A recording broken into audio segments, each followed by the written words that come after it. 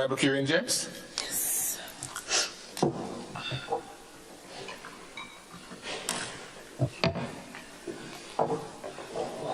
Thank you so much. Thank you so much, Mr. Speaker. I have been speaking for the past week or 2 weeks, and I've tried almost all remedies I can to get back my voice, but it's still out the door still. So I'm going to try to get through my presentation this morning as best as I can. So in advance, I will ask for a little time since I'm starting with a disability this morning, Mr. Speaker. But I just want to say a special morning to my colleagues on this side as well as the other side of the House through you, Mr. Speaker, and to all of the commoners in chamber with us this morning, and to those joining and viewing us via television and the various social media platforms. And I also want to express a special good morning to the people of St. John and to the young people of the Tri-Island State of Grenada. Mr. Speaker, as the festive season of Christmas approaches, I am filled with profound gratitude and warmth. And to each one of you, my constituents, my colleagues, I extend my heartfelt wishes for a joyous and peaceful Christmas season. Your unwavering support and trust are not just the pillars of our shared progress, but also a constant source of inspiration and motivation in my service to you. Together, we have journeyed through challenges and celebrated triumphs, each step reinforced by our collective resilience and dedication. So, I urge, let this season of goodwill reflect the strength and spirit of our community as we look forward to a future brimming with possibilities and united in our endeavors for prosperity and sustainability. Mr. Speaker, the past 18 months has not been an easy one. Our political landscape has been marred by a barrage of lies and propaganda, a strategy employed by the opposition to seemingly distract and divide. One filled with ageist prejudice and deceitful tactics, and it seems as though the results following June 23rd, 2022 didn't sound an alarm that this type of bush politics is fastly becoming a thing of the past in our country. Since this is the case, Mr. Speaker, today I stand here committed to setting an example in speech, in conduct, in love, in faith, and purity of intent. It is against this backdrop, Mr. Speaker, I support the motion of the Honourable Minister for Finance for delivering an excellent budget under the theme, Grenada at 50, empowering our people, transforming our nation. This theme, Mr. Speaker, represents a holistic vision for Grenada's future, one that aligns with my responsibilities and aspirations in the St. John constituency. And so, Mr. Speaker, as we embark on Project 50 for the constituency, I wish to share some of the major achievements we have accomplished for the year 2023. Mr. Speaker, since opening our office doors upon assuming office, I've engaged with well over 763 persons during constituency days and close to 2,000 persons during field visits, planned and unplanned. Mr. Speaker, the predominant needs among my constituents for well over my tenure is housing, infrastructure development, sponsorships, and social safety nets programs.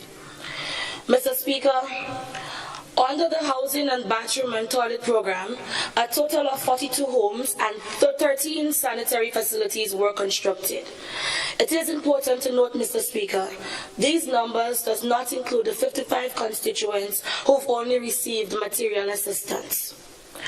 Mr. Speaker, Under infrastructure development, at least 8,840 feet of public roads and drains and retaining walls were completed through the St. John constituency, from Douglaston by Road, Harlan Heights by Road and Drainage, Mount Nesbitt Asphalt, top and bottom side, Douglaston Asphalt Work, Closure Retaining Wall, Drain and Road, Manny Retaining Wall, St. Francis Street and Power Park Drainage, Old Road Drain and Asphalt Work, and pavement works completed at Top Marigot. Mr. Speaker, we've also been able to provide remedial work for the flooring of the Concord Government School, Cotton Bailey Public Washroom Facility, a facility that has not been functioning well over 7 years now. Mr. Speaker, this data that we were able to gather over the last 18 months has informed a roadmap with specific targets to further develop and enhance our community's infrastructure, ensuring that our progress is both measurable and aligned with the needs of our constituents. And as a result, in addition to the 16 infrastructure projects submitted to the Ministry of Infrastructure, we have added 3 community centers for renovations: the Mongrambi Community Center and the Black Bay and Florida Community Centers. Mr. Speaker, it is important to note that over the past 9 years, there has been no functioning, fit-for-purpose and equipped community centers in the constituency. Together with the support from the Ministry of Social Development and other key partners, I aim to have all community centers up and functioning before year 3. Mr. Speaker, as part of my community promises during the campaign season, key projects were highlighted for development, and I would list them: the rehabilitation of the Mongrambi Water Distribution Network, Old Road Fisherman's Locker and Beach Development, rehabilitation of the Public Works Building, Mountain Road Irrigation Project and Bridge Rehabilitation, Kabari Road, rehabilitation of the Palm Stake, among others. Thus far, Mr. Speaker, we are well on track with making these projects realities.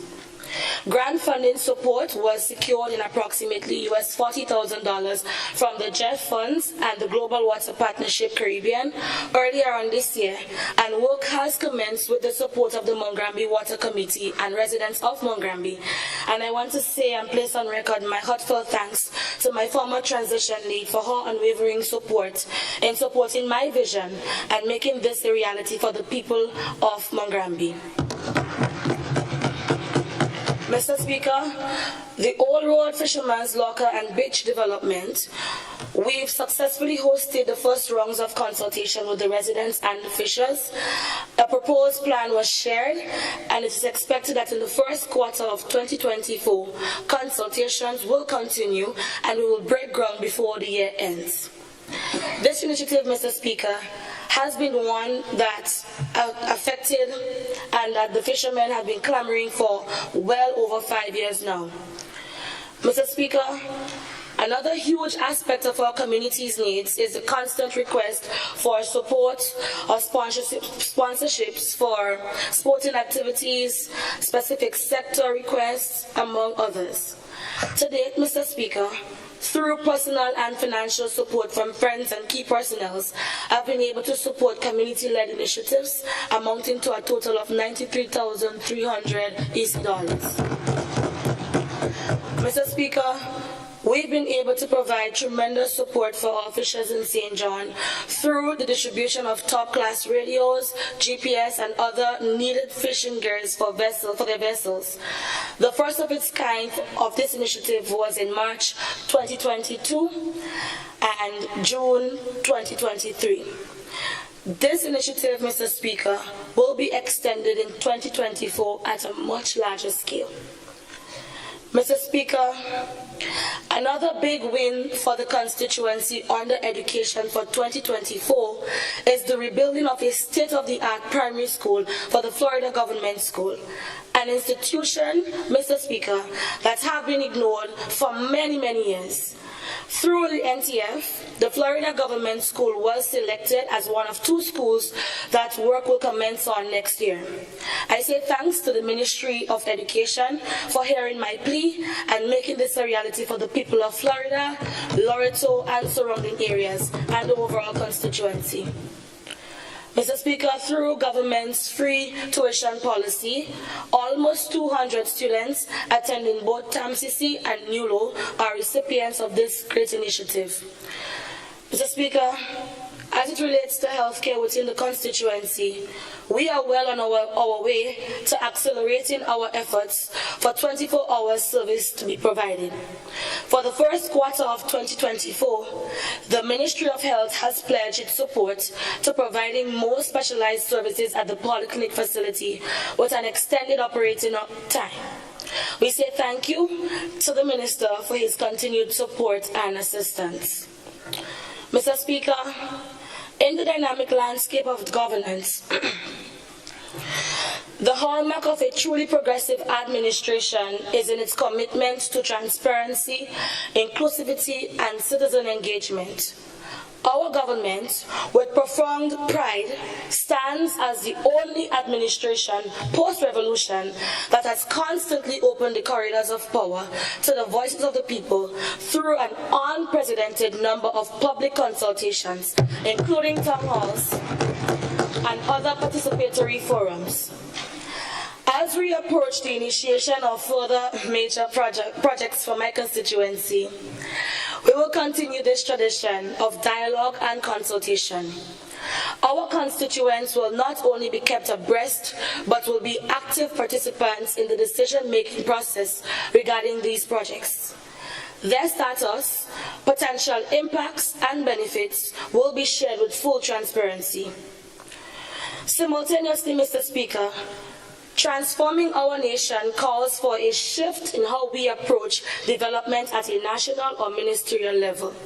This involves embedding sustainable and environmental stewardship into every facet of our national policy, ensuring our progress as a nation does not come to an expense of our environment.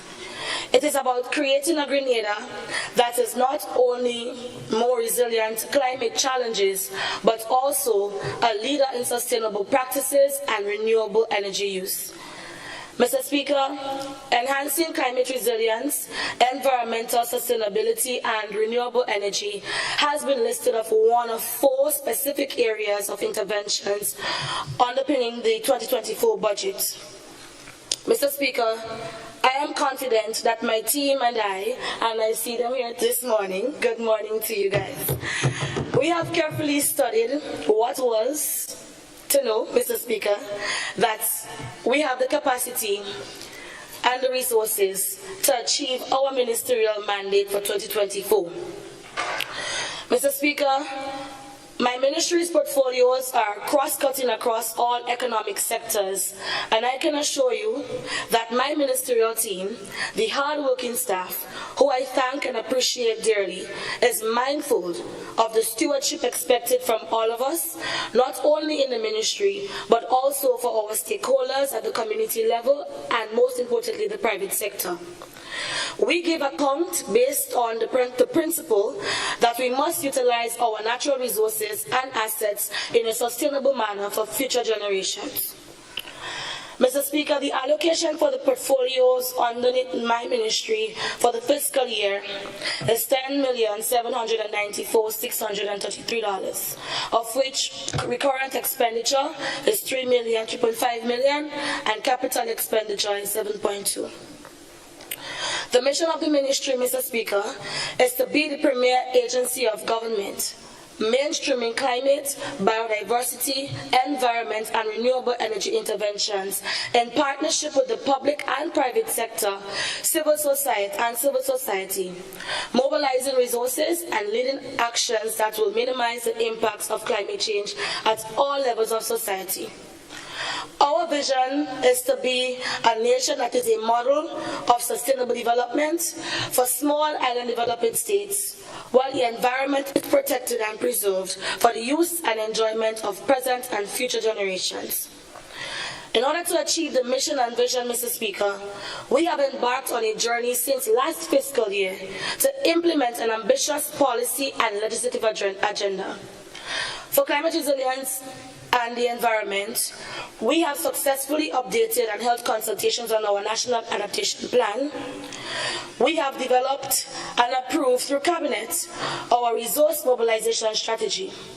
Mr. Speaker, as we go into the new year, my ministry intends to pursue this RMS rigorously. To support this, Mr. Speaker, my ministry, in partnership with the Commonwealth Secretariat, completed the resource mobilization strategy for the successful update of the Nationally Determined Contribution Implementation Plan. 3 concept notes were approved since, and arrangements are being made to prepare full project proposals to secure funding. A structured approach is necessary as the overall cost for Grenada's mitigation measures is estimated to be between US $985 million, or just a little over $1 billion, through 2030. Mr. Speaker, in the first quarter of 2024, planning will commence on implementing an environmental education and capacity building program focused on the value of nature and environmental stewardship. In our efforts to continue protecting biodiversity, my ministry, in partnership with the Caribbean Natural Resources Institute, or as we know it as CANARI, completed the National Ecosystem Assessment. This initiative was realized with strong, broad-based stakeholder participation and will provide a policy platform to connecting biodiversity and ecosystem services to the economic and social resilience in Grenada.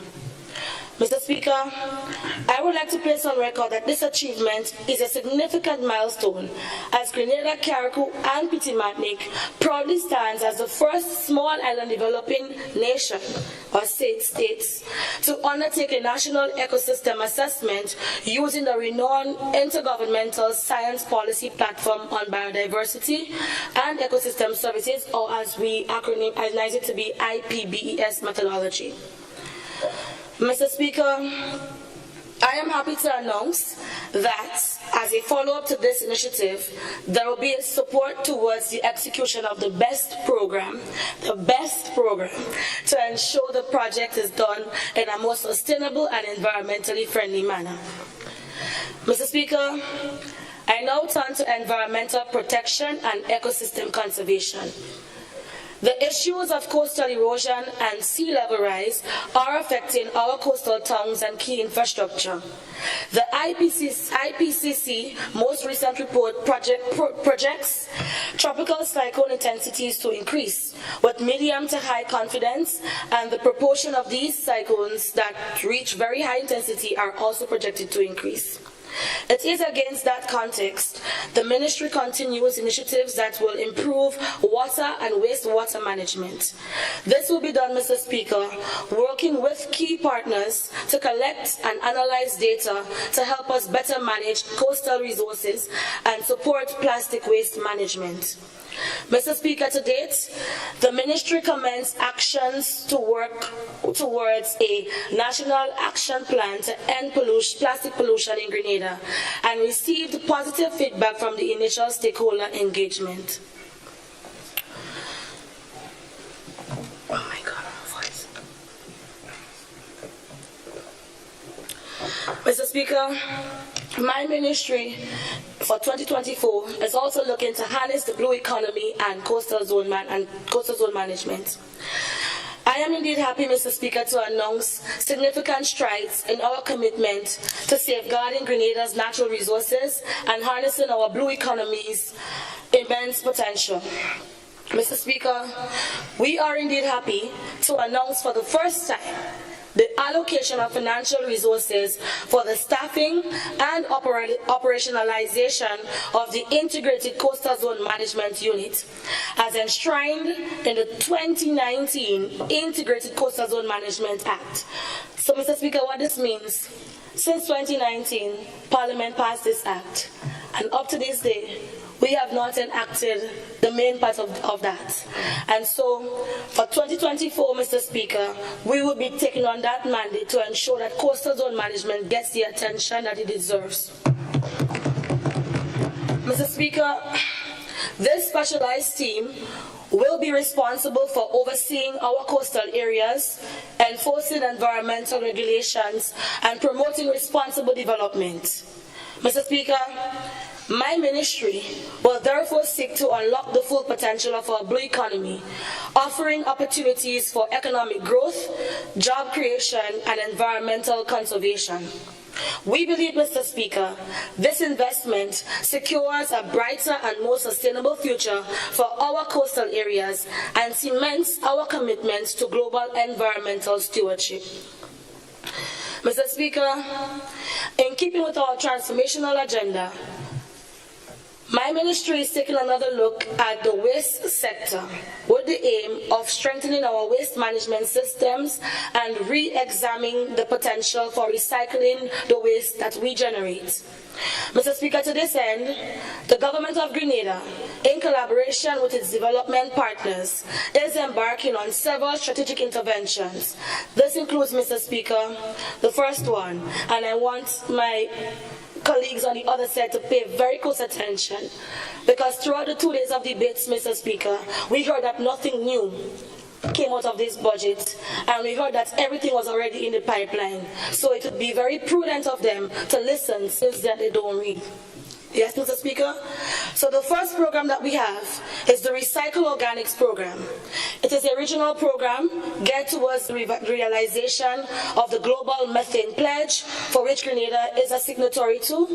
And this pledge urges nations to cut their methane emissions by at least 30% by 2030.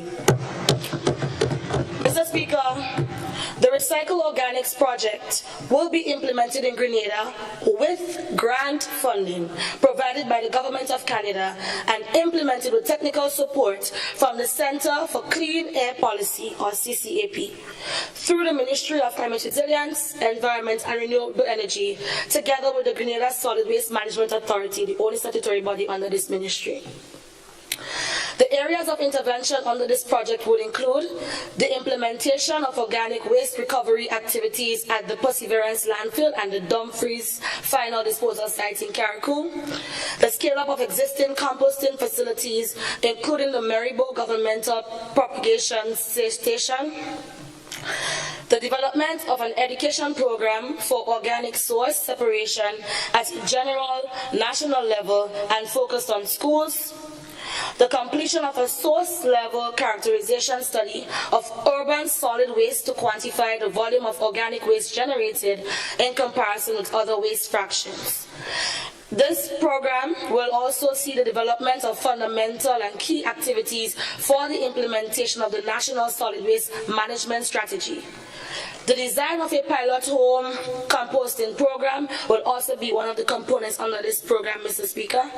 And the project pipeline and investment plan for additional interventions identified in the waste sector and among other private sector activities. Mr. Speaker, these project activities were determined and prioritized through robust stakeholder consultations, which will continue as the project unfolds. Mr. Speaker, as Minister with responsibility for this sector, I welcome the Transformational National Actions Plan for execution under this program. Mr. Speaker, the project will cost an estimated 1.2 million Eastern Caribbean dollars and will be implemented over a 3-year period commencing early in 2024. Mr. Speaker, we also have the Local 2030 project. While Grenada joined the Local 2030 Network, Islands Network back in 2021 as one of their founding members, Mr. Speaker, I am proud to announce that it is only through the strategic intervention of my ministry that we are now beginning to seriously accelerate the work that is needed to capture the SDG implementation on the ground in our tri-island states. And SDG means, for my colleagues on the other side, Sustainable Development Goals. Mr. Speaker, to achieve the scope of this project, the Ministry of Climate Resilience, the Environment and Renewable Energy, in consultation with the Ministry of Foreign Affairs, will recruit a National Action Framework Coordinator. This individual... Honourable MP, just hold. I wish to say to members of the House that there should be no prolonged dialogue while a member is on the floor. If you wish to do so, you may excuse yourself and go outside. You may continue, Honourable MP. Thank you, Mr. Speaker. This individual, Mr. Speaker, will work to support local goal setting, public-private partnership and dashboard development. This will involve developing an SDG dashboard through a process which incorporates community consultation and inclusion of previously developed goals and metrics, including Grenada's voluntary national review and other national strategies and plans. This work is being supported through island pairs in the local 2030 Islands Network, in particular Hawaii and Guam, where SDG dashboards currently exist. Mr. Speaker, an initial grant amount of 540,000 EC dollars is available for this project over the next 3 years with support from the government and people of the United States of America.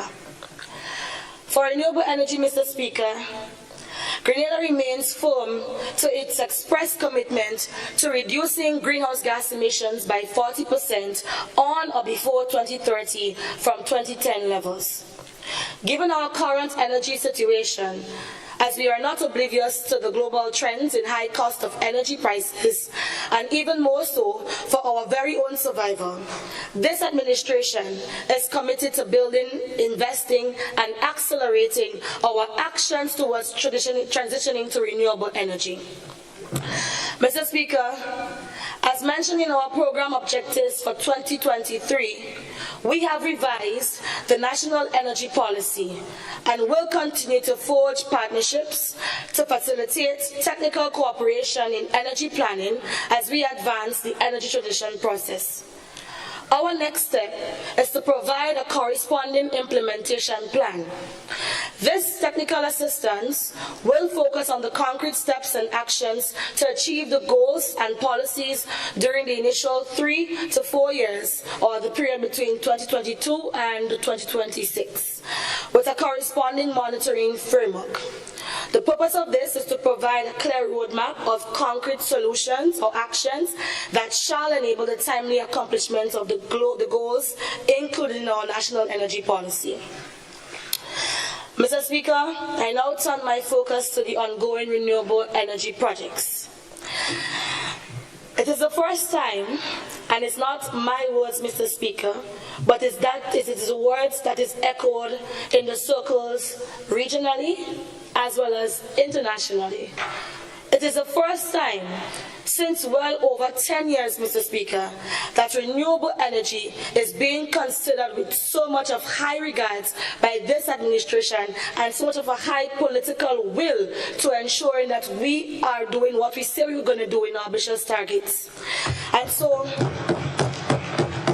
I want to place on record my thanks to our head, the Prime Minister, and to my other ministerial colleagues who, like myself, had to learn the ropes and understand why it is we have to do what we have to do when it regards to renewable energy. Mr. Speaker, we have currently the Grenada Geothermal Energy Development Project. This project will be continued by the implementation by my ministry. The process takes time and must be approached in a systematic manner. So, when others went on the campaign trail and said that to the Grenadian public that we found oil, Mr. Speaker, we know that that was far from the truth. But nevertheless, the dialogue is ongoing with various partners on grant finances required to support the geotechnical investigations required. The project team, Mr. Speaker, is working towards exploratory drilling and testing. 3 contracts were awarded to support the environmental and social impact assessment, or the ESIA, land surveys and land acquisition under the project thus far. Mr. Speaker, the Geothermal Energy Development Project is a large, multi-phase, long-term renewable energy project that seeks to develop and integrate 15 megawatts of geothermal power to the national electricity grid. If this project is successful, it will supply almost half of Grenada's current demand for electricity. It will offset 5.5 million gallons of imported diesel per annum and will avoid emissions of more than 25 million tons of carbon equivalent over 25 years, thereby allowing Grenada to be able to meet our ambitious RE and climate targets. Mr. Speaker, currently, formal engagement with relevant landowners is in progress.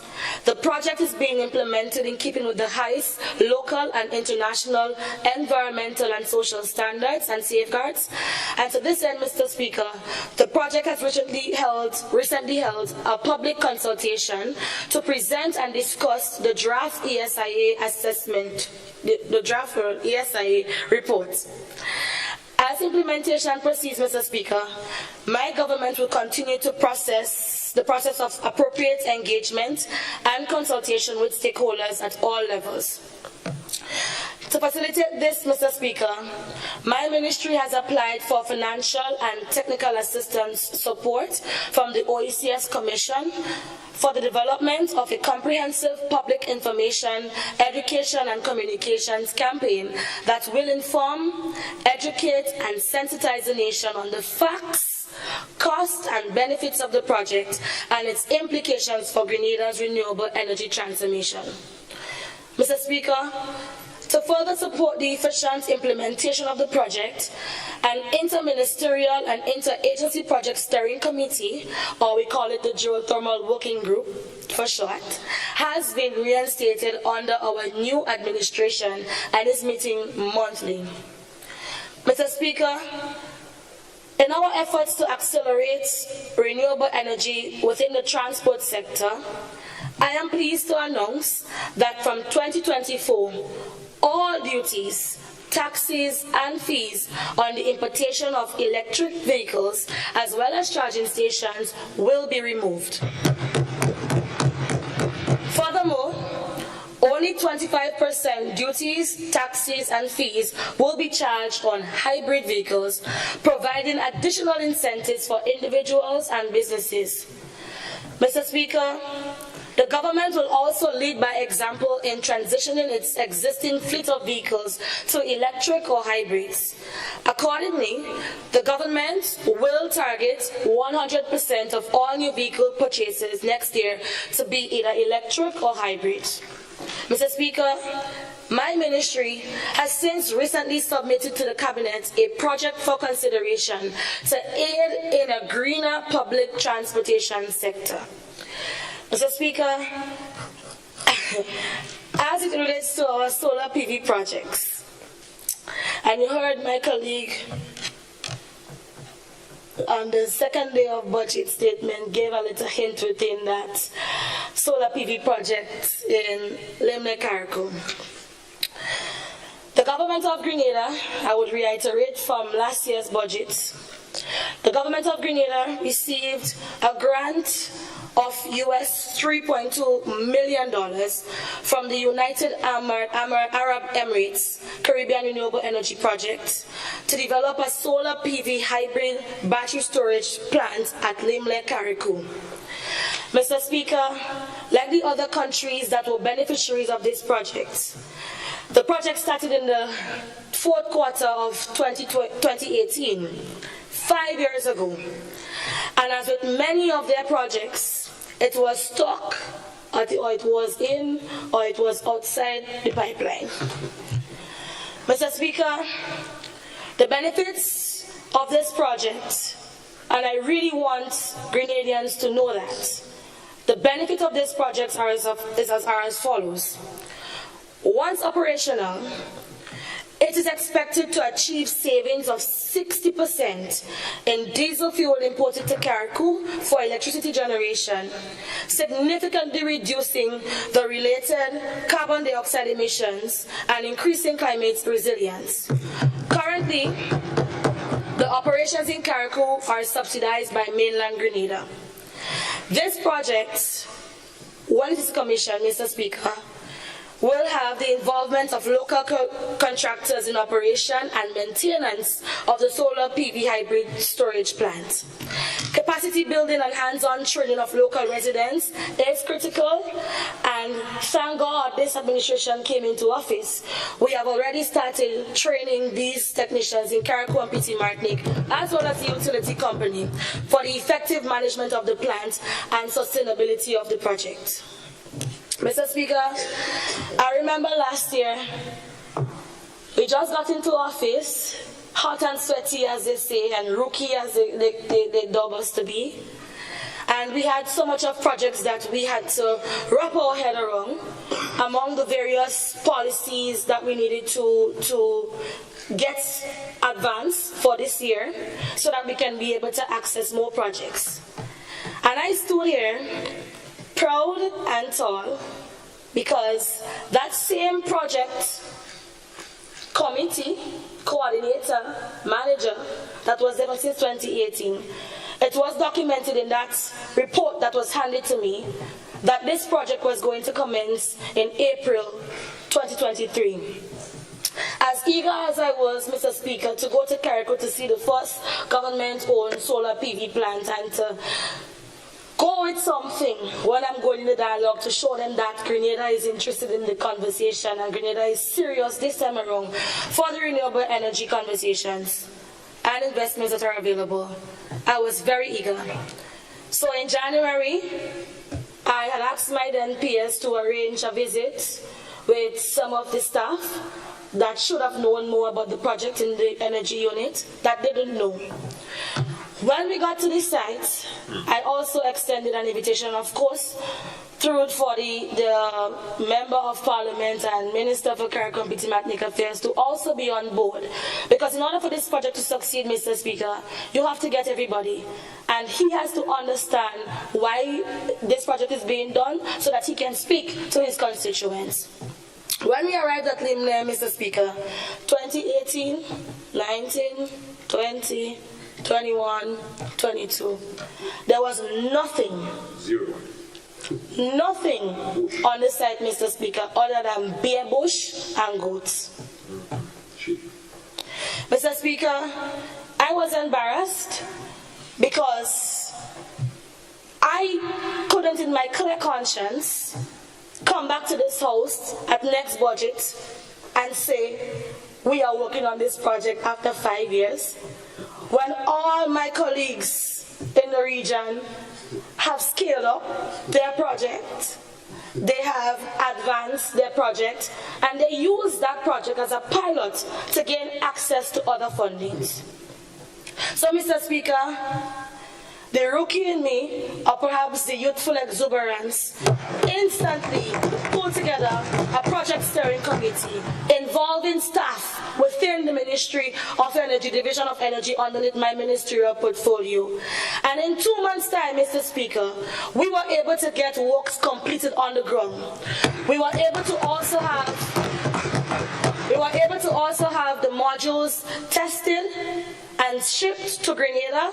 We were able to negotiate and organize with the other ministries that were involved, planning, utilities, underneath Prime Minister's portfolio, as well as ITC, to ensure that all of the preliminary works that needed to happen on the ground, so when the planners come and when the contractor come now to install, that everything was on the go.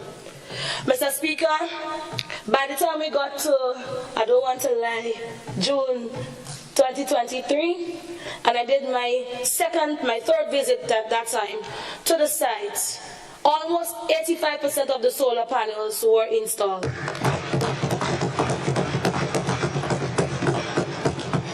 We were also able to send, I think it was the chair of GrenLec, as well as some technical engineers within GrenLec, to go to one of where the company that was designing and modeling the battery storage units, they were able to go on a study tour to ensure that what we're getting in Grenada is the good stuff. So we involved everybody in this project, Mr. Speaker, and it is because of that collaboration, it is because of that political will and commitment to ensuring that Grenadians don't feel it in their pockets for energy. When we talk about poor and vulnerable, that is the things that I am expecting my colleagues on the other side should champion, Mr. Speaker. Poor and vulnerable doesn't mean that I have to come to you to tell you every month, I can't pay my bill and I need $50 towards my contribution. This is sustainable. This is long term.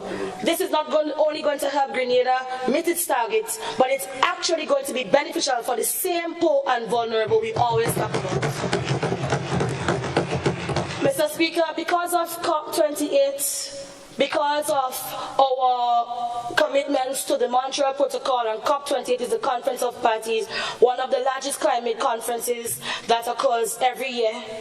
Because of the Montreal Protocol, another protocol for depletion of the ozone units, the ozone layer. And also because of our attendance at the International Solar Alliance in India, we had to push back the date for commissioning. And so while I would have been excited to say that we have commissioned already, the date for commissioning, Mr. Speaker, would be December 18th.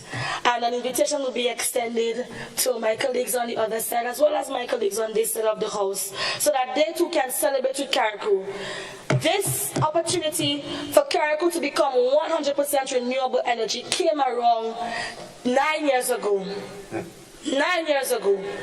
And because it wasn't sexy at the time, because perhaps maybe there was not no back-end deal with it, the former administration did not take renewable energy seriously.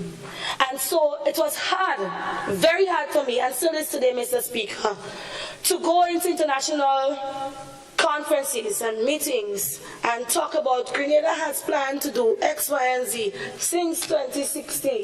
And every year come, we upgrading and we scaling up and we revising, but we have not been implemented. We have not been implemented, Mr. Speaker. It's a shame. And so I was very eager to come dressed as a flight attendant, because I think that is my new status. But as I said, Mr. Speaker, I'm going to keep the dialogue professional and stick to my notes.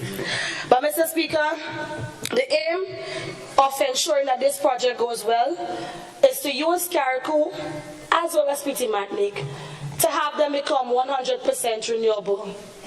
And to use it as a pilot project, Mr. Speaker, to advance on our renewable energy targets for mainland Grenada. So we have a good opportunity, Mr. Speaker. We've gotten support, pledge of commitment for technical support, as well as financial support from the UAE, as well as from regional organizations in the Caribbean that is on par towards getting us access for what we cannot get access for locally. And we will be launching and commissioning this project December 18th. So I'm excited for the poor and the vulnerable that won't be poor and vulnerable forever in Carriacou and PT Martinique come December 18th. I love Carriacou and PT Martinique, yes. Mr. Speaker, separate and apart from that, and it's also something that is not really new, but because the energy and the atmosphere for this ministry is so ripe and is there, GrenLec has embarked on their initiative to also invest in renewable energy through a solar PV project. Mr. Speaker, GrenLec has been singularly focused on the development of 4 sites for PV solar generation. 3 sites at the Maurice Bishop International Airport and 1 site close to the old airstrip at Pearls in St. Andrew. Pre-feasibility work by an international consultant has already been completed, and these 4 sites have been packaged as one project. One of the challenges that we have, Mr. Speaker, not only for Grenada, but for small and developing states, because of our population size and our peak electricity demand, we do not necessarily have the economies of scale that would attract private sector investment for renewable energy projects. And so, in order for us to get projects that are bankable, and in order for us to gain access to funding that are available, you have to almost try to cluster them together. So that, as a result of that, that is why these 4 sites have been packaged as one project, and together it would give us a combined output of 17.8 megawatts. Mr. Speaker, the ministry is working in concert with GRENLEC to source the funds required to make this project a reality, and discussions are ongoing with the World Bank, together with the Italian Climate Fund, to provide concessionary financing for the project. Mr. Speaker, this project, when implemented, hopefully by the last quarter of 2025, should displace approximately 1.8 million imperial gallons of diesel fuel annually, and based on a fuel price of $11 per imperial gallon, will result in an annual saving in fuel cost of approximately $19.8 million and a reduction of approximately 3,500 metric tons of carbon dioxide. So we are saving money, we are making energy cheaper for our poor and vulnerable, and we are ensuring that our carbon dioxide emissions are limited. Mr. Speaker, my government, with the collaboration of GRENLEC, is also looking at additional PV solar development in Grenada, particularly in the north part of the island, where we believe that there is potential for approximately another 15 to 20 megawatts. And of course, I know some of my conservative friends and my civil society friends, they might have questions as it relates to the environmental impacts, as it relates to the land use policy. How would we come to a common grounds for housing? How will we come to a common grounds for agriculture, among other things? But once we are able to move these ideas into concepts, get the necessary preliminary works done, we will surely go back and continue to do our consultation with all stakeholders. So don't feel left out. Mr. Speaker, in relation to international responsibilities, the Ministry of Climate Resilience, Environment, Renewable Energy is positioned as a strategic department to support our government's transmissional agenda. Mr. Speaker, we lived through the COVID-19 pandemic. We know it was not easy, but we are resilient people. However, we must not forget the threats to our economy, to our country, and the health and well-being of our people, starting with the environmental and climate crisis. State's position on vulnerabilities and special circumstances remains relevant, Mr. Speaker. Access to climate finance. We are big on the loss and damage facility, adaptation and mitigation options as well. Our susceptibility to the impacts of natural hazards, combined with other energy security issues as it relates to accessibility, availability, and reliability of RE and energy efficiency technologies, remains a challenge. Mr. Speaker, the Tri-Island state stands to be one of the most severely affected by the negative impacts of a warming world, while being one of the least equipped to cope. This is why, Mr. Speaker, one key priority area for 2024 is to ensure a meaningful presence at the international climate, environment, and renewable energy negotiations, even with the daunting challenges and difficulties we are faced with daily. So, Mr. Speaker, this kind of deceitful tactics by the opposition just to simply oppose and to create that atmosphere as if international travel is something that is new or something that has never been done before, and oh Lord, it's a crime. There is a reason why they are over there and we are here. We are not in a world by ourselves. We are not an island by ourselves. And so in order for us to gain access to funding, in order for us to plead our case and to ensure, and I'm going to be very careful, Mr. Speaker, because I don't want to say big dogs again, but to ensure that the big emitting countries we hold them accountable for what they're doing to us big ocean states, we have to be in the conversation. And so my predecessor was no different. And no wonder why he is where he is today. So let us stop. Let us stop with this. The population that we serve now don't like this kind of things. But perhaps, Mr. Speaker, maybe it is a good reason that they have sensitized people. Because before, they say spouse traveling now, before, private jet used to be booked for spouses too. And you know what that caused, Mr. Speaker? The staff that we have to work with, that have to understand these policies, that have to implement these key programs, and have to adhere to some of the things that the World Bank and other organizations have. Thank you for that. I think that is my 12 minutes.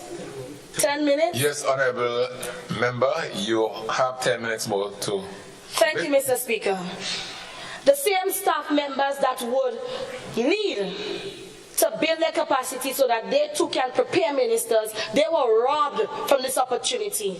So here I was thinking, oh Lord, Prime Minister gave a little girl, a political infant, this big mandate to go and represent the country.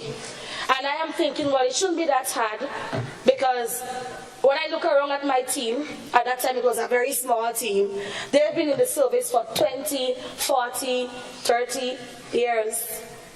They have never been to a COP. They don't know what is the OECS Ministers of Environment meetings look like. They can't prepare me to make a national statement at Montreal Protocol. They don't understand nothing that is going on. And that is the reason why. Because they've hidden these opportunities from them for so long. And now, because we are bringing light to it, and we are using social media to ensure that everybody, not just ministers, not just staff in government, but everybody is in the conversation. The young people are in the conversations. They want to hold it and use it. Stop it. That's dunce. That's real dunce.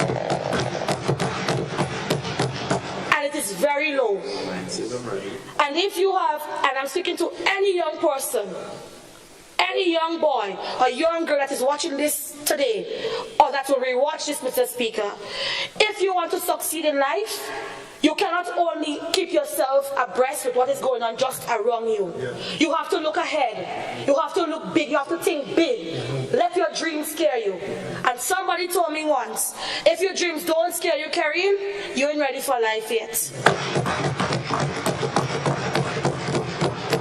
So let us not waste time on where we go, but let us waste time on what we go to say.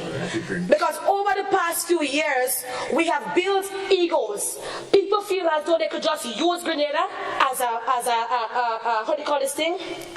A label, a badge to gain access. And all they're studying when they get there is me. Ego.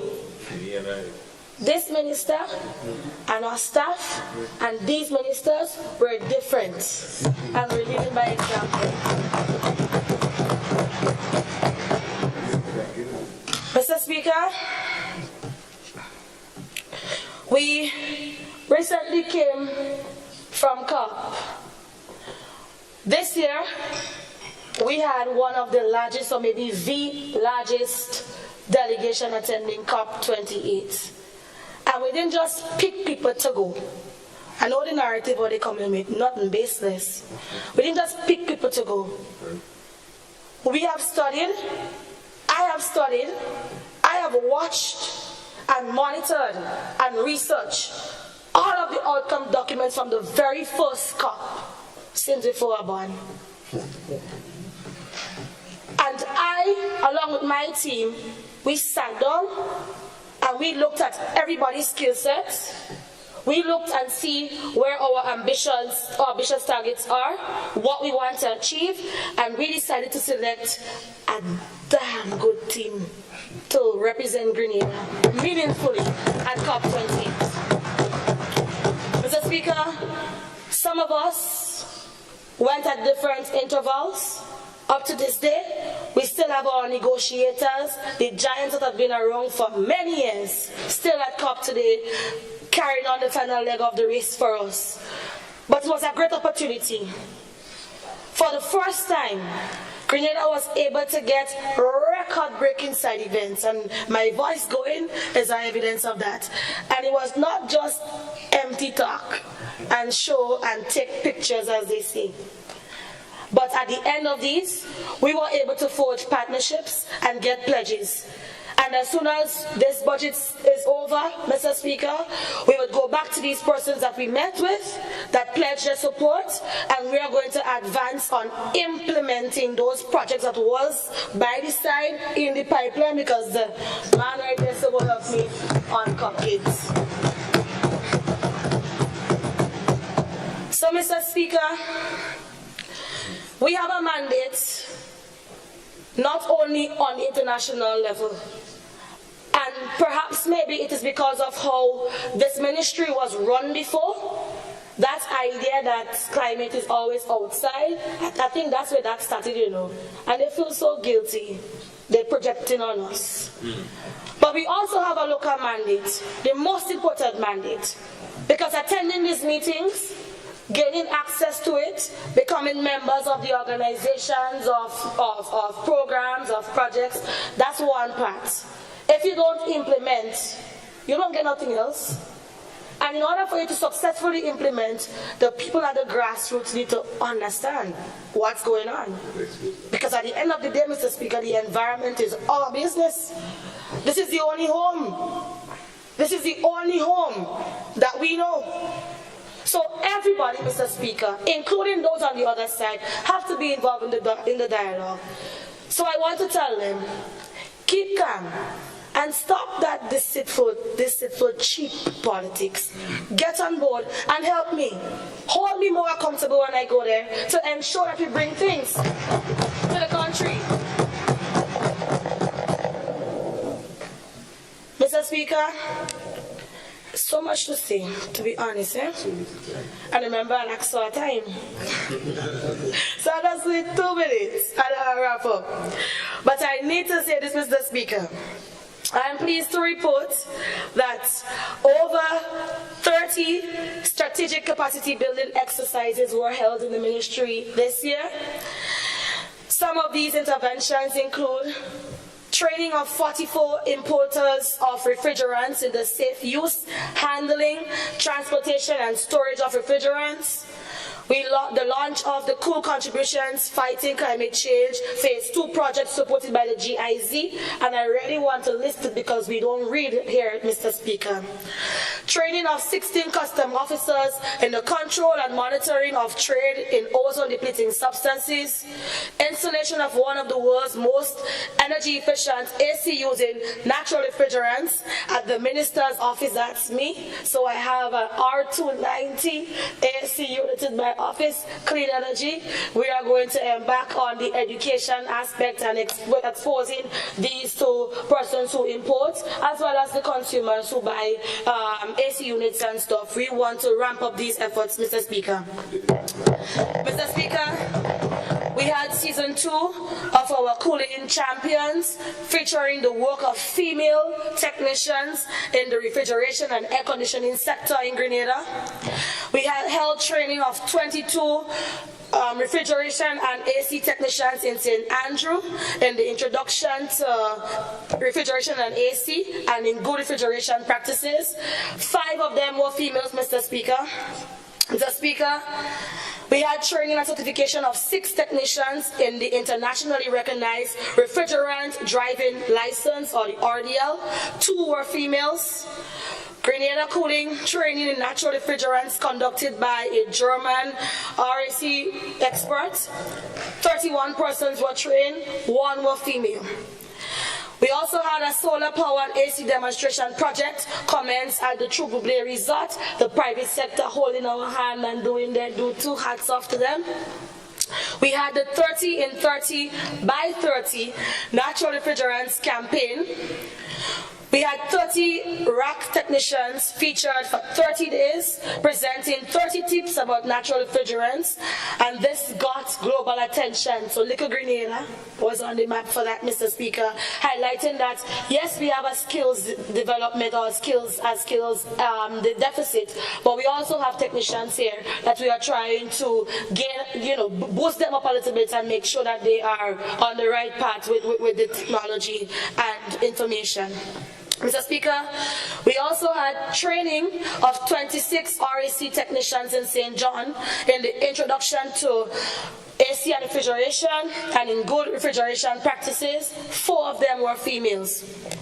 Mr. Speaker, the National Ozone Unit continues to shine bright like a diamond, and they continue to have their scholarship program.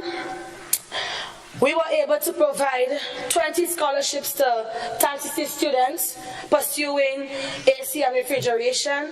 And of course, I recall at a former sitting, Mr. Speaker, that the question was asked, there is a tuition fee, but there are other costs. So underneath my ministry, through the Ozone Unit, we were able to provide these students with the toolkits, with the t-shirts, with all the extra costs that is associated with that specific program. And so all we ask them in return is to maintain a GPA of 3.0 or 2.5, I believe. Mr. Speaker, we have... Honorable MP, did you hear the second bell? Thank you. So with that, Mr. Speaker, I would just say that we had a state-of-the-art training equipment valued at $50,000. I know we said that we didn't see nothing new in the budget, but Mr. Speaker, I'm begging for 2 minutes because I know we won't read it. Okay, Honorable MP, I now allow you 2 minutes. Thank you, Mr. Exactly 2 minutes to complete. Thank you, Mr. Speaker. I appreciate it very much. But we gave them a state-of-the-art TAMCC, a state-of-the-art training equipment valued at $50,000 EC dollars, so that the students can have the best type of technology to train on at TAMCC. That deserves a round of applause. So, Mr. Speaker, there are quite a number of different initiatives that this ministry is embarking on rolling out for the year 2024. If you followed my presentation, you would realize that I gave a breakdown as to what we were able to accomplish, what we said we were going to do last year, and what we have projected to do next year. Some of it are ongoing stuff, others would be new initiatives for 2024. But Mr. Speaker, I just want to use this opportunity to tell my constituents to thank them for their unwavering support. I came on the scene, and from the very first day, they loved me. But what I want, Mr. Speaker, is to caution the opposition that in a healthy democracy, everything doesn't have to be opposed. And you don't have to get dirty. You don't have to create lies and falsehoods on people, on their families, in order for you to gain some kind of popularity, or in order for you to be relevant.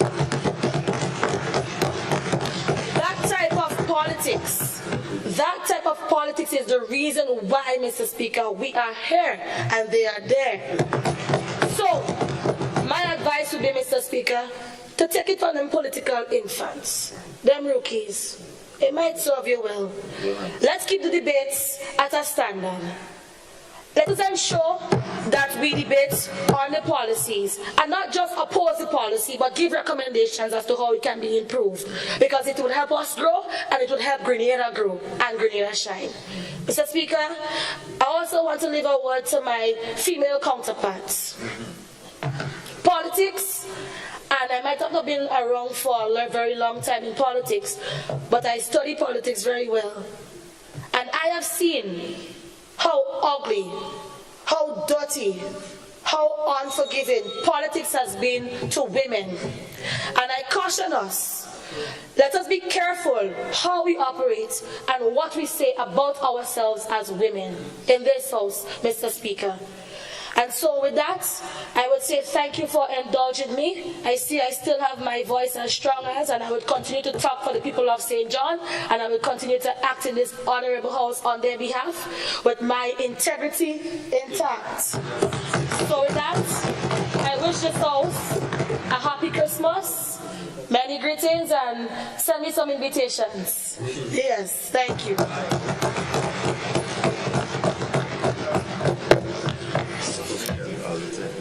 Thank you, Honorable MP, for the constituency.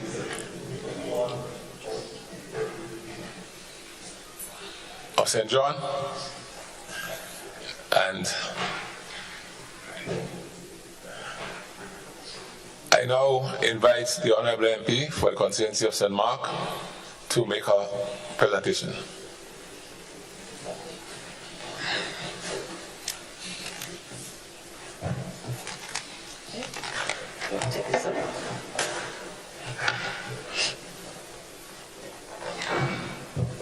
That box is for everybody number.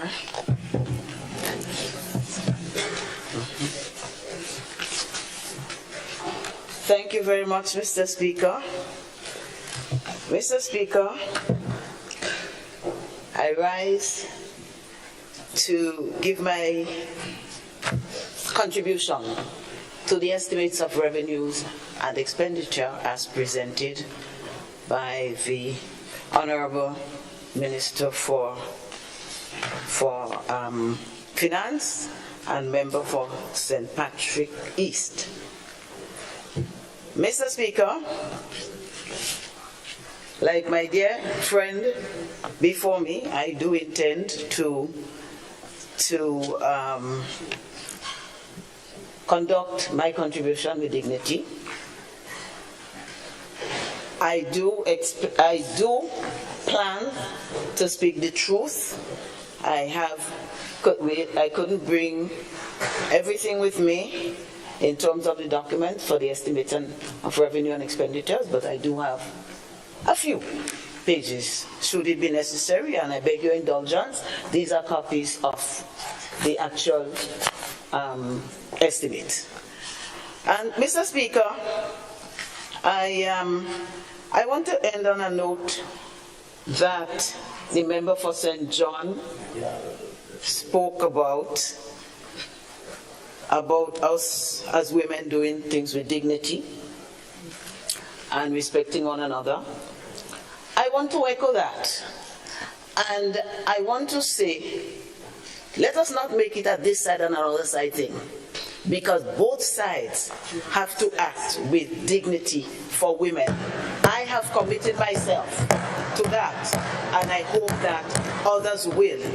And I have always expressed my interest, especially in recent times, having had the opportunity to get more involved in issues of gender violence and all of that, and a greater awareness, not that I didn't have it before, has stirred in me, and I am committed to giving the support on either side to any one of the females as well as the males, because we all have our issues and we need the support when necessary. Mr. Speaker, so I want to begin by commending the government. I looked at the estimates of revenue and expenditure. I listened to the minister for including the increase in the minimum wage in this year's budget. I think it was an important move, and I commend them for it. So it is not all criticism from this side. So sometimes it's not our side and their side, but sometimes it's just the reality of the day. But Mr. Speaker, I only hope, because there are a number of beneficiaries, persons in the public service, persons in the private service. And I only hope that those persons in the public service, because we don't have much control over the private sector, that they get paid on time, Mr. Speaker. And I raise that concern because even now, with lower incomes, with the bi-monthly, which is supposed to improve, there are still cries out there in terms of the late bi-monthly, so like maybe by the 14th or the 15th, depend. I'm not sure how it goes, what happens on weekends, if the weekend falls, or the Saturday or the Sunday fall on the 14th, but people are saying they're not getting the money on time. And that the bi-monthly, the half-month pay is falling more into the second half of the month. And so it's not serving their purpose. And I want to believe that persons of low income will be more impacted than persons of a higher income. So just a word of caution to the member for St. Patrick East, that as we implement, as we seek to eradicate poverty, to make this country a poverty-free country, we must pay people on time so that they can pay their mortgage, so that the increase doesn't go up unnecessarily. All of these things are important factors, and I hope that I can see these things happening as the salary increases.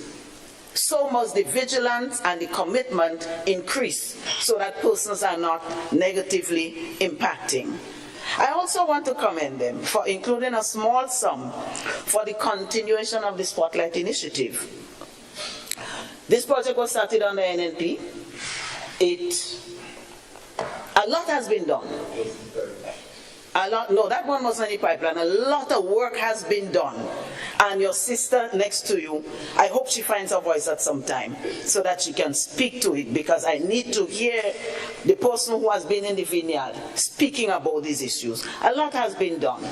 And we have to speak for women. We have to find our voices. And I find that persons who are more involved have become silent. And I wonder why.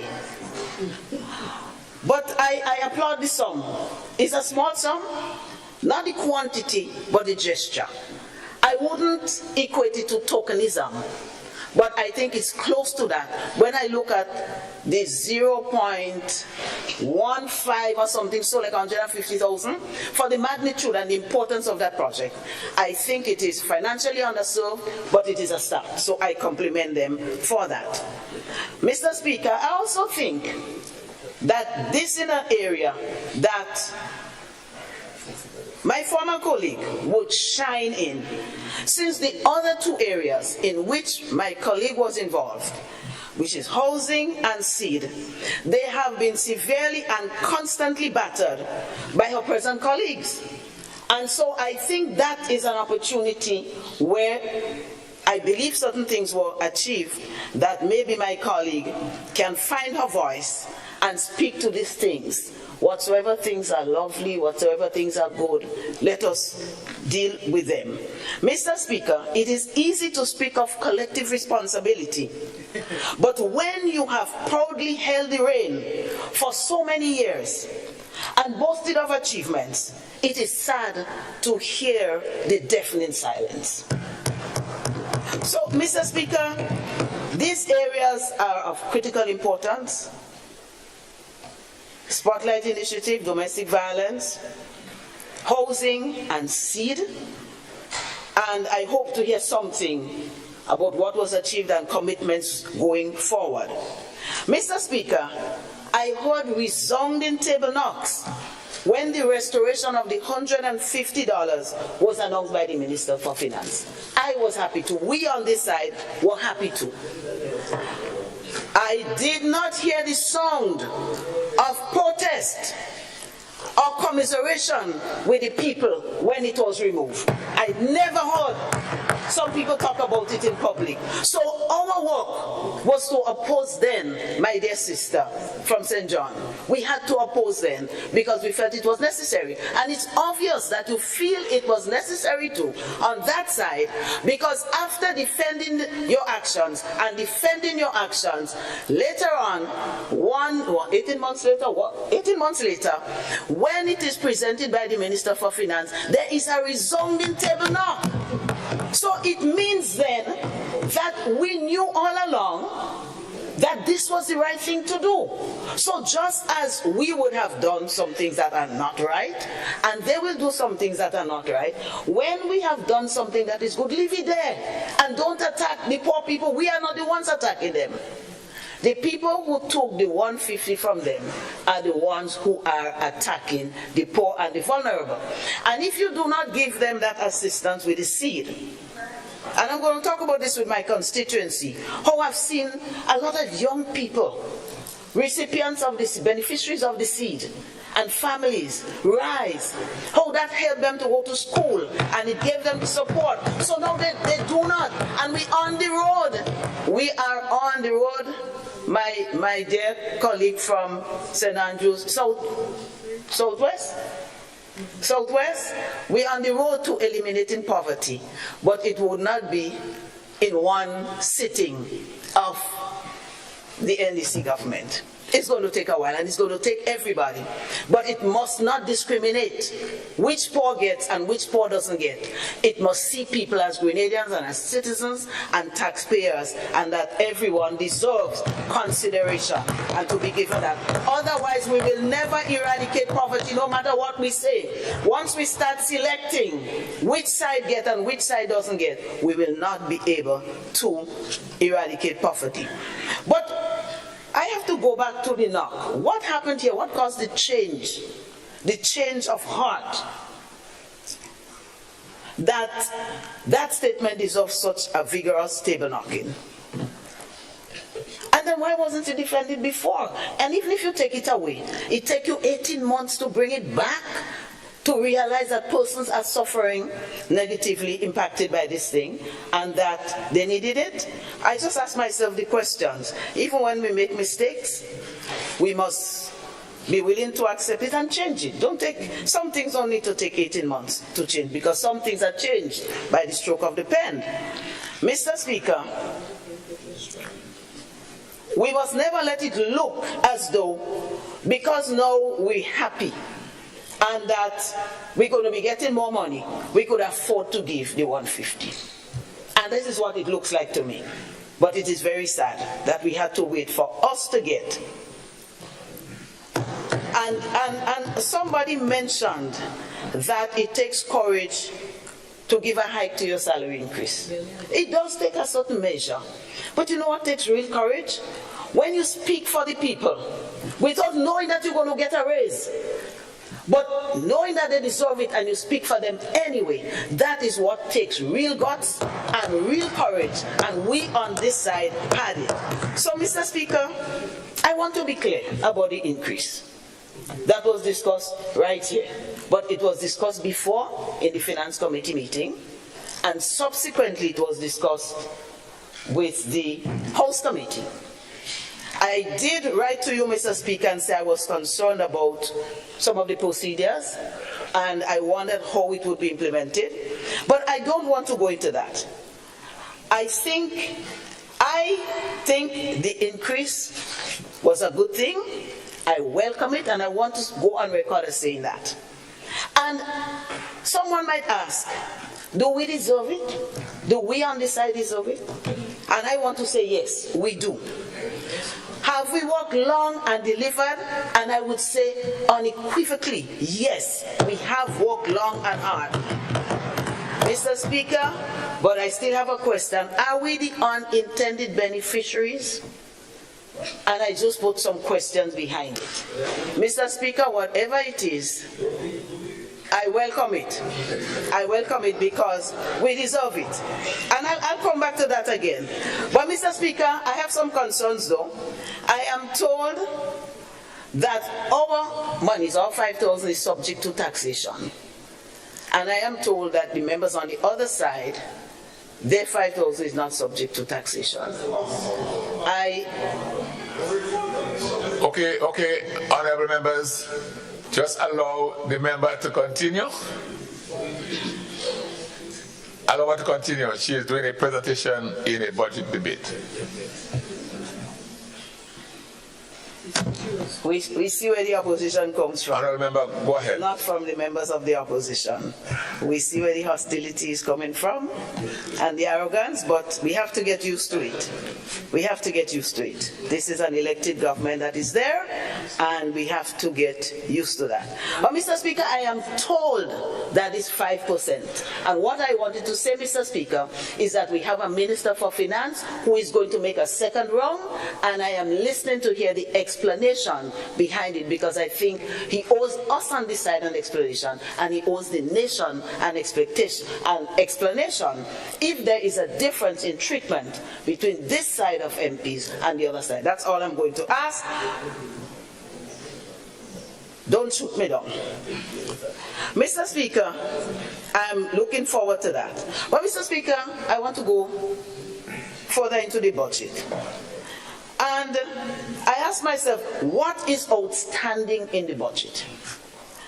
Mr. Speaker, the most outstanding thing for me in the budget was the number of dashes I saw showing where nothing was spent for 2023 in several areas. It was loud, Mr. Speaker. Mr. Speaker, and so I ask, with all these dashes and with all the areas where a significant amount of money that was budgeted was not spent, then how are we in 80, 90, 100% implementation? I am baffled. Is it that we're looking at some projects and we say, well, that was implemented 100%? Or is it that we're looking at the service to the nation and saying all those areas was satisfied? I am still to get clear on that. So we see the dashes, and I have some of the pages to show, and it is we also have it digitally so we can consult. And even those on the other side who may disagree with what I'm saying, all they need to do is to check it because it was sent to everyone. So I just want to do a comparison, and that is what the budget is about. Looking at what we are told, the figures that are there, the figures that have to be approved, and what we did with it. So I must go back to 2023. And I look at the approved estimates, and I look at the actual provision to see what was done with the promises that were made. In any budget, we will find, and I'm sure they might be scrambling now to see where we had dashes in 2021, 2020, 2019, COVID or no COVID, whatever it is, we had some dashes. And so we will have some unspent money. But what is troubling is the consistency with which this is repeated in the estimates of revenue and expenditures. And what is appalling is that in some of the area where the funds were not utilized at all, those were important areas for the people of Grenada, Carriacou, and Petit Martin, Mr. Speaker. With an MIT in action, with claims that they have achieved over 90% implementation, how come we have so many dashes, so many spaces, so many decreased? And let me explain something here, Mr. Speaker. Let me explain something here, Mr. Speaker. The most telling paper is the estimates of revenue and expenditures, because there you have to say what you promised, which is called the estimated amount, and you have to say what was achieved. Is called the actual provisional. All it says is what you promised, and it puts what you put out against what you promised. Mr. Speaker, this budget is sadly lacking in 2023 to show significant provisional, actual provisional and utilization of the funds that were placed in the hands and the responsibility of the Minister for Finance and the government of Grenada. Mr. Speaker, Last year's health budget was the largest in the history of the Tri-Island State. But it was also the biggest failure in the history of the country. Almost every actual provisional is less than the approved estimate. So let's not forget, the approved estimate is what we say we're going to spend. That is the promise. And the actual provisional is what we did. We come in and we say we promise to do 3 things, and this is the money we're going to spend, and then we come back and say, in that regard of the 3 things, this is the money that was not spent. And so it is the actual provisional in this document is a broken promise by the NDC administration at this time, Mr. Speaker. Mr. Speaker, so I want to speak on health and wellness. Because we all say, and maybe loosely, and we don't think about it seriously, that the health of a nation is the wealth of a nation. But it is indeed so. And not just wealth in money, but wealth in terms of well-being, in terms of productivity, what they can do for the country. Health plays a critical role in this. But this is the ministry we heard so many cries about. No medication. Very little access to interventions that are provided by the private sector, which we on this side, when we were in office, we had a sum of money that would cover persons. I don't want to say the word poor, so I will say P. I don't want to call the P word, but cover people who fell into that category so that they can get a scan or something that is not available in the general hospital. And we did it effectively, Mr. Speaker. Mr. Speaker, staffing is a serious issue. Staffing is a very serious issue. And I cannot throw the blame on the doorstep of the other side. It is a global phenomenon. Whoever offers more money, more benefits, can attract more workers. But it means that you have a big fight, because the bigger countries, and I know most of our nurses and doctors, they go to the US and they go to England.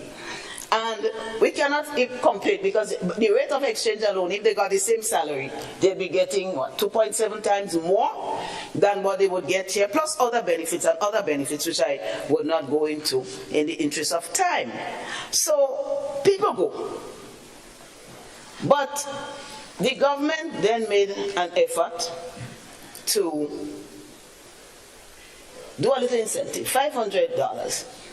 We may say it's not a lot, but it's a start. And so I had no quarrel with it, Mr. Speaker. But the problem was that this same $500 had a tax on it.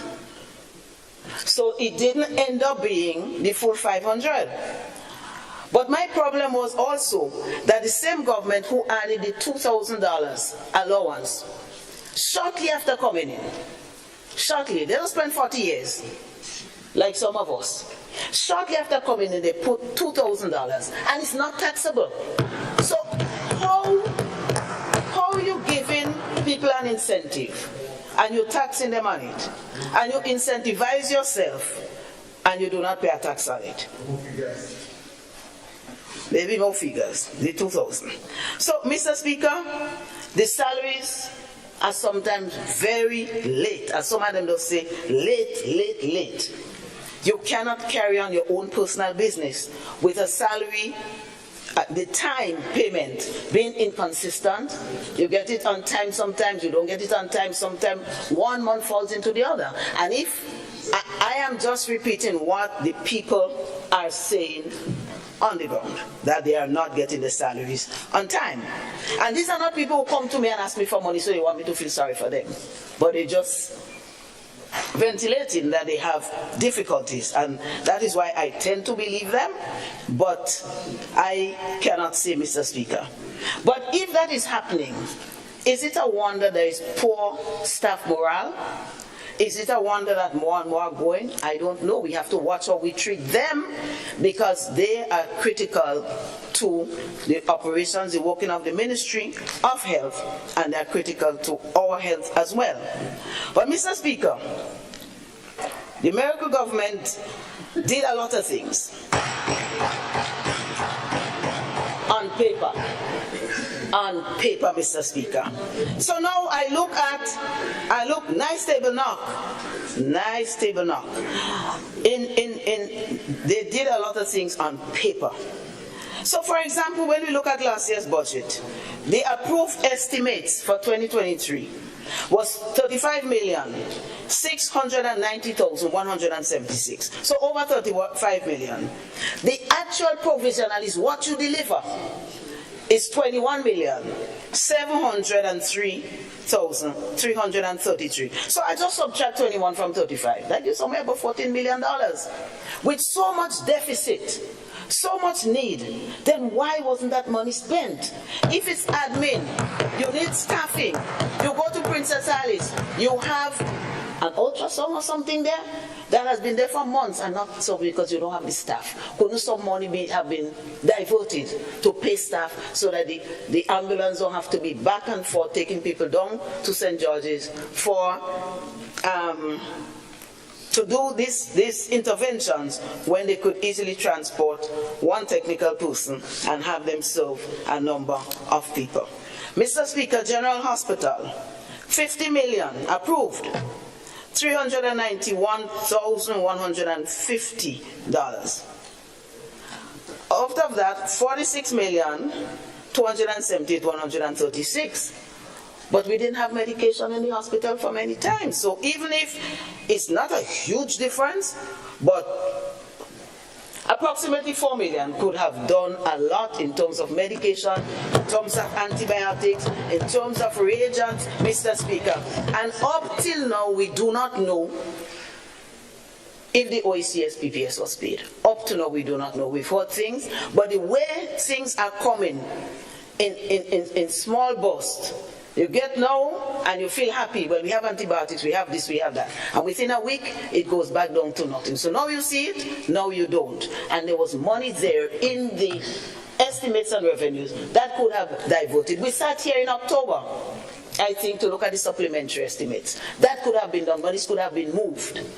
There are laws that govern that, but monies could have been moved. Why is it then that these monies were not utilized? Community Health Service, 16 million plus approved, 11 million plus was the actual provisional. That's what was used.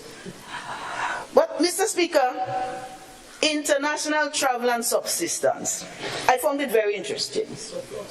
And I understand what my sister was saying. You have to travel to get familiar, to make contacts, to get things for your country. I understand that. But when everything else in the ministry, almost everything, the actual provisional was less. In travel and subsistence, $63,210 was approved for travel. Actual provisional, what was used? $156,393, almost 3 times the amount budgeted. But what was brought back? I heard a member over there said she bought things and she got projects, and that is good for the environment. And I will never be against it. That is good for the environment. We need to do more of that. We need to do more recycling and all of these things, which is not my area, but we need to do that. But when you spend that money and you go out for health, you must come back and go, you haven't paid the PPS, make peace with them, and bring back a steady understanding that there would be a flow of drugs, of reagents, and whatever they supply. But up till now, after 18 months, this has not happened, Mr. Speaker. If they have paid them, then they didn't negotiate. So maybe some good negotiator on the other side could take a trip. You have time to take a trip. Take a trip. Take who you want to take. Take who could talk for you. Go and beg the OECS PPS and bring some money with them, Mr. Speaker. We have to get out of that kind of cycle that we're in. Little bit of medication, then medication go. I repeat, There were times we had shortages, but Mr. Speaker, the scenario has never been so devastating in health as it is right now. And it seems as though there is a calm acceptance of it. So it's just words and figures, numbers big, the biggest healthcare budget. But have we used it? That is the problem. The statistics are here. Public assistance, and that again is for the people with the P letter word. I don't want to say it inside it to get attacked. Public assistance was 324,000. What was used was the $235,635. But when I did the subtraction, there was a balance of 88,365. Couldn't that do something? Pay for a scan for somebody, pay for something that they couldn't have. I mean, it's the same poor people that we don't want to talk about them, but they're there. And we on the road to eradicating fully poverty. And I would love to see that here and in a lot of other countries. But when I check, I didn't see any country where they have eradicated it yet. But if Grenada starts and leads the way, I am happy for that. And I think it's a good idea. It's not too lofty for some of us to get up on our laurels and do things for ourselves and you know, grow. But there are some people who have difficulties, Mr. Speaker. So I don't know if money from that 88,000 could have paid PPS or whatever, but we're still in that. I'm still in that doubt, so maybe that too could be clarified when the Minister for Finance wraps up his budget. Upgrade of health facilities. 3 million approved in the estimate, not even $500,000 used. $481,000 and $481,044. Mr. Speaker, another thing that caught my attention was the COVID health sector strengthening project. And you know why? Because, Mr. Speaker, we never totally eradicated COVID. It has always been there. I don't hear the stats. I guess I could probably go to the ministry to find it. I don't know what the stats are, but every now and then you hear of somebody who has COVID.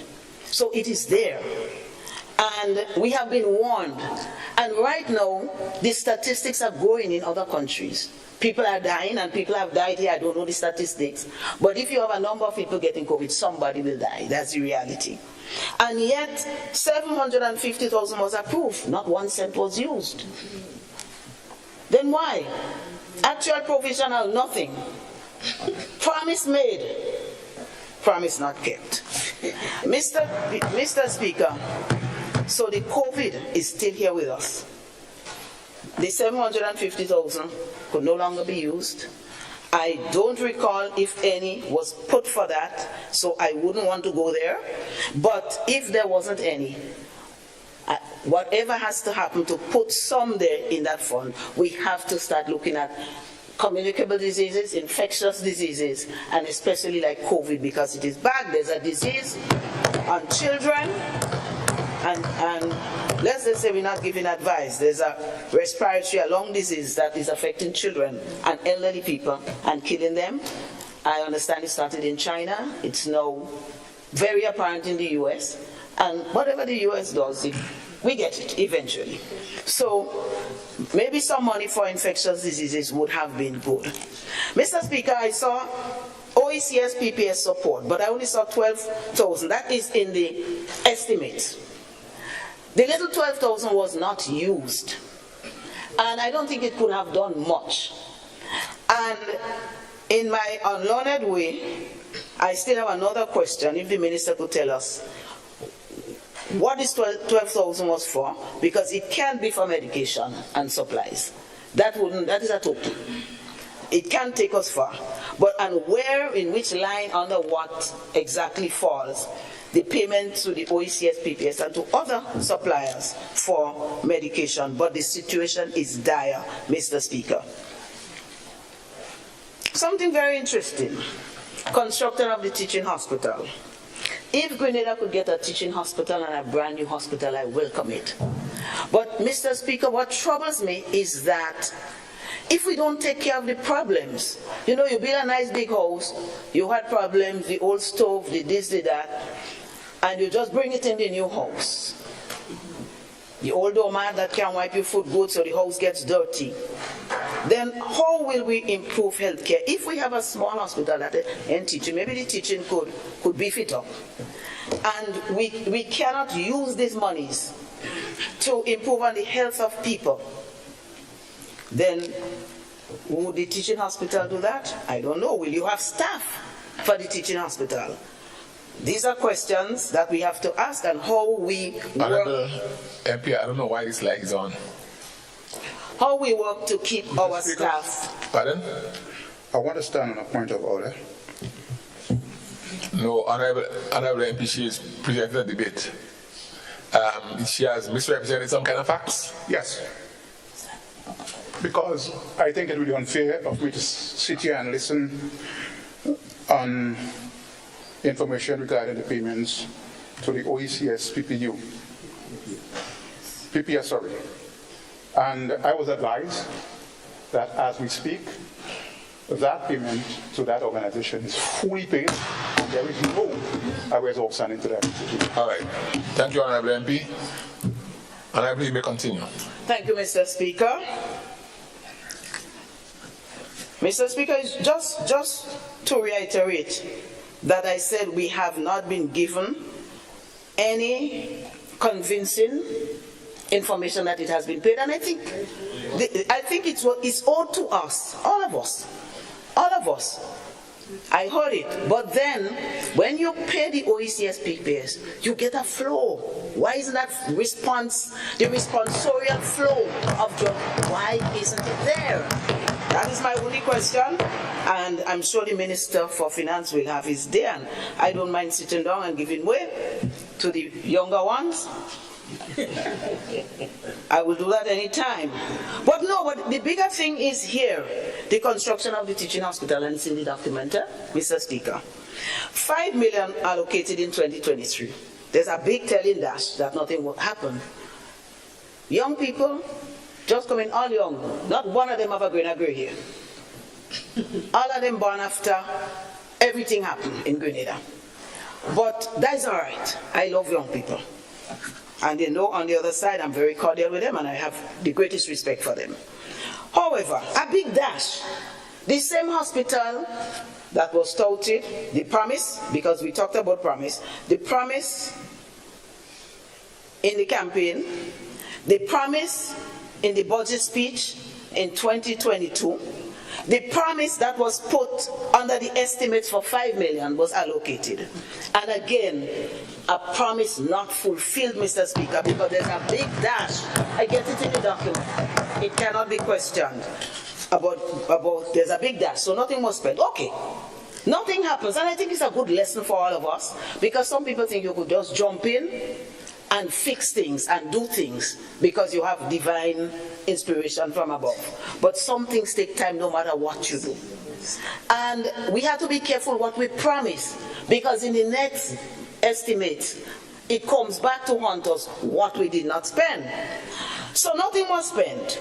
And then I heard the Honorable Member for St. Patrick is the Minister for Finance say that 7.5 million was budgeted for 2024. That could happen. Sometimes you don't get what you wanted in. Because, I mean, I don't want to say anything that they might interpret as being derogatory, because I don't know that if you say somebody young, if it is, but if it is, I don't want to go there. But they're new to the situation, and therefore, it may be that you couldn't do it in the first, but you come back with it, and you have not shown us. My beef with this is not that it wasn't achieved, because I know to build a hospital is going to take some time, designs, consultation, this, that, whatever it is. So I didn't buy that. But in any case, they did it. But Mr. Speaker, what the question I have, and the minister doesn't have to interrupt me all the time. He could interrupt me when it's really necessary, and I will give way. But what is really troubling is that he said 7.5 for 2024, and it is to do preparatory work, which includes the designs, architectural designs, and engineering designs, And, Mr. Speaker, one problem is that when you look in the estimates, you see the estimated among the approved, then you see the actual provisional, what was given, and then you see what is budgeted for the next year. But that is not in the document, the estimates of revenues and expenditure. I have not seen the 7.5 million. So when we approve it, can we approve it on the budget speech that the member gave, or do we approve it on the document that is there before us? But maybe it's under another vote. So if the minister can explain to us in his time, not interrupt my, and I hope I got back my 2 minutes, Mr. Speaker, not interrupt my flow of thought. If he can convince us that there's a 7.5 million for the hospital, I will applaud and I will concede. But Mr. Speaker, more than that, the preparatory work has not been done. The designs are not there. You're doing it this year. But you say that the hospital will take 36 months, 3 years. 12 into 36, 3 years. Well, how you know? How do you know? And I mean, I was in works for some time. I didn't learn plenty. But what I learned, I well learned. You must put ideas, your concept on paper, and then you know, well, with this architectural work and anything, it's going to take so much. But before you do the groundwork, before you do anything, you come and tell us it's going to take 36 months, Mr. Speaker. Mr. Speaker, I find that discouraging because we need authenticity. And I think it was just a figure that dropped on us to take it or leave it. So I look forward to hearing where that 7.5 million is. Mr. Speaker, religious affairs, that is not my forte at all. However, Mr. Speaker, I just want to mention something too. On page 463 in the revenue of expenditure, the estimate of revenue and expenditure, I saw $500,000 for implementation of the religious affairs portfolio. That means the portfolio, my understanding is the structure, what is going to make it work, what is going to get people involved, what is going to make things happen, interact with the faith-based people and so on. I know there are some persons of strong faith on the other side. And maybe not. However, not even the little structure was implemented to say, well, let's call a few priests, a few nuns, a few this, a few religious people. Nothing started. And I believe that perhaps this is one of the reasons why we're not implementing the 90% all around, as we said. Because we take out God. We take out God in the whole equation. Nothing started, but we implemented, and I want to tell my good friend, he's my good friend, he remains my good friend, Mr. Speaker, the Minister for MIT implementation. Don't only look for certain projects that start and they're easy to jump on. Take that one, really just start it from the beginning. Take that one and run with it, Mr. Speaker. We'll be happy to see it started there. So what is the government, what will they do differently in 2024? This is what the people want to hear, because if it didn't work, the transparency had to flow. It can be for one area, well, we did that and we don't hide in it, and other people hide it. What is going to be different? What can we expect? Mr. Speaker, on page 479, under achievements, nothing. Anyone could check it in the document. Page 479, nothing, because they have a column that says what you achieve. If you say you would have built 50 houses and you achieve 20, there's a column that says that. That column is empty. So by their own admission, they have done nothing. It's not me. I am looking at the document that they printed, and it doesn't say what the achievements are. So maybe again we will get that.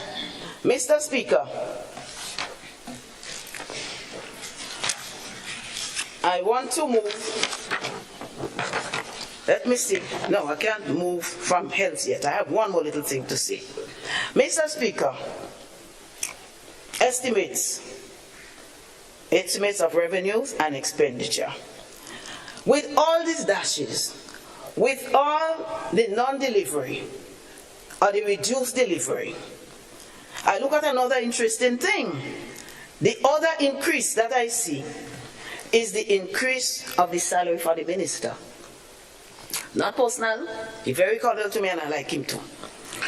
I increased from 85, I like everybody, 85,000, approved in 2023, 85,994, I'm vexed for that. Somebody had to get it. And the approved estimate for 2024 is $89,434. So, Mr. Speaker, I'm looking at the allowance for $2,000. I'm looking at what the senator is going to be getting now, $3,500. And I'm looking at those plenty dashes under health. And I'm asking myself, what has the minister done to get a raise? What has he done, Mr. Speaker? We have to justify that to the taxpayers, because if you have not delivered, if people are still dying because they didn't get antibiotics in time, if somebody is dying on the Western Corridor from St. Patrick to, and that is not rhetoric, these are facts. I just cannot call people's name here. They don't have a voice here, but I have to be the voice. And others who want to be the voice can be the voices. Dying on the way in childbirth. And then you dismantle the polyclinic in St. John's in Guelph, which is a halfway point. Which is a halfway point for the people on the whole Western Corridor because of the distance, because of the condition of the road, and a number of other things. And we know we have shortage issue, and I am saying again, we do not put it on the doorstep of my friends on the other side, but it's a reality. And so the polyclinic was built, and it was, I think, 100% completed, handed over, and it was launched. It was built to serve that side. St. Patrick, the side of St. Patrick that is closer to the western side. Maybe those on the other side, the eastern side, would probably prefer to go to what do you call it again, Maribor Hospital. But I understand again, and Mr. Speaker, that is here on the ground, because I don't know who to speak to, because people are free to speak to me. I understand again that a lot of the equipment has been taken away and sent to Princess Alice and Princess Royal. Now, I have nothing against those institutions, but my problem is with all these surpluses, monies that were not spent, and we came here with supplementary in, I think it was October of this year, right in this honorable house. Then why wasn't some of those monies diverted to buy those equipment and beef up Guelph, whatever we didn't do, because everything we do wrong, beef it up so that it can serve the western side because it's needed. But yet it was sent elsewhere, Mr. Speaker. And so I don't understand, Mr. Speaker, why the minister deserves the raise of pay. Is it that we party him and say, good job for keeping the money safe, or for not doing or whatever? I don't know what his mandate was, but he has not fulfilled a mandate for the people of Grenada County. The minister has not even taken time off to meet with the unions. And I didn't say this, it's public, that the unions requested a meeting with him, and he has not met with them. The health system is in crisis, and instead of mended bridges, instead of building a new bridge to have dialogue with these people, the minister hiding behind the PS will give the PS the money. The minister said not him, it's the PS that don't give answers to this. But when you're in leadership position, you have to take responsibility for what happens in the ministry under you. And don't put no public servant, don't put no PS or anybody there. Mr. Speaker, to conclude that, there's a lot more that can be said, but the approved estimate for health for 2023 was 114 million and some, and the actual provisional, what was delivered, was 87 million. We could do the maths, a significant amount of millions, which could have serviced a lot more things and maybe saved some lives and made some people happier.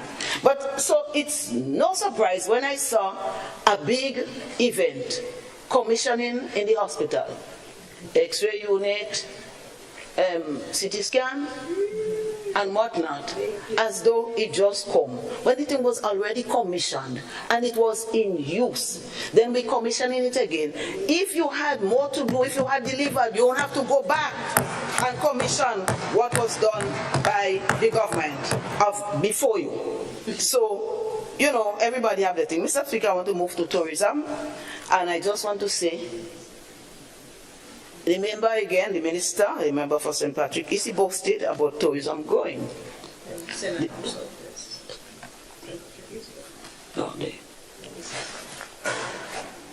Mr. Speaker, tourism is growing, and I'm ecstatic.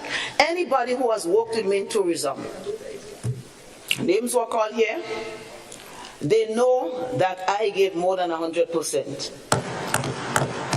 With the support of the government, people from the government on this side, to keep those numbers going. It didn't come by accident.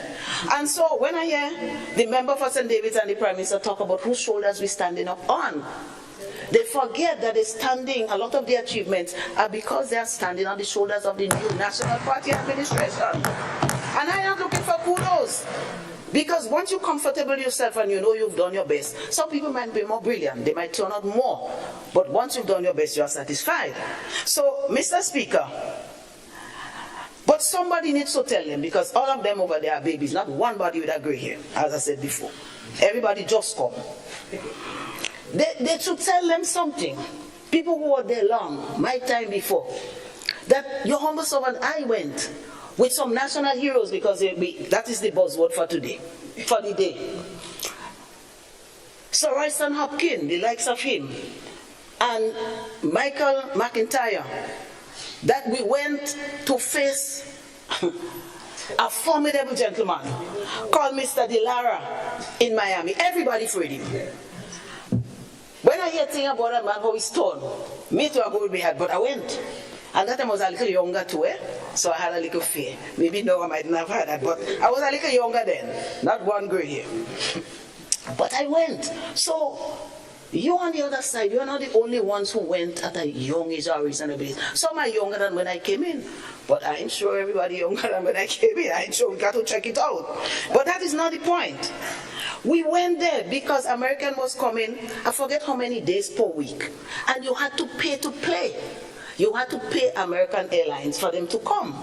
And so we went and we faced him there. And we had conversations. And the pay-to-play stopped. And now we have American, over the years, many, many years, American Airlines coming every day into Grenada. And not only them, not only from Miami, from Charlotte. Later they initiated it. So tourism don't just start to grow. It's not a new miracle of the day. Tourism has been growing under the new National Party. And tourism continues to grow because those shoulders kept it up. So all of those daily flights, we sit and we enjoy it and we jump a plane. As easy as it is to take a bus. And maybe, many times, they going on the plane have reasons and it have good outcome. But Mr. Speaker, I refuse to believe, for the example I gave, where you multiply the travel, international travel 3 times, and we can see no improvement, that you still,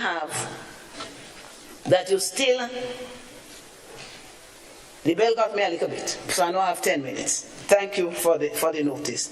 But the point is that you 3 times and you go the cost to the taxpayers, and what you bring back every day we was.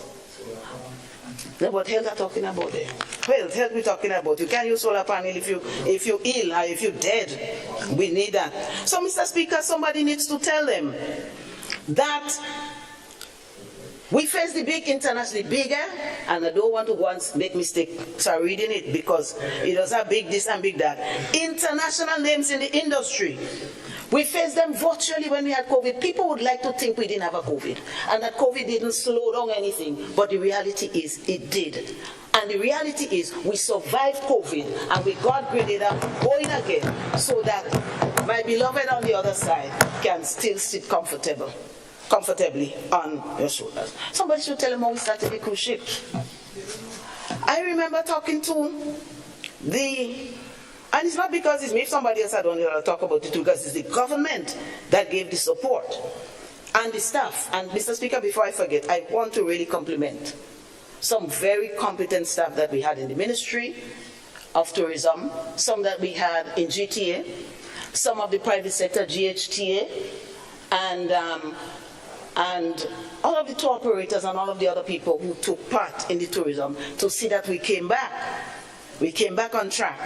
So, Mr. Speaker, going back to that, when in 2021, the cruise ship said they were ready to come back, even some of the tour operators said we can't do it, we have to wait for 2022. And I said to them, I will not bring that message. Because if we do not take the cruise ship calls now, cruise ships will reschedule, and they take more than 2 years to reschedule again to come back to your country. If you all want this industry to fly, we have to make sure that everything is in place. So I pulled up my sleeves and I did my work, Mr. Speaker. And maybe it wasn't perfect, but nobody could say I did not do my work. And I was supported ably by the government and by my NNP government members, Mr. Speaker, and I'm forever grateful to them, because I'm sure some of them had doubts. COVID hadn't gone away, and it still hasn't gone. But we did the right timing. Close when you need to close, open when you needed to open. And so we did what we had to do. And Mr. Speaker, it takes courage to do a number of other things, but it takes courage to face COVID and to overcome it. It takes courage to go out there, to vaccinate.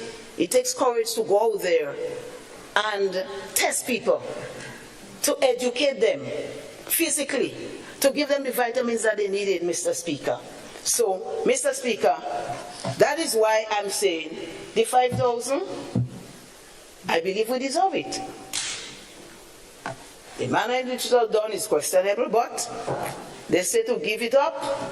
Well, let them give up theirs first, and then I'll give up mine, because I have delivered. I have worked, Mr. Speaker, for what it is. Mr. Speaker, Mr. Speaker.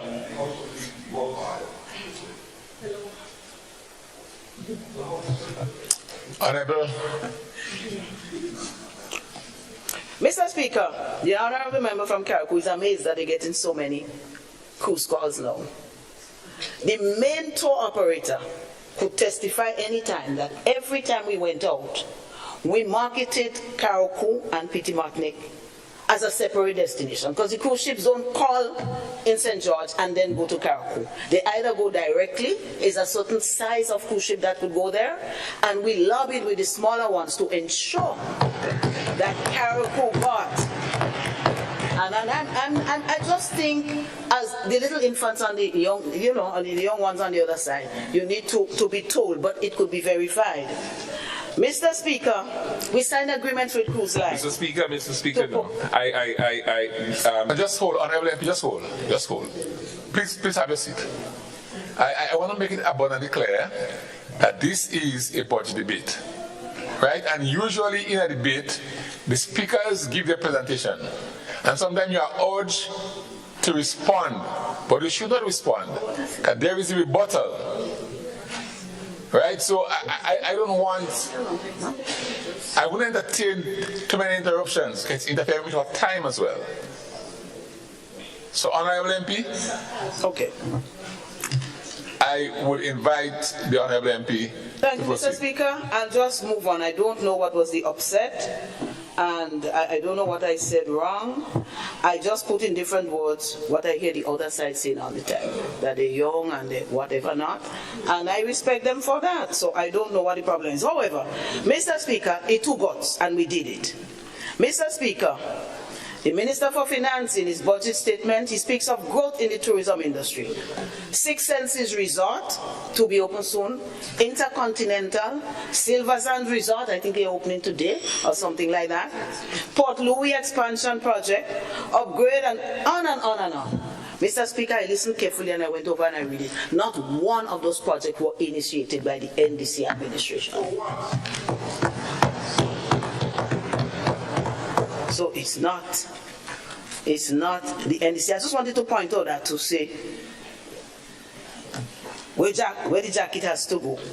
Mr. Speaker, I think if we have to pay service to tourism, that we must not only just talk about it, but we must build tourism with the CBI program too, as we did. Not just collect money and put it wherever, but bring in tourism investors. Work to initiate a project under your name, under your banner. And then you won't feel compelled to have to take the previous government's achievements as they are yours. Mr. Speaker, briefly on the OECS tourism competitive project. That's the fourth project up there. I'll be very brief. Again, it's easy to run with something, and it's laudable to run with it, not leave it behind. So I want to applaud whoever took it and run with it. But sometimes I hear it as though it was started there. Mr. Speaker, that project was, although it was tourism, it was under the Ministry of Finance. And so we had to wait for communication to go through them and all of that, and persons in the ministry could attest to that. However, there was long delays for a number of reasons. One, the dreaded COVID. Two, we had to tender twice. There weren't even takers on the island who wanted to take on the fort for the restoration. So the first time it went out, and a tendering process takes time, it went out a second time. And after COVID, the costs of construction escalated. And therefore, what was budgeted for the construction could not meet it. And Mr. Speaker, I am proud to say that I met with the staff of the World Bank. I took them up to the fort, I explained the history to them. We showed them all the documents that we had digitized and how this project was important to Grenada.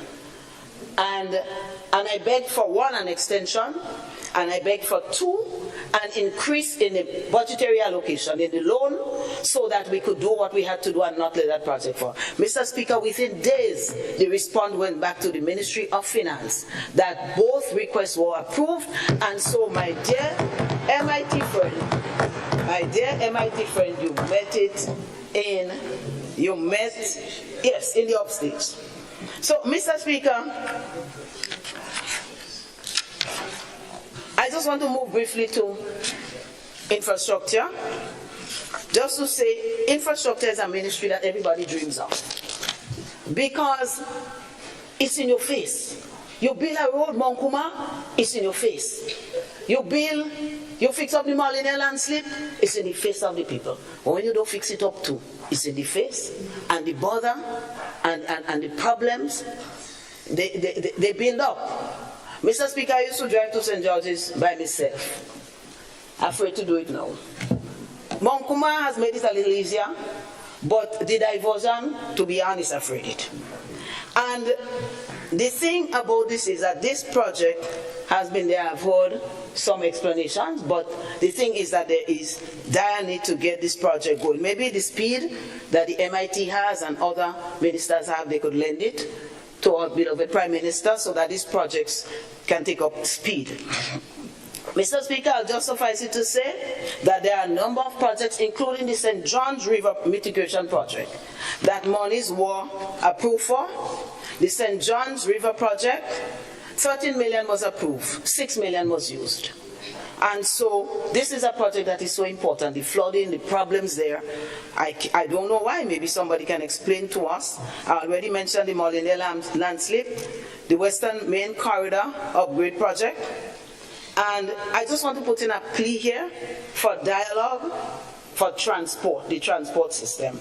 We know our system is private, but too many people, and I can speak with a certainty for the western side, get stuck after 6 o'clock in St. George's. And I don't know if we could go all night, 24 hours, but certainly this is not encouraging, neither for tourism, neither for employment in the city, and most people get employment in the city.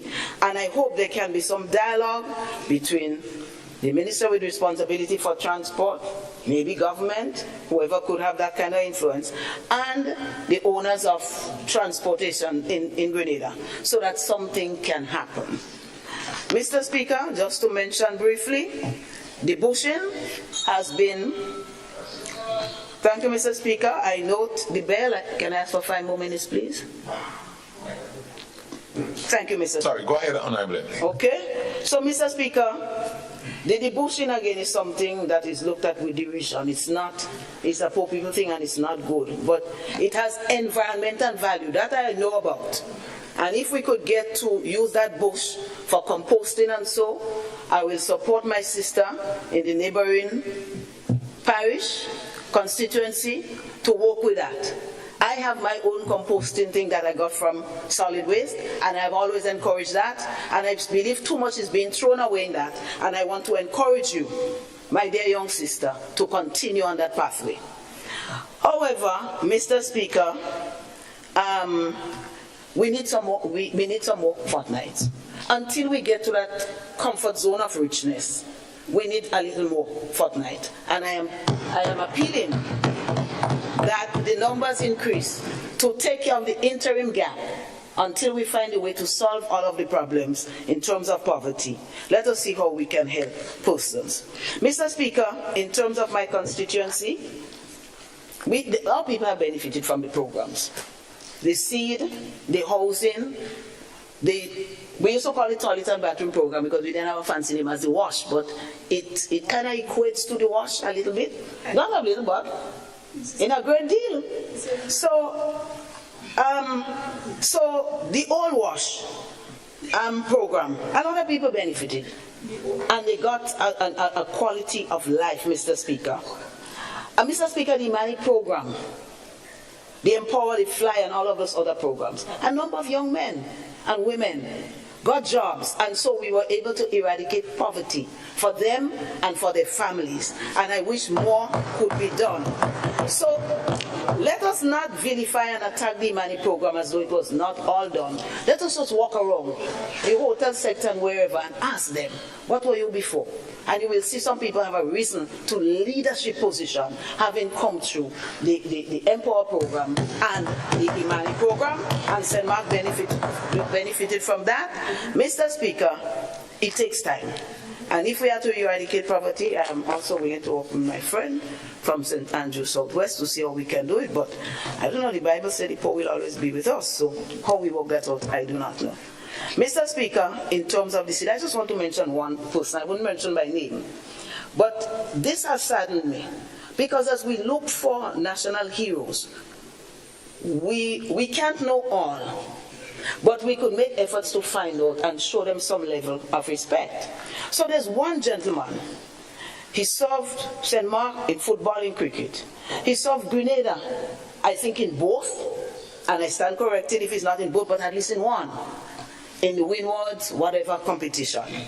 Now the gentleman is disabled. And the first thing that was done after we lost election, he was getting 350, they take away 300 and they leave him at 50. I find that was so sad and so demeaning. We thought for the poor, but it was taken away and he had no other source of income. I thought at least there may be some people who may not be deserving of being there, and if that is proven and they're taken out, I have no problem with that. But I think the work must be done before just chopping off somebody from the seed program. Mr. Speaker, I have a lot more, but I will just want to end on the fishing industry, which has grown in St. Mark in leaps and bounds, especially an area called Waltham, where a lot of the fishermen are young fishermen, and we like to see that too. So, Mr. Speaker, when I looked at the stats for 2022, St. Mark was fourth after St. George, which is a huge parish, St. Andrew, huge again, and St. John with approximately 210,000 pounds catch for the year 2022. That is very laudable and applaudable, and it is of a little favor, even if I alone have to do it. But those people there, you know, now you have to put your fish in cooler bins. And they have no place to put the cooler bins except maybe put it in the road. And so they appealed to us, and the NNP government approved a land expansion, land reclamation, so that they could have drawings were done and so on, and a contract was signed. And in 18 months, that one blocked the pipeline. I would like to see my dear Minister for MIT unblock that pipeline in that instance, not in all. Give the young fishermen a chance to improve on the industry, and to grow. I remember asking about the question and I was told some design problem. If it's design problem, well, it needs to be fixed, but I hope that something would go in favor of those fishermen and they would have some place where they can raise their bins so that you can sell fish of quality. No, you can't fish freeze. No, you can't freeze fish. You have to put it in bins. And so, on the side of the youths, I am begging that if we say we love them, let us show more attention to them. Let us help them to move upwards. They buy their own bins, they buy their boats, they do that, that's fine. But when they need the land, I hope this government will lend a hearing ear and give that to those people. I don't beg for myself. I can always take care of myself one way or the other. But this is a plea for them because they absolutely need it. Mr. Speaker, it has been a pleasure sharing my thoughts on this estimate of revenue and expenditure, and I thank you.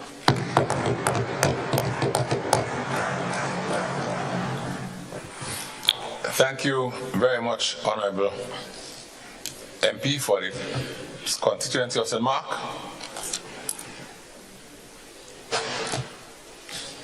And I now invite the Honorable MP for the constituency of St. George Southeast to make his presentation. Thank you, Mr. Speaker.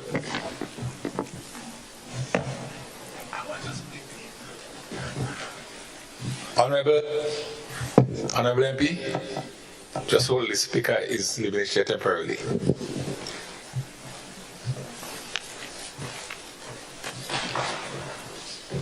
Thank you. Mr. Speaker, Honorable MPs and Honorable MP for Southeast, St. George, just before, if you could just give way for one moment so that I can establish some clarity. Just remind us that we have all agreed that most people will speak for 1 hour, and there'll be a 10-minute notice for everybody. And in discussions with the speaker, we did agree on 5 minutes maximum extension for any speaker. I don't know if there'll be any disagreement, but I intend to carry the 5 minutes for everyone, regardless to whichever side we are on. And so, member for St. George Southeast, I welcome you to make a presentation. Thank you, Madam Deputy Speaker. Madam Deputy Speaker, please excuse the tone of my voice this morning as the MP for St. John. I have been doing quite a lot, and so my voice is not at the best of tone. Madam Deputy Speaker, I rise to give full support to the estimates of revenue and expenditure for the fiscal year January 1st to 31st December 2024, as presented by the Honorable Minister for Finance on Monday the 5th of December 2023, in the sum of $1,656,356,499. The largest budget in the history of Grenada, under the theme, Grenada at 50, empowering our people, transforming our nation.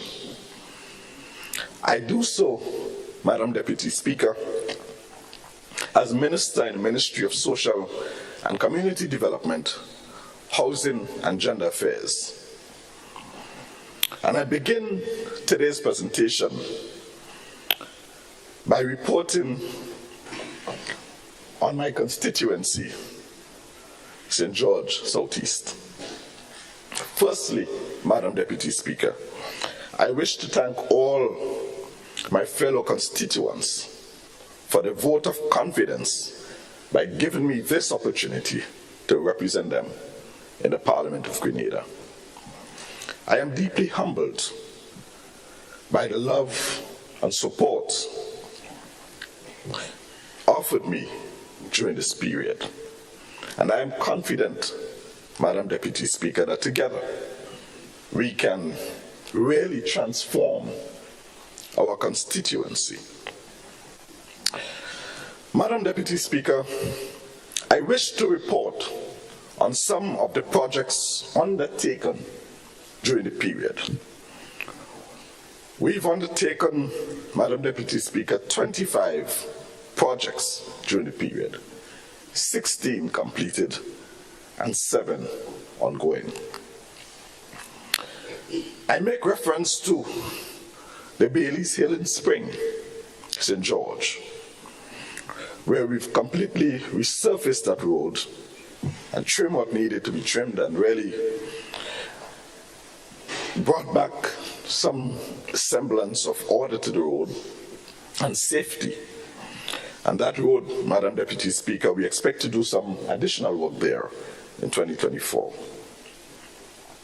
I refer also to box drain at Roebuck, repair of access to the entrance at the community center at St. Paul's, and also the box drain and repairs to the road adjacent.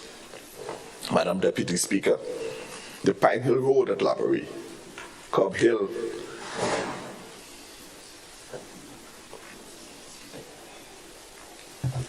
Proceed, Honorable MP. Thank you, Mr. Speaker.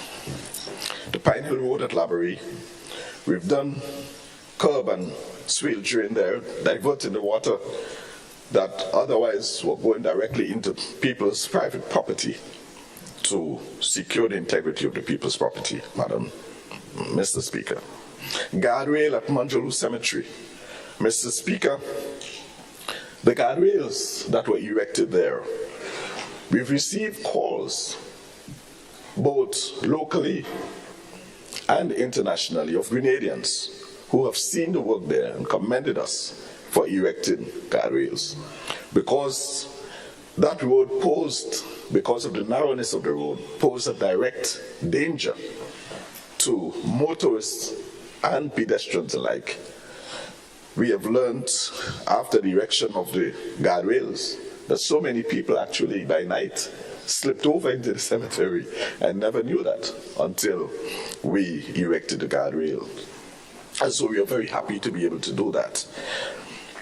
And we've also done some road widening at the intersection of Darefou and Manjolu, right next to the medical station. And that road in particular poses a serious challenge to motorists and pedestrians alike because of the narrowness of the road and the brokenness of the road over the years. We've since been able to widen and properly pave that road, and also continued work along the Darefou Road, bringing some measure of safety to the travelers, motorists and so on, and also the residents. We're able to install guardrails along the St. Paul's main road. Mr. Speaker, as a child, walking to and from school, I always was afraid of traversing that particular area because of the steep drop on the bottom side of that road. We are now able to install guardrails, and again, we've received a number of commendations for being able to do that. Prior to the elections, Mr. Speaker, some work started at Kobota, which resulted in the excavation of some lands adjacent to a house, one of the residents in the area.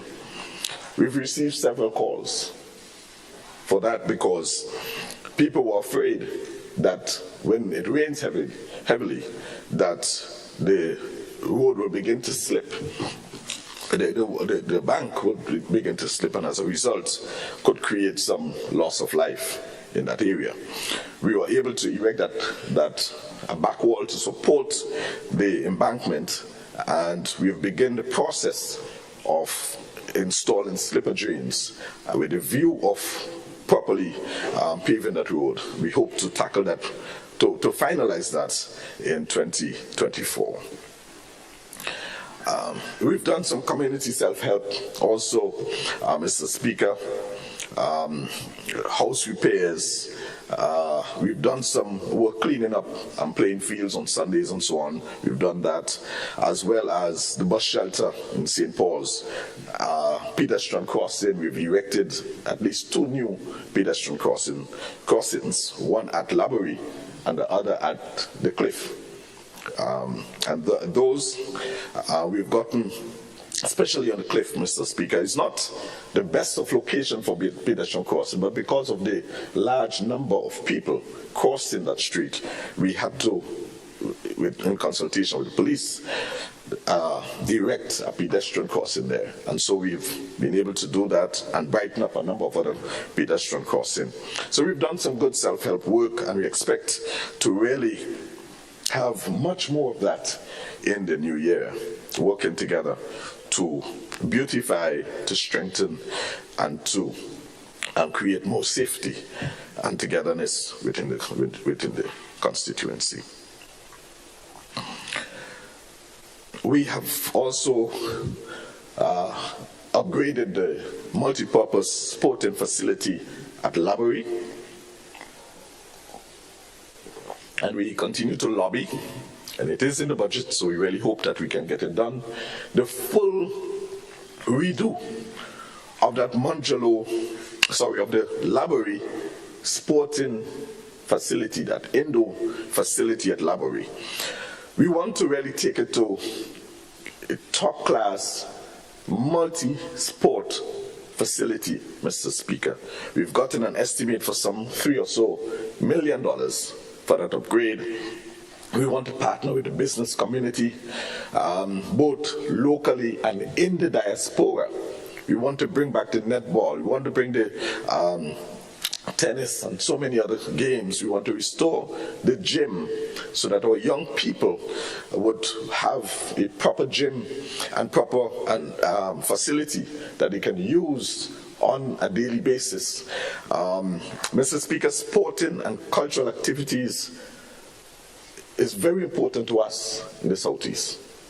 Southeast is well known for sporting and cultural activities. We've had a Queen Show activity at St. Paul's Community Center earlier this year. The younger ones, we are proudly able to support them by way of sponsorship and so on.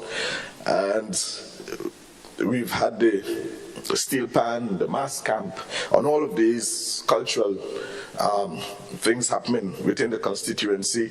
We continue to support and to bring some level of enjoyment to our people in the Southeast. We've also done the Reginald John Road and the Valley View Road. Those 2 roads, Mr. Speaker, were very important to the residents because of the steepness of the road, and it was so badly broken, Mr. Speaker, it posed a direct danger to people. And doing of both of these roads, Mr. Speaker, came out of meetings, community meetings with the residents. We met, we decided that they suggested that it be done in a particular way, and we were able to do that and deliver it back to the people of the Reginald John Road as well as the Valley View Road. So we were able to do that. And this, Mr. Speaker, underscores the importance of working together in the constituency, in the villages, Mr. Speaker, because as politicians leading our busy lives will not really know of all the various areas to be fixed unless you literally visit or you get calls or you have meetings like those within the constituency. And so I'm very happy that we are able to have a number of community meetings throughout the constituency throughout the past year, and we were able to respond to some of the requests during the period. Presently, Mr. Speaker, we have 7 projects ongoing. 7 projects.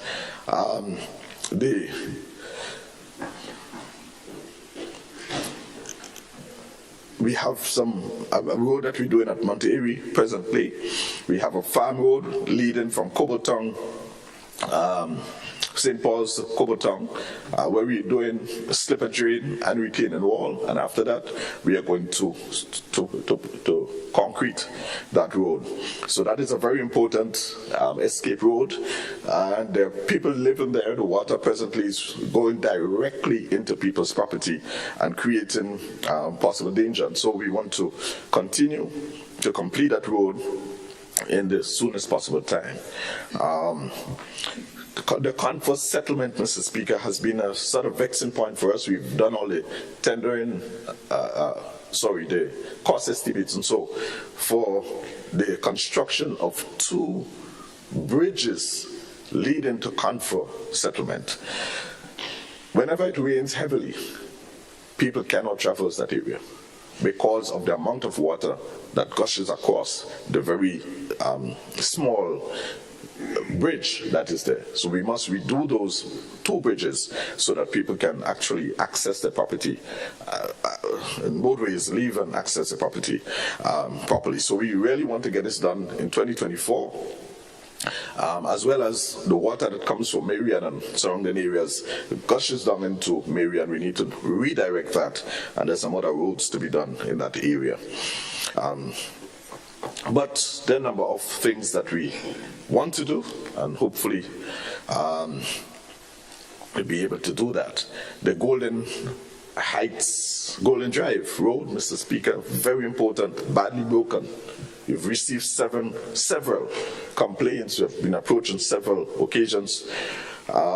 We submitted it to the Ministry of Works already, so we believe early in 2024. As a matter of fact, we've gotten a commitment from the PS that that's going to happen in 2024, so we look forward to starting and completing the Golden Drive Road during that period.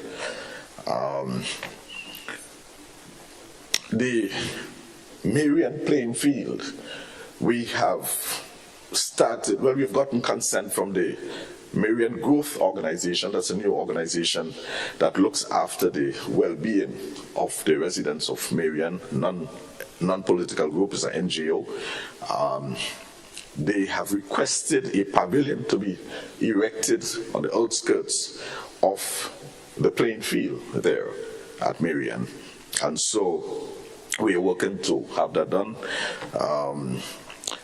The playing field at Monterey, we have begun the discussion. We have not finalized that, but we've begun the discussion to the leveling up of that playing field at Monterey. It has been a one-sided, a lopsided playing field for a long time. That needs to be done. The Manjaloop basketball court, Mr. Speaker, the way it was constructed previously, it was constructed with 4 solid walls. That does not allow for or cater for people to actually see matches playing, because it's solid walls and it's very small on the outskirts of the playing field. I've started the discussion, and again, the challenge that we face is how do we accommodate visitors to see a match playing at the court, on the court. So the court in itself is in ruins. Vine took it over and so on. We did a little cleaning up, but we need to actually build a court on the Manjaloop playing field. I think it has to be redesigned. And so when we meet with the residents, we'd have to be able to come up with a proper design to build a court there. So, Mr. Speaker, in a nutshell, these are some of the plans that we have going forward in 2024. These are some of the things we want to do. And again, we continue to work through the community groups. We continue to offer support. There have been a number of sporting activities, cricket competition, Marian football competition, Manjalo. Presently, there is a football competition happening at Mount Airy, and there have been a number of sporting activities of which we proudly were able to sponsor and support and attend during the period. And so we continue to push that agenda of sports and culture within the rich constituency of St. George Southeast. And I say rich because that constituency has always been known for its rich culture and its rich sporting activities. And come December, the steel band, the Common Cherub Steel Band, will be as usual, as from the time I knew myself to now.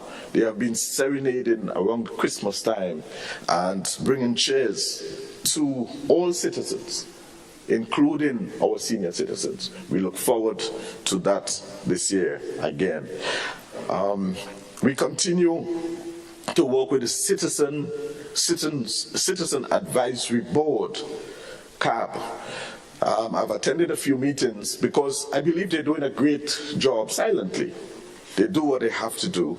And I get little invites sometimes to sort of find out what they're doing and what support they need as they continue to look at doing a number of things. And I know one of the projects that we want to do is that of labeling the streets. They have come up with a number of designs. I'm not sure if they're settled on what they want to do, but I want to send a message to them this morning, Mr. Speaker, that we are ready to support them by way of assisting with the cost of those the labeling of the streets.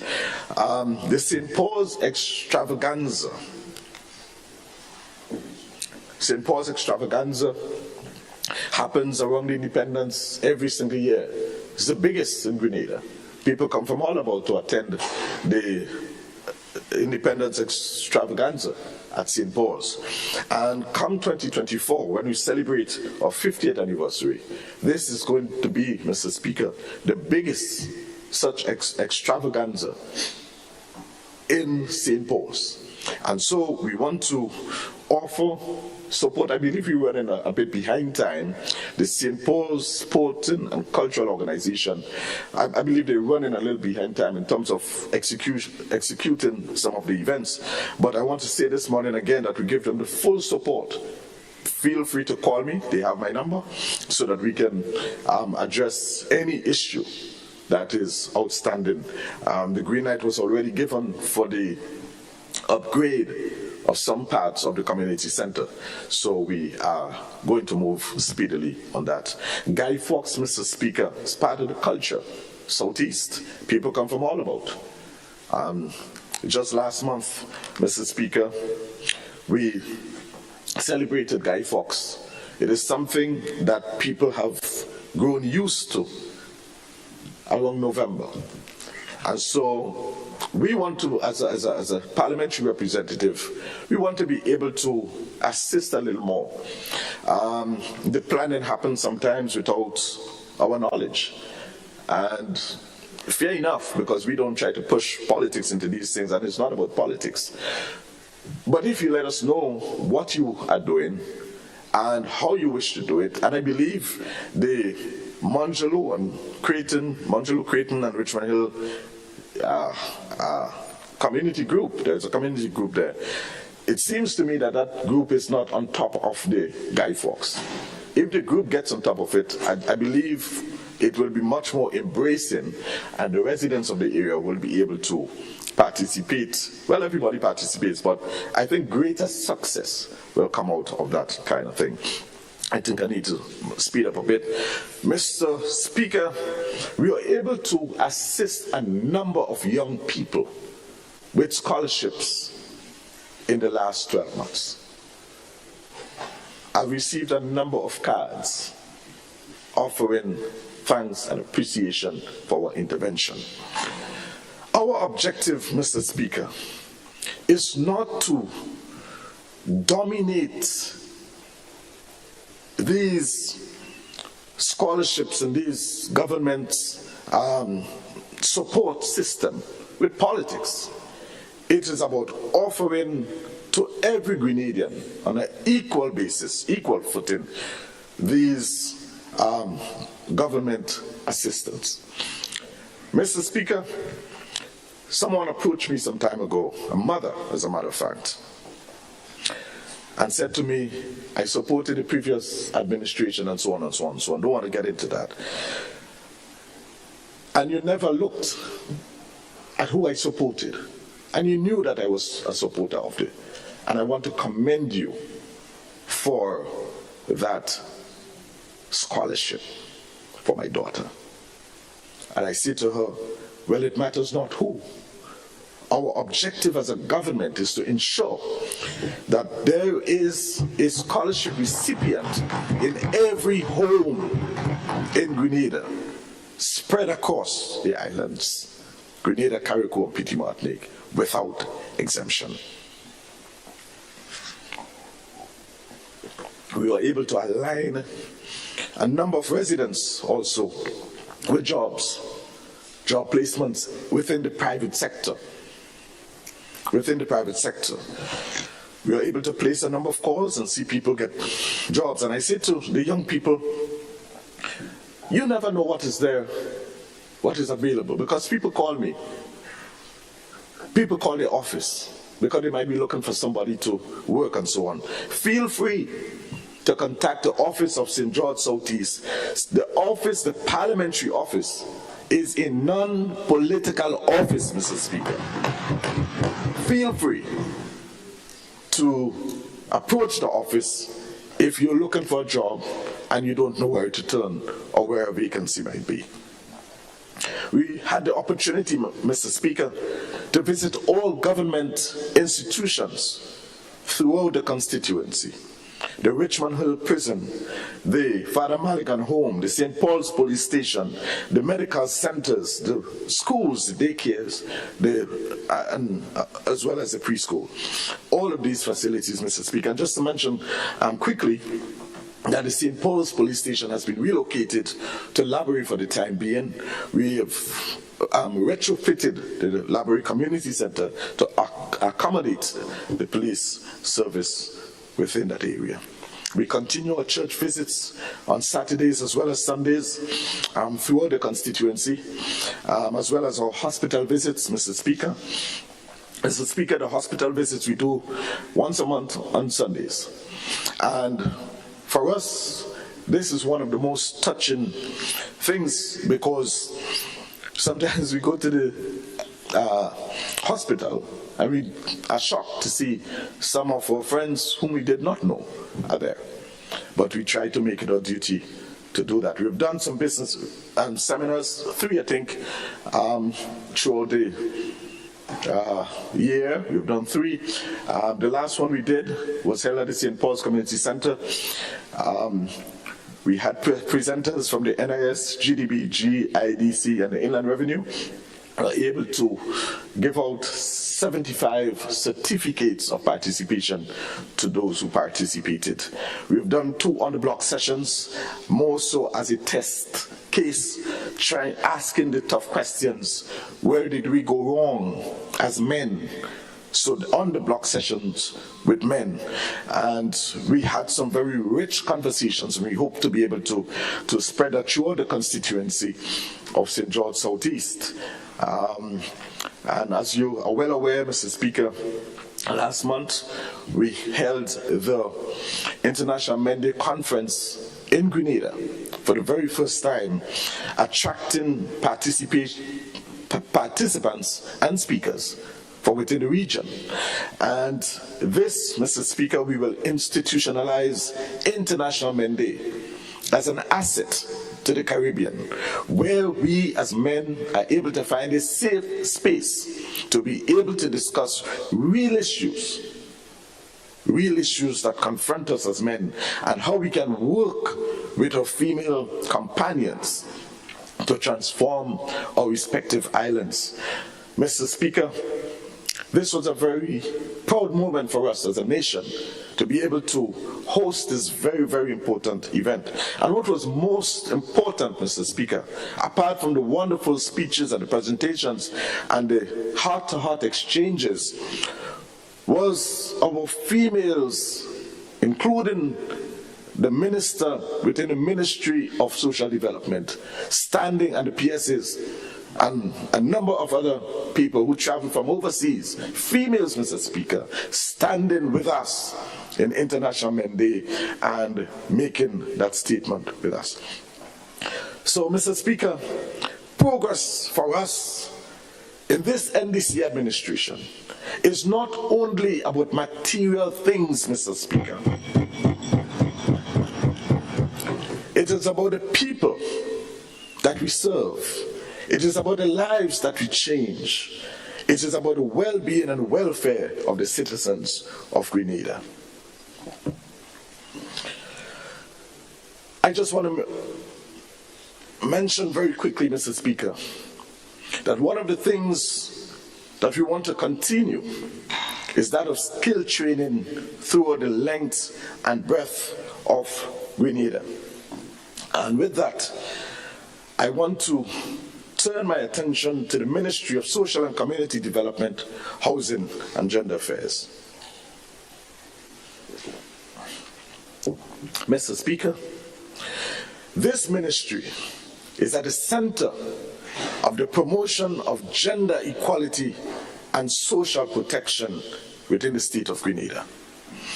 And it is indeed a people-centered and people-focused ministry, grounded in the policy directives outlined in the National Sustainable Development Plan 2035. And in particular, Mr. Speaker, goal number 1, which speaks to high human and social development, putting people at the center of development and transformation. In this regard, Mr. Speaker, the ministry's main focus is to secure the social well-being of all Grenadians, especially our citizens who are exposed to certain vulnerabilities. I now take this opportunity, Mr. Speaker, to thank my colleagues, and in particular, Honorable Gloria Thomas, for her continued leadership within the ministry, the PSs and other senior staff, and all of the staff within the ministry for their support throughout the last 12 months. Mr. Speaker, the Honorable Minister for Finance allocated some $80,252,556 to the ministry that I now represent. For social services, $42.3 million. Housing, $26.4 million. Community development, for the very first time, $6.7 million compared with $250,000 last year and in previous years. Significant increase. Gender affairs, 2.2, and administration, 2.7. So, Mr. Speaker, please permit me to zoom in a little closer at the functionalities of the ministry, and in particular, housing. My government, Mr. Speaker, through the Ministry of Social and Community Development, Housing and Gender Affairs, continues the transformation agenda by making critical operational and policy changes to the social programs within the ministry. In this regard, many program adjustments were made to the housing program in 2023. Mr. Speaker, shortly after my government took office, an assessment was done to the housing program, which resulted in these changes that I now speak of. Within the home improvement program, there is an allocation for $14 million.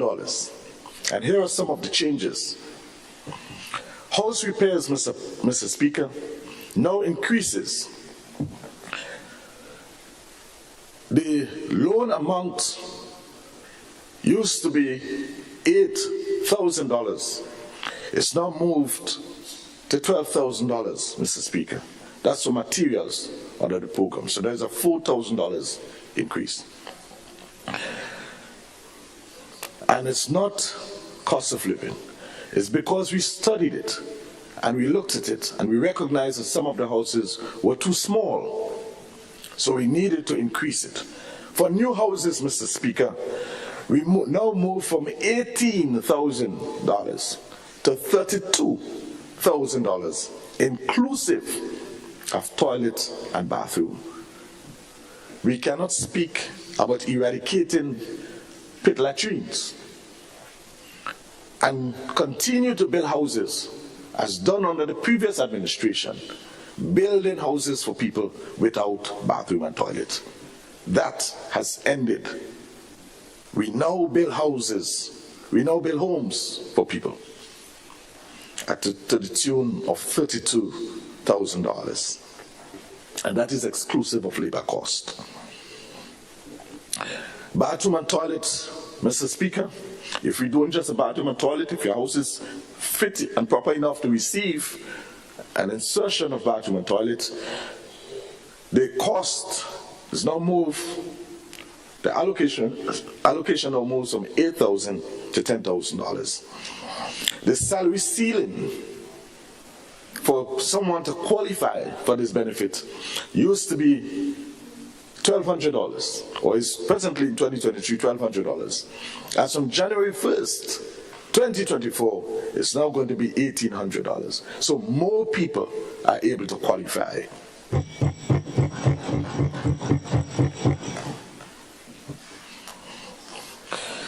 Mr. Speaker, I must make the statement that generally these items or these new homes are what we refer to as soft loans to the people. That's the way it has always been.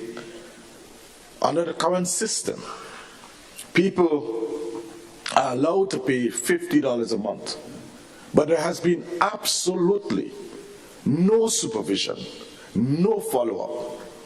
What we will seek to do this time around is to ensure that there is proper supervision and monitoring.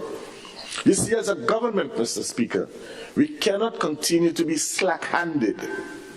If we say it's a loan, a soft loan, you pay $100 or $150 or $50, whatever the amount is, we must ensure that the people who qualify, because they are working people, are able, we must monitor it to ensure that they continue to service those loans. Because essentially, it is a revolving loan system that is given to people, and they must know the truth.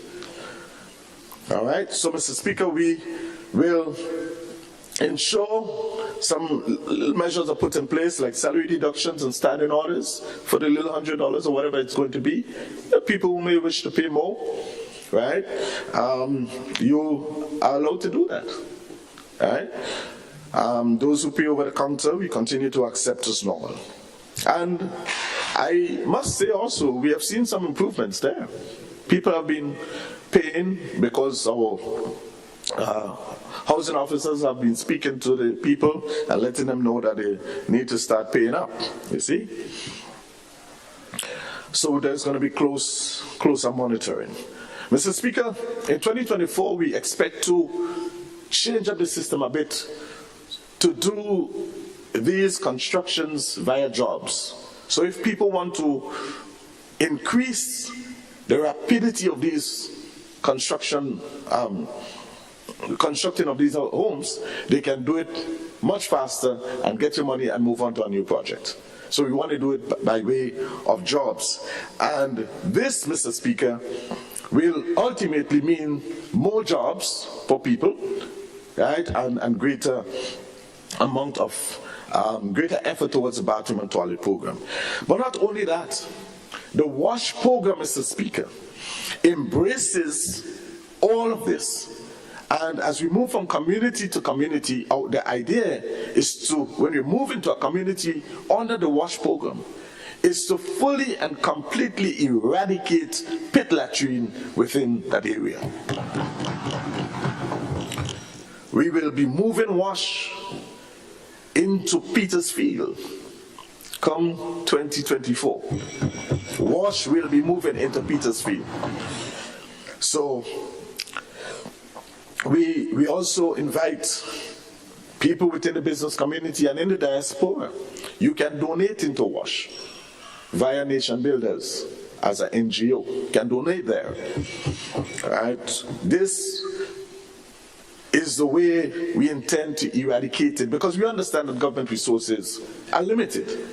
So as we seek to eradicate poverty and eradicate pit latrines and to foster a cleaner, more healthier environment so that our member from St. John's will be happy and proud with us, we ask the business community and those in the diaspora to partner with us so that we can make this happen. So, Mr. Speaker, as mentioned before, the size of the houses are going to increase. We also going to be tiling those bathrooms, painting the walls inside and outside, and all the houses built under this program from January 1st, 2024 is going to be painted. So, Mr. Speaker, the houses, new homes that are going to be built, they're going to be painted, they're going to have bathroom and toilet facilities, and it's going to be bigger than before. So there we are helping our people to step up, because the idea is to have our citizens graduate out of poverty. Mr. Speaker, just want to report rather quickly on the program, the bathroom and toilet program. As per 2023, we were able to do 509 of those. And by parish, we've done some great jobs in the parishes, St. Andrew, 177, St. George, 211. And Mr. Speaker, that does not even factor in St. David, that has taken on the WASH program, or where the WASH program is being piloted. And as you heard it from the Honorable Prime Minister, that they are moving with full force. I think by the end of January, about 40 or so toilets and bathrooms are going to be installed. Under the Housing Material Assistance Program, Mr. Speaker, we're able to address 828 families. So we've done great under that. In St. Andrew alone, 359. So St. Andrew have been leading the pack. They've done very, very well in terms of the material assistance program. So, Speaker, I just want to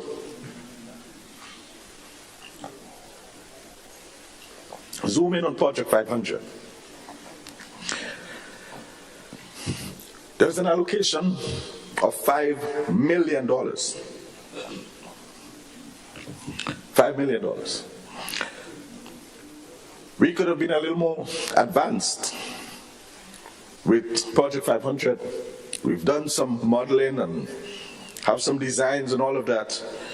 And just about to get things started in 2023, we learned that the previous administration, in a desperate attempt to cling on to power, sold some of the lots. And so we just have to change our mind from Stony Gut and divert our attention elsewhere. And so we've started the process of, well, we have been able to secure some lands, and so we are going to start the project elsewhere. But Mr. Speaker, funny enough,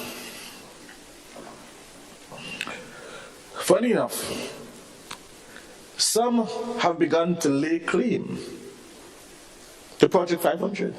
They say it's not new. It is our project. They just give a new name. Mr. Speaker, it appears to me that those who are saying that, they are confusing Project 500 with Project Grenada that never got off the ground. But suffice it to say, Mr. Speaker, we have engaged a number of investors. We have looked at a number of different models. As a matter of fact, as we speak, there are various models of construction, types of construction that is being considered. So we've been looking at quite a lot of it, and hopefully we'll be able to maybe take about 3 or 4 of the various models and start the implementation process. So quite a lot has been done in terms of the preparation. We expect very early in 2024 to start some infrastructural work with roads, back walls, drainage and so on, so that we can get that project going. You see, those preparatory work must take root, but we're hoping to be able to make a serious dent in the infrastructural work and to actually get some buildings up by the close of 2024. So we're going to be moving very rapidly. All of the groundwork from an administrative standpoint has been set in place, and the Project 500 committee has been charged with that responsibility, and they are moving forward. Mr. Speaker, final designs and project concept includes smart climate practices, including rainwater harvesting, solar power, and using ozone-friendly materials, and so on and so on. So we really look forward to all of that. Mr. Speaker, Housing Authority. In 2023, Mr. Speaker, we promised to take on the Lacalone project. I'm proud to report, Mr. Speaker, that we completed the Lacalone project to the tune of $1.3 million. That is was one of the most important projects because of the length of time that this was outstanding, with no possible end in sight. We are able to do that, and the residents are very happy. So we are able to launch that project earlier this year. The retrofitting of 647 units at Corinth, Bushaju, De Villa, and Diamond, and Dumfries to the tune of $4.7 million. That too, we promised to deliver, and I'm proud to report, Mr. Speaker, we are able to retrofit all of those units. The process of distribution of those homes have commenced.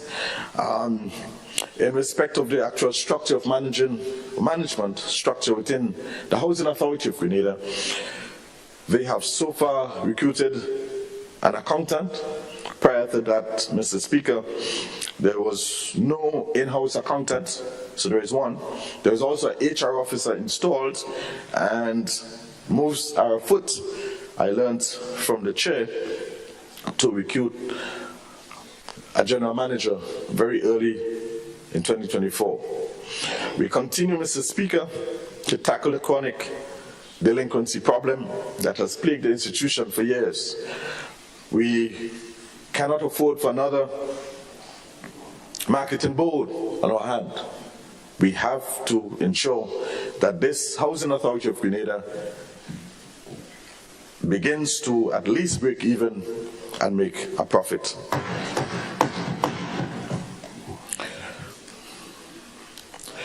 We also will see the commencement of the strategic plan. We will be doing a strategic plan early in 2024, and from that, we expect to see a number of things happening. New equipment, new headquarters for the Housing Authority, there are a number of things that we expect to see happening. Presently, the location of the Housing Authority of Grenada does not lend itself to trucks picking up and delivering blocks because of its location in an efficient way. So we need to really move this out of the congested Grand Anse and Tongue area and move it off a bit so that we can have greater levels of business happening there. National insurance. Mr. Speaker, we've made a number of inroads in the national insurance scheme. We're very proud and very happy to announce to this Parliament that what did not happen in 22 years, Mr. Speaker, has happened in 18 months in the national insurance. It is just unfortunate, Mr. Speaker, that the father of the house isn't here to hear this. But, Mr. Speaker, this underscores a larger problem. The problem of absent fathers in the house, Mr. Speaker. This is a problem that plagues us in Grenada, and it is plaguing us in the Parliament. The father comes, say what he needs to say just for a few minutes, and he leaves. Never sits to listen for the reports of his children. But, Mr. Speaker, a visiting father. Unfortunate. On May 1st, Mr. Speaker, 2023, the National Insurance Board, the regulations for unemployment came into effect, and so far, under unemployment benefits, there were 174 claims processed, and they paid over $301,000 for unemployment benefit. 174 Grenadians. We continue to work. We have done a number of parametric changes, and I have to skip some of this in the interest of time. The new self-employed program came into effect on the 1st of July 2023. Under the new self-employed program, Mr. Speaker, and I want us to listen to this carefully, under the new regulations, there are no penalties and no interest for late filing. Or there's no filing to begin with. You don't need to file as a self-employed person. No remittance form is required for the self-employed. Just taking away all of the bureaucracy and making it very simple for people to be able to comply, or self-employed people. The self-employed person, Mr. Speaker, can now pay as he earns. Can make one payment for the entire year, or make multiple payments as cash flow permits. Thank you, Mr. Speaker. A self-employed person can register and pay to the NIS both as an employee and as a self-employed. So there is no restriction for him. An excess contribution, if he pays more than the maximum, any excess contribution can be simply rolled over to the next year, so that to always keep him in compliance. Self-employed person are not deemed to be in arrears, so you don't really have that kind of problem to cope with. Following are the highlights for 2024, things that you expect. The pensionable age, 61, and these are some of the things we were able to achieve during the year. The contribution rate is now 12.5%. Number of contributions, 525 as opposed to 500. The early retirement pension early retirement now is permitted at age 60, however, you will lose 5% of your pension. Fair enough? The pension formula is going to be adjusted to now 29% over a 10-year period, reduction by 1% for every additional year. The weekly insurable earnings, Mr. Speaker, move from $1,160 to $1,200. So there is more benefit to people. As well as the monthly insurable earnings move from $5,000 to $5,002. Maternity benefit moves from 12 weeks. It's no longer 12 weeks, it's now 14 weeks. And for the first time, the introduction of paternity benefit for 2 weeks. So there's paternity, those with newborns, paternity benefit for 2 weeks. And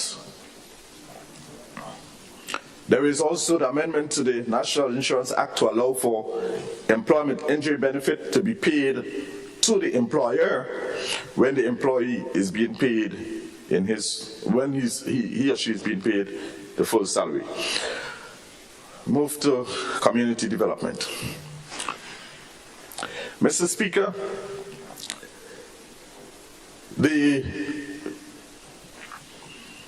our objective, Mr. Speaker, on a community development is to become a knowledge-based, people-centered community free from drugs and violence. And here are some of the key objectives. Key objectives: training for youth, involvement in community activities, creating opportunities for young people to get involved in business and other activities that they so desire, including the creative arts and so on, to get youth to turn away from drugs, to be able to target single family so that they can get counseling through the ministry and so on. Computer training for our young adults and children, after school reading and other educational programs, elimination of poverty in conjunction with the National Sustainable Development Goal. Key developmental areas, Mr. Speaker, includes skill training and adult literacy, community self-help activities, business opportunity within the microbusiness sector and financial training, anti-drug programs using the performing arts as a selling point, family program including collaborating with the ministry and with the churches to offer family programs, children education after school program as mentioned earlier, under skill training and adult literacy. Our target group would be mainly teenagers and young adults, and the objective is to equip our people with a skill so that they would be able to get a job, branch off into self-employment. So skill training is going to be a big part of it, and some of the areas that we will target: waiters, waitresses within the hospitality sector, food and cooking, decoration, electrical, plumbing, joinery, pool cleaning, swimming, textiles, craft, equipment repairs, steel and metal works, cosmetology, boat maintenance and servicing. So this is some of it under the community self-help, Mr. Speaker.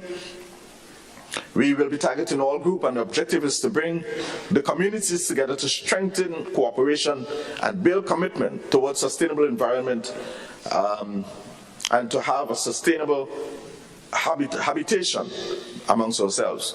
The approach is to develop community group activities that will cater for environmental sustainability.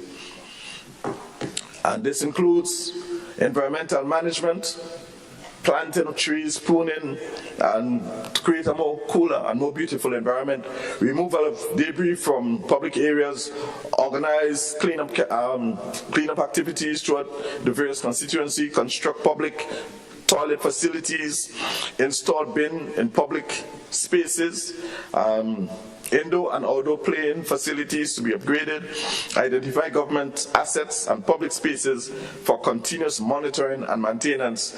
7, construct homes for senior citizens. under the self-help program and construct byroads and drains. Mr. Speaker, we've done quite a lot of work on the community development in all of the parishes throughout the country. I think I really have to skip all of that. Done quite a lot of work. We've spent close to $7 million on this project. I just want to turn my attention quickly to the economy. And just to say, Mr. Speaker, the future of Grenada looks bright. I make specific reference, Mr. Speaker, to the budget allocation by the Minister for Finance of $1.6 billion, Mr. Speaker, over the next 12 months. Real gross domestic product is estimated to expand by 5.5% in 2023, primarily driven by growth within the tourism sector, construction, wholesale and retail, manufacturing and transport. So the economy, Mr. Speaker, is growing. Real GDP measures all of the goods and services produced within the country and, of course, accounting for inflation. Inflation, Mr. Speaker, is expected to drop over the period. The inflation rate for 2023 is estimated to be 2.7%, and during the period 2024 to 2026 is expected to average just about 2%. So we expect to see a drop in inflation. So things will get cheaper over time. But the caution is that inflation, Mr. Speaker, is really driven by our trading partners, Canada, the US, the UK, and so on. And so if we are importing, of course, inflation can take its own course as a result of that. Grenada's fiscal position strengthened in 2023. And I'm reading here, Mr. Speaker, making direct reference to the medium-term economic and fiscal strategy report on page 14, Mr. Speaker. And I'm saying this, Mr. Speaker, because I believe, based on what we've seen in this House here so far, that many did not read this report. And it reads like this, Mr. Speaker. Grenada's fiscal position strengthened in 2023, despite lingering effects of a series of external shocks over the period 2020 to 2022. During the first 9 months, Mr. Speaker, of 2023, the primary and overall balances, including grants, were $314.6 million and $277.2 million, respectively, which were considerably more than the comparable period in 2022. The report states it is comparable, it is considerably more.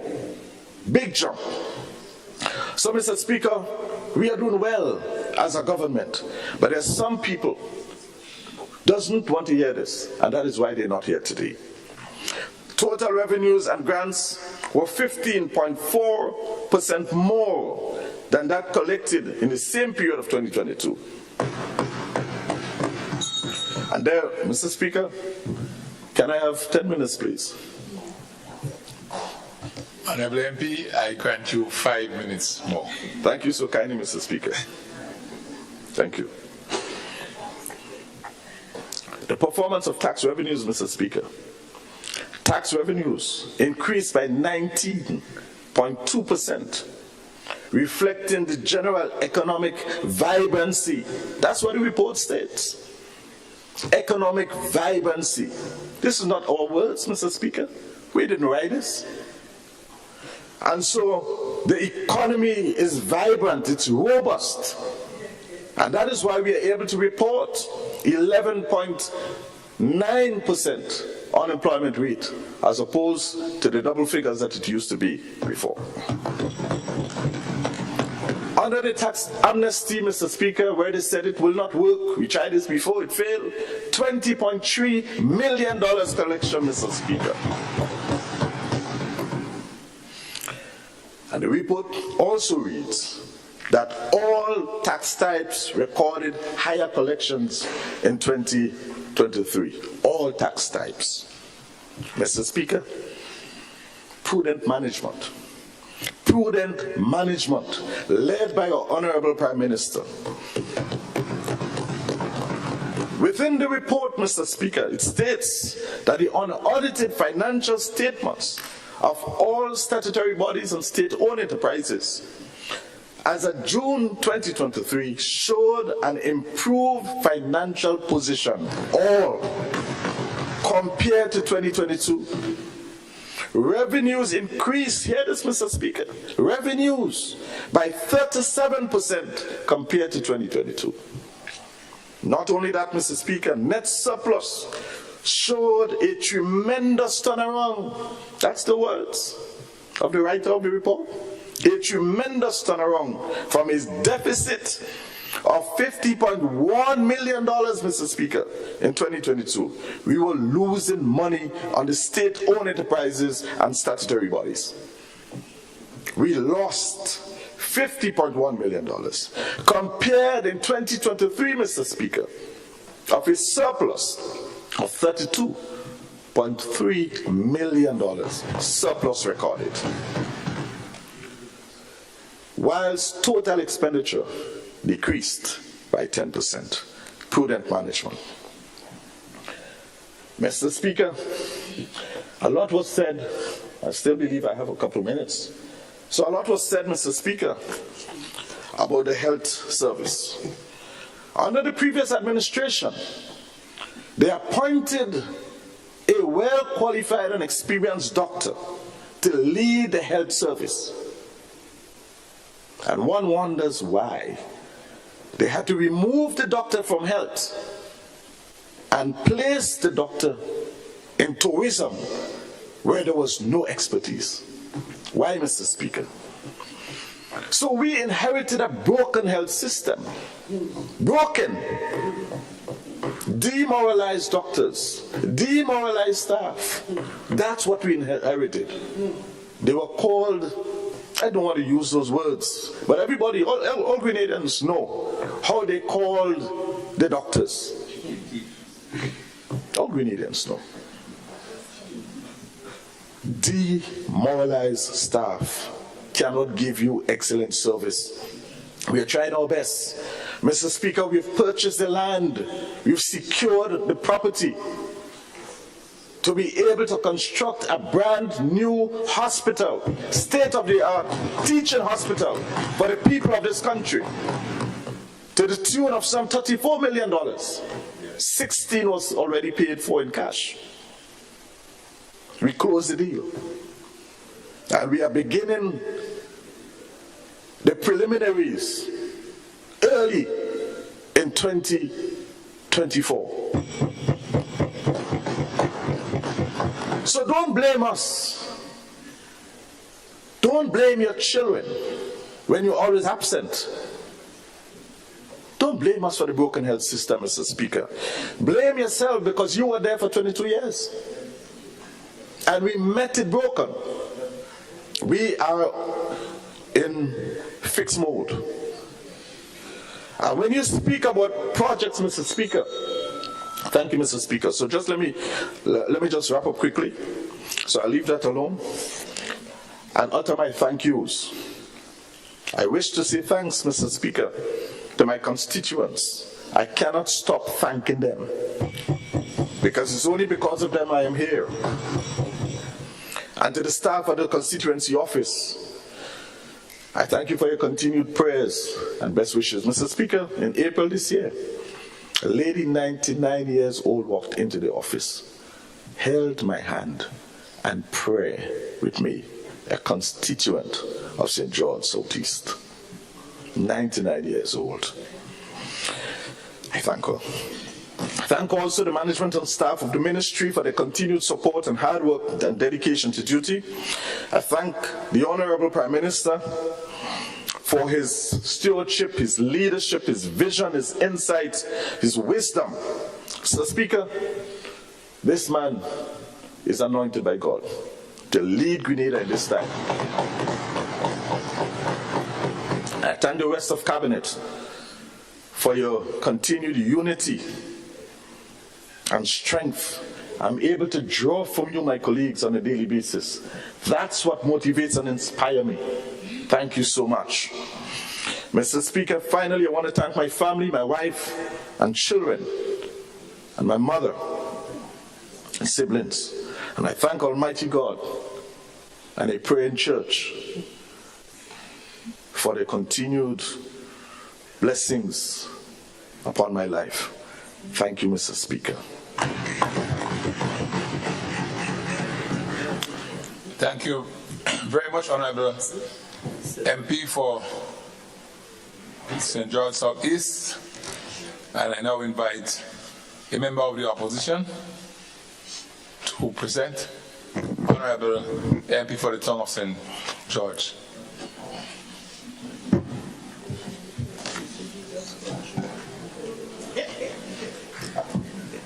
Thank you, Mr. Speaker.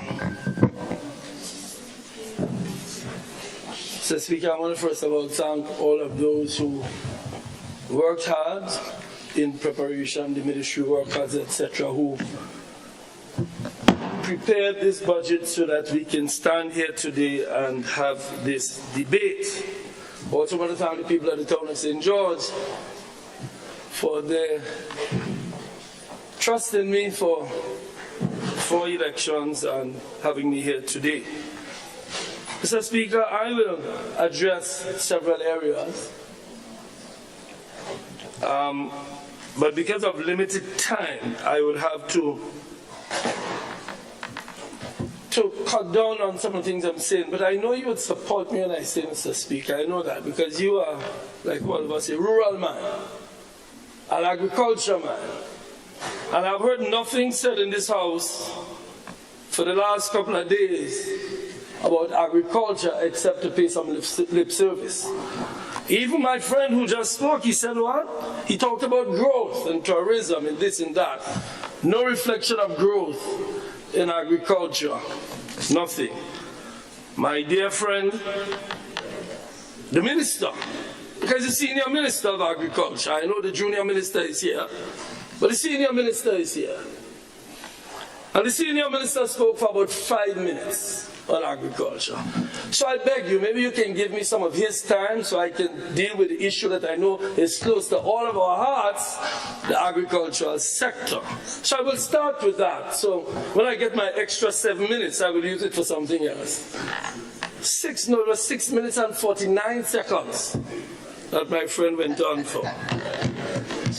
Yes, because I need every minute, Mr. Speaker. Mr. Speaker, one of the greatest experiences I've had, and one of the things I want to say thank you to members on this side for, is making me Minister for Agriculture. Because I was Minister for Foreign Affairs for many years, tourism, but agriculture and the sector really opened my eyes, not only to the challenges faced in the sector, but the potential of the agricultural sector. So I feel impelled, Mr. Speaker, to speak for farmers and agricultural businessmen here this morning. So I'll spend more time than I would normally spend because I have several areas to cover. While there has been a lot of talk about transformation, little has been done over the last few years. 2 years. You know, Mr. Speaker, I'm looking forward to the day when the word previous administration would not be used in here and we talk about the last year, the last 2 years. But maybe I'm too optimistic, but I look forward to that because what we are debating here today is what took place for the last year and a half. I am sure farmers will agree with me. Farmers will agree with me when I say little has been done. The Minister of Mobilization, I think is also transformation in his ministry's name, has done a lot. In the south, he's painting up the place. The tunnel in the town got a spanking new paint job over the last few weeks. I like it, looks bright. But I haven't seen it in the countryside. I haven't seen him doing agricultural roads. I haven't seen him doing anything to transform. In fact, Mr. Speaker, if you ask me, we have not even come up with the idea of what the agricultural transformation means. And we must start there. We must start, my good friend, the Senior Minister of Agriculture gave us a lovely lecture on economic theory, which he called the economic philosophy. He said that we are going to remove, we should, essentially he was giving us a lecture on the role of the government. And it seems to me he had you know what Adam Smith called the invisible hand? The invisible hand is going to run the show, and I see there is an invisible hand on agriculture. It's absolutely invisible. Mr. Speaker, he told us, according to his economic theory, we are going to get rid of poverty in 5 years. We'll work with him on that. I love the ideal, 5 years. I should be around still. But nothing on how we deal with the current issues. The minister spoke a lot about his constituency. He did something and he said, and people say he win already, so I guess you don't have to campaign again. Very good. But his comments on the campaign trail, I never forget. You know, there was a Sunday morning, Mr. Speaker, I was on a farm high up in a mountain. And I was listening to a radio program. And that radio program was an NBC program where the minister spoke about what the sector needs, spoke about lands and land use policy, and finance and roads. Very good. In fact, I remember it so much. You know, when something happens and you remember where you were, I was on the top of a mountain in northeastern Georges, and I wrote it down because it made sense. What he was saying made sense to the extent that I've spoken about it. But Your Honor, we are not I said, Your Honor, sorry, I live in the courts. Mr. Speaker, here, what he's supposed to be doing here is implementing the promises made in the campaign. Not campaigning, we've done with the campaigning. This is implementation, and it is clear that agriculture is not his priority. Maybe he has too much. Maybe his junior minister needs to take more control. I don't know. I can't offer any solutions, but the minister certainly is quite busy. His tourism, I mean, when you call his name in an event, Mr. Speaker, the event nearly done before you finish. Let's talk about marketing board. Let's start with marketing board. And he's my friend, Mr. Speaker, my really good friend. We went to school together. Mr. Speaker,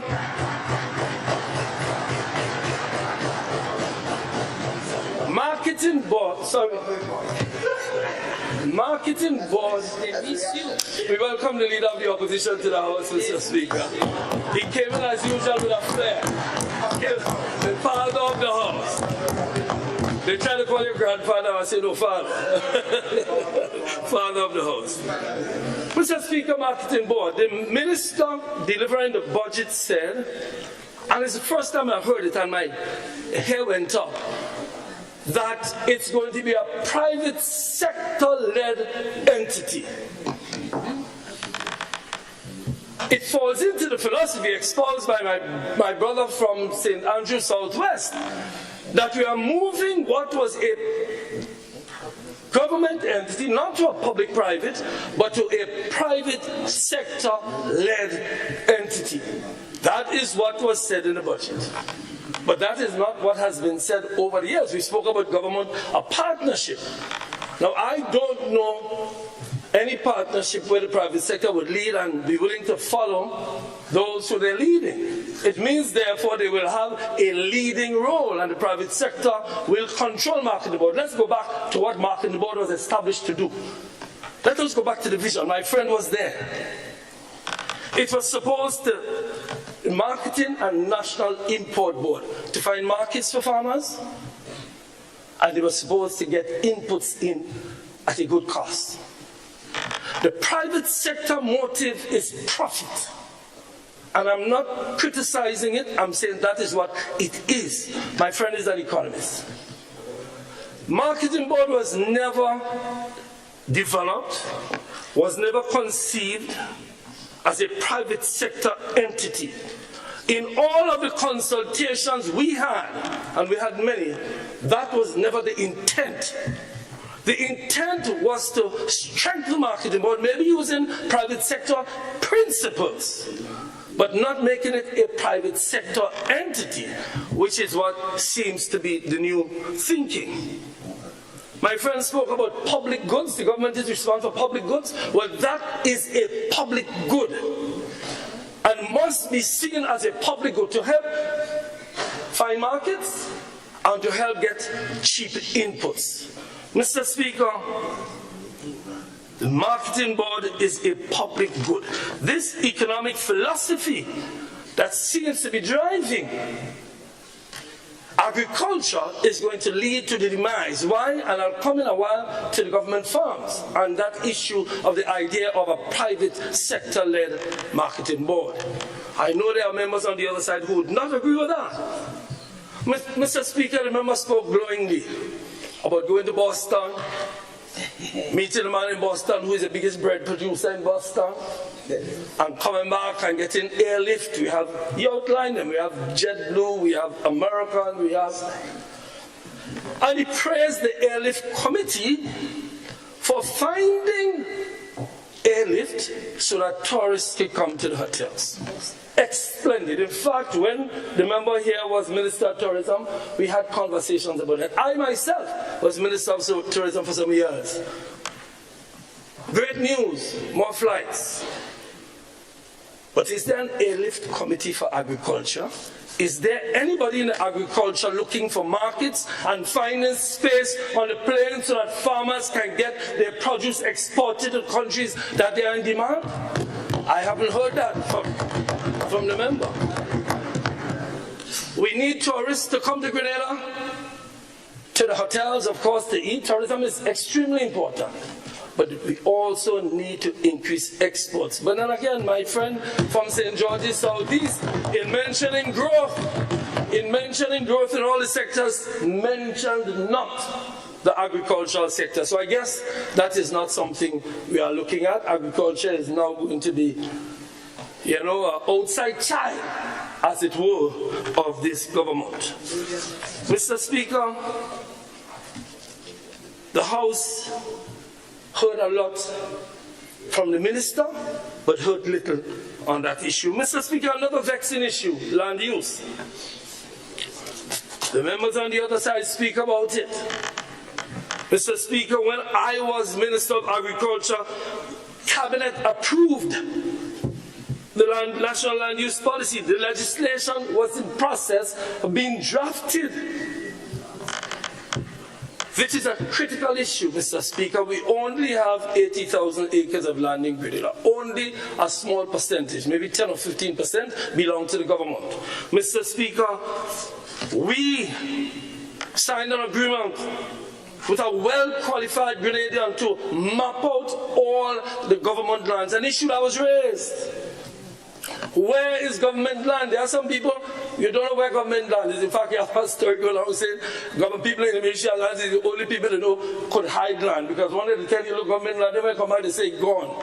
They don't know where the land gone. Because nobody has a clear view of where government land is. If we had an agreement to do a proper assessment of land, nothing has been done in my understanding. Of course, when new governments come in, they like to pretend the world starts with them. So rather than going back to see what was done and try to build on it, you scrap everything you're doing because you love to say the mess. There's a word that is being used, Mr. Speaker. I don't want to use it, but I hear it used here too much over the last couple of weeks about the mess. I don't like the language. I only use it to say we should stop using it. We had problems with it. I only use it to say stop using it. What you met was a government working hard to fulfill its own mandate. Mr. Speaker, we need to do something about land use. Mr. Speaker, the land bank project. We trained 38 persons who applied for government lands in Grand Bacalet, in Diamond Estate. I remember speaking to my colleague here day after day about Diamond Estate and the fact that we need to get people. You know, there was an old saying during the days, Minister, I remember back in the days when you say idle hands plus idle hands, you remember that? That is what you're trying to do, Mr. Speaker. Find young businessmen to give them lands. We trained 38 people. Reports are that nothing has been done. In fact, I hear there's a road in Bacalet that needs to be repaired in order for the people to access the Bacalet lands. Get it done. Get it done. Mr. Speaker, the land bank program is well underway. Yet people come here and keep saying nothing was done. That is not how we build a country. Acknowledge what was done and build on what was done. That is how we build a country.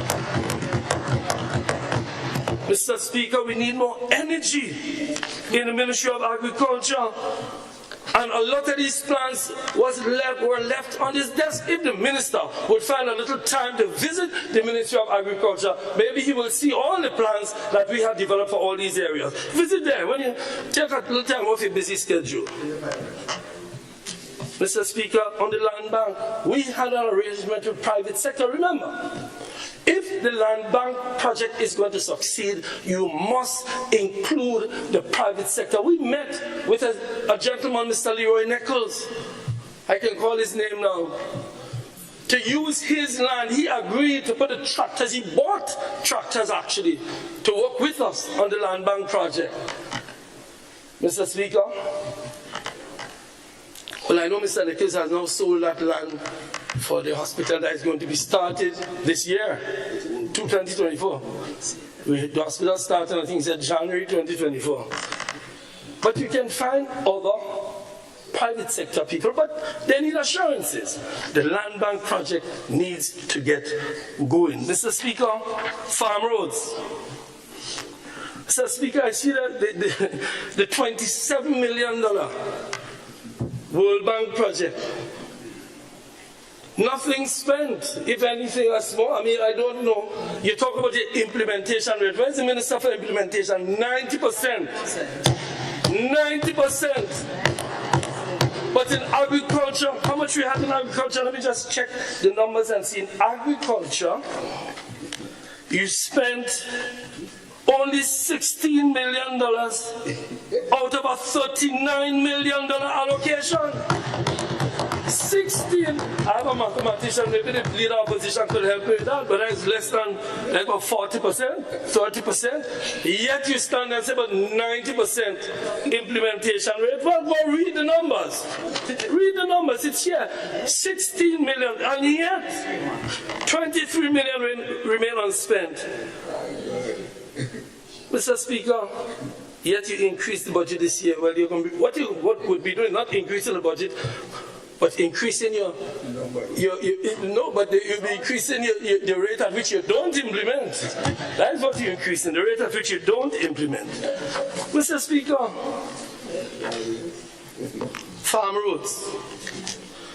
We were continuing the implementation of a $48 million feeder road farm road program, feeder road program. Several roads were started. I remember go visit the Barrick Road in St. Patrick to see one of them. We have done a lot on roads in this country. The question is not where is our roads, where are the roads that you budgeted to build over the last year and a half? That is what you need to be asking. Not what we did, what have you done? Farm labor support. Mr. Speaker, well, I never get so much blows as a minister on the farm labor support program. Cost up and down. Who gets in and who ain't getting is a party program. But speak to the farmers. I spoke to a farmer yesterday about this farm labor program. He said labor. And again, my dear friend, economist, labor in agriculture is difficult. We need to sit and have a conversation about it. Not a tribal conversation. A conversation of getting adequate labor and getting adequate prices for labor in the agricultural sector.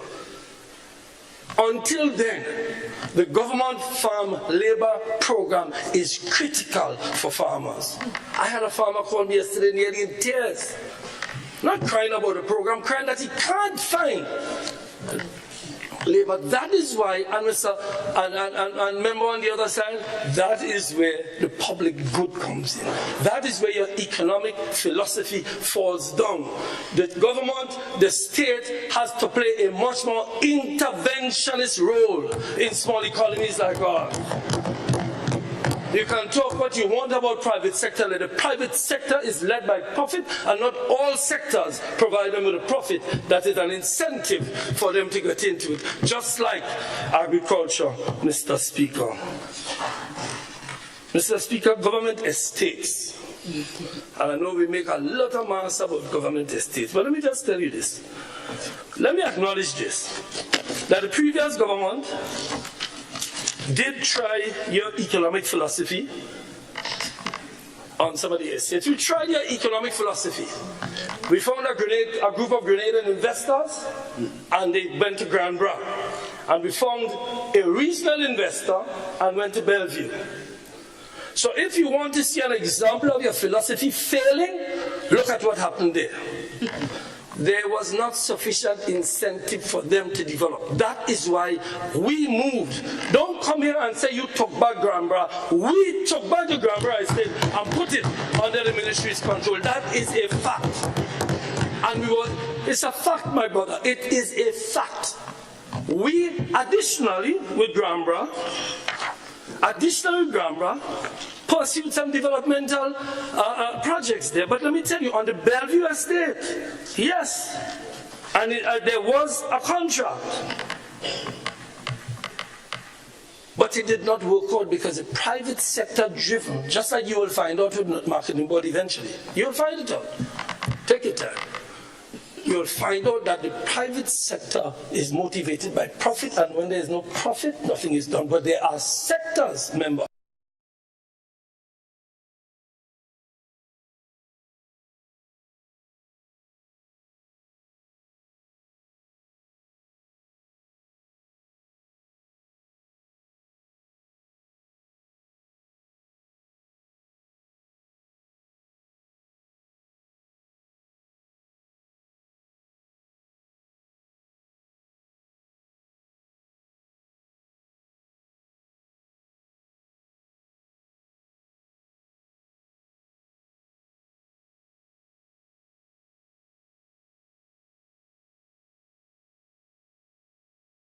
For Christmas, for two T20 internationals at the Grenada National Stadium on Thursday, December 14th and Saturday, December 16th. Locals get 50% off regular match tickets, plus an extra 20% off when you buy your tickets online. Visit WindiesCricket.com for more info.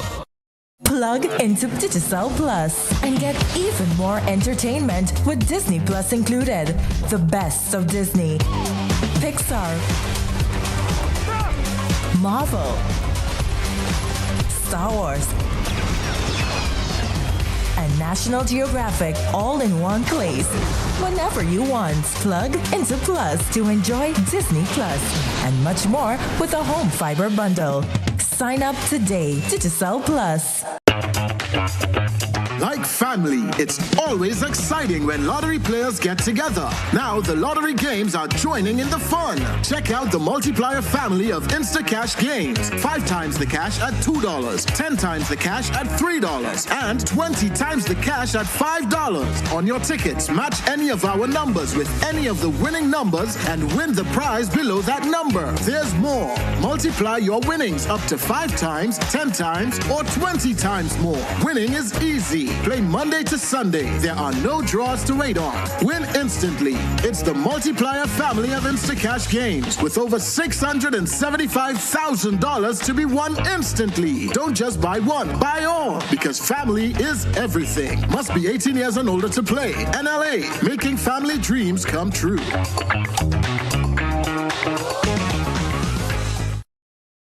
Hubbards is once again innovating the way you shop with its new online store, providing 24-hour shopping convenience. You can shop now for appliances, hardware, houseware, building material, and more. Free delivery island-wide. Start shopping shopping now at HubbardsHardware.gd. Safe, convenient, reliable.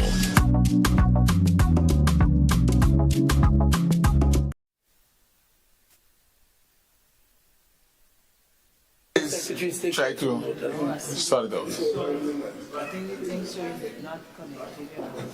Yes, I think we're good now, Mr. Speaker. Thank you. Thank you, Mr. Speaker. Sorry about that. All right. Mr. Speaker, I was making a point about government estates, in all seriousness. We did try the private model. We did. And found that it didn't work because the private sector was unable to get the returns that they wanted. So we moved to take back Granbra.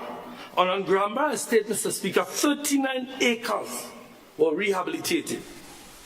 There was a 10-year plan done, and it's sitting on your desk in the ministry. It was fully back in government hands, Mr. Speaker. 500. Mr. Speaker, Mr. Speaker, $500,000 was spent in the year I was there. The farm labor program was used to develop the estate. The plan was to do two things. One major economic item, the Nutmeg Association has been looking at that for years. Because apparently it's one of the best places for nutmeg germplasm. I know, Mr. Speaker, that is correct, but that is what I was told at the time. So there was an effort to get the Nutmeg Association, the farm labor program was used, and these are things you can continue. There's nothing sinister about it. The plan was similar plans were in place on Mount Rule. We went to visit Mount Rule. We recognized the difficulties. I'll come back to that later. Some new crops. The way soursop was found, and soursop has become a major economic item. Somebody must have the same thing. Secondly, Mr. Speaker, with Bellevue, is it okay, Mr. Speaker? The Nutmeg Association has been... Okay, no, you got to keep looking at the lights every now and then. Because apparently it's one of the best places for nutmeg germplasm. Ace and Napa means getting help when you walk through the door. Ace and Napa is variety and quality at the right price. Ace and Napa has everything you will need for the household, for your lawn and patio. Even the highest quality paints, beautifying your home inside and outside. Just the right building supplies you need.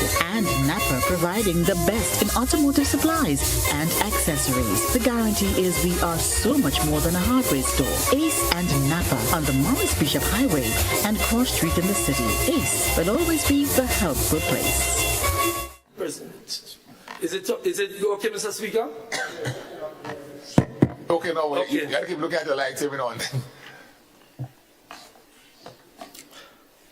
So, Mr. Speaker, we had the government estates were looked at, and we were making a determination. The first thing was that we need to take it back into government hands, and then we are going to determine what to do with it. And the plans are all in the ministry. They are all there. And I am amazed, Mr. Speaker, I'm amazed that you would act as if you took back Granbra Estate and you were going to do something about it. In fact, Granbra has gone back to the state it was. Before then, ask the workers in the ministry, check extension. MIT, you go to the place yourself. Don't be grumbling over there. Go to Granbra Estate and tell me the state now and find out what the state was 2.5 years ago. Mr. Speaker, refrigeration, an urgent need. I know it's something that the ministry is looking at. I know my friend is looking at it. I understand that there are 20 containers available. Refrigerated containers, I welcome that. If it would only be put to use for the farmers now.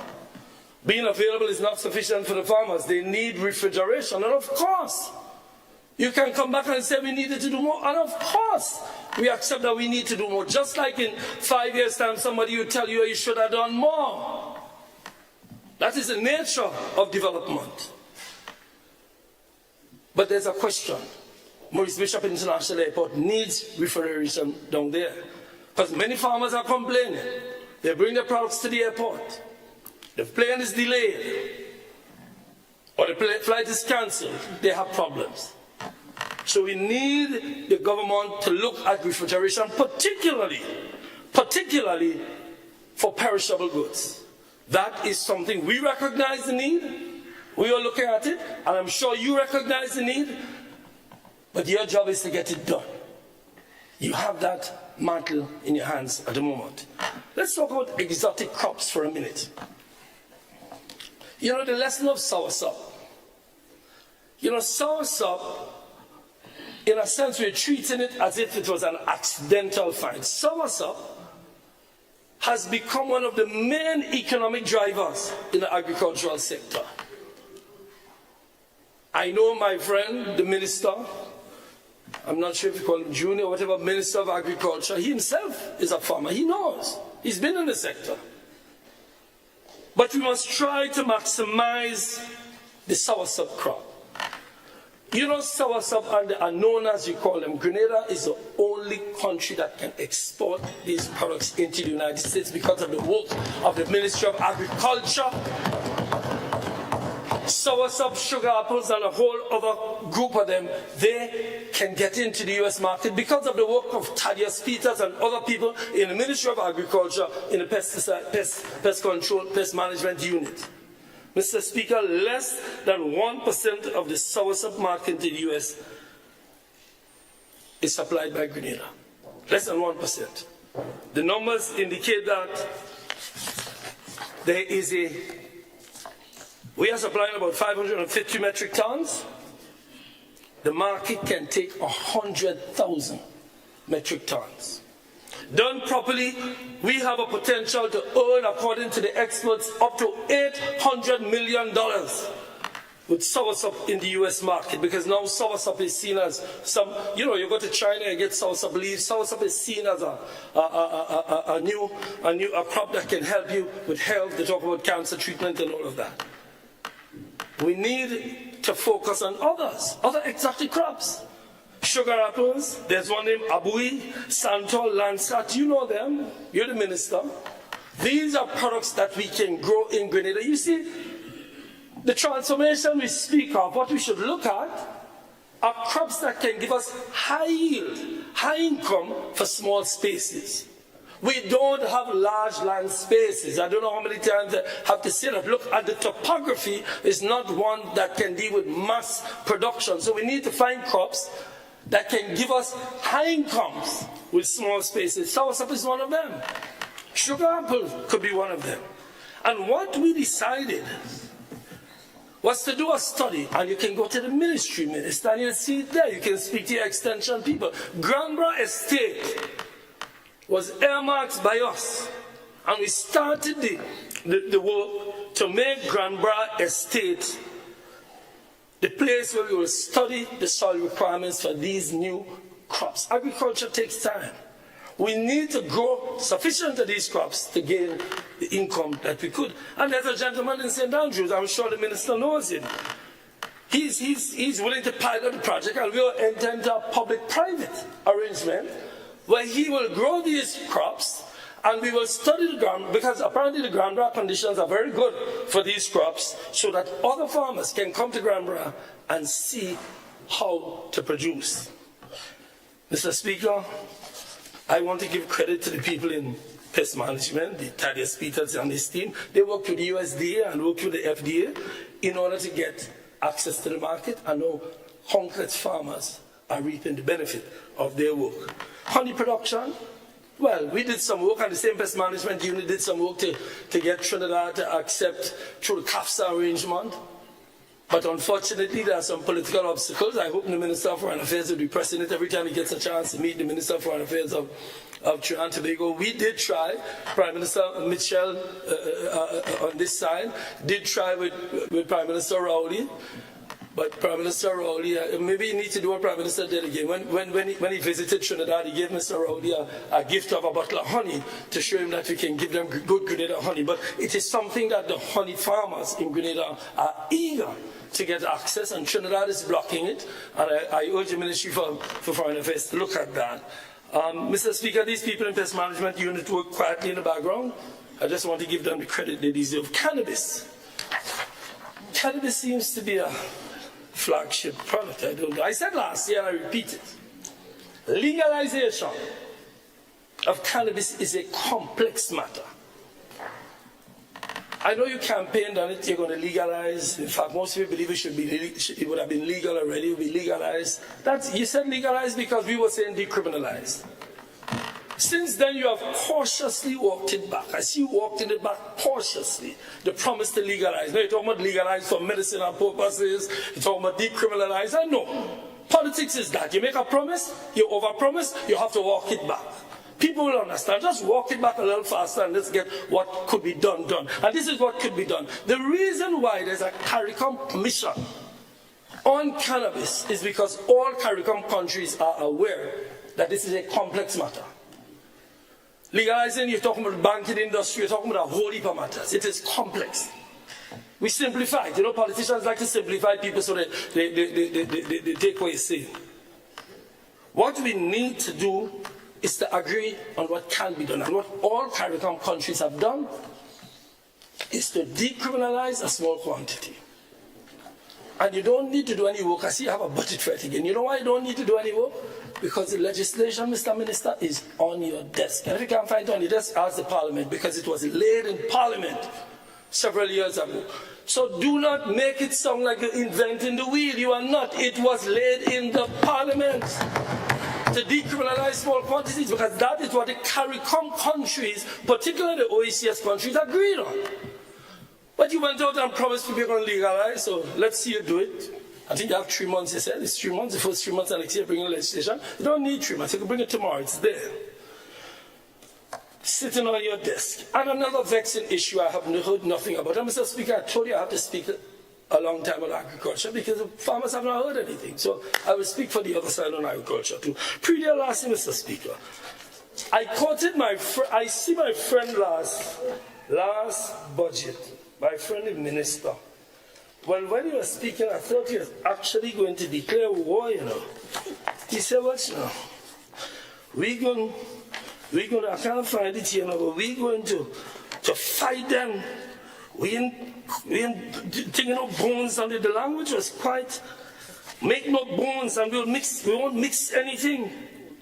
Madam, yeah, they talked about pretty and last night. Of course. He spoke very aggressively because he knows. In fact, he said that he knows what it is to walk out his house and see papaw that he planted. He used to plant some nice papaws. The papaw is missing. The question is not acknowledgement of what PDLRC does to, you know, what has been done. There was a promise last year. I see it in this budget that you get bikes, you get scooters, you get all kinds of things to make sure PDLRC solve. When we were dealing with it on the campaign trail, you beat us from top to bottom. Nothing has been done, Mr. Speaker. We had in the ministry a senior police officer, very senior. He was based there, he's no longer there. Now I hear talk about getting some wardens. Mr. Speaker, nothing wrong with getting wardens for PDLRC, but you need to send a strong signal. You need to send a signal to the farmers that you are going to treat this vaccine issue seriously. So, Mr. Speaker, I have not heard a report on it. One farmer he advocated once, Mr. Speaker, you may have been there in one of the meetings, where I think it was Nutmeg or Cocoa, he said we should arm the farmers. Farmers have been talking about getting armed. I had to beat it down and say, no, too many guns in circulation already, have enough problems with that, we have enough problems with that. But that expressed their frustration. I know we're talking about drones and we're talking about, there's a conversation that always goes on. Mr. Speaker, we need to get a report as to what has been done in the last year and a half on Predia larceny. The farmers have heard nothing. The budget was presented, nothing. The minister spoke, nothing.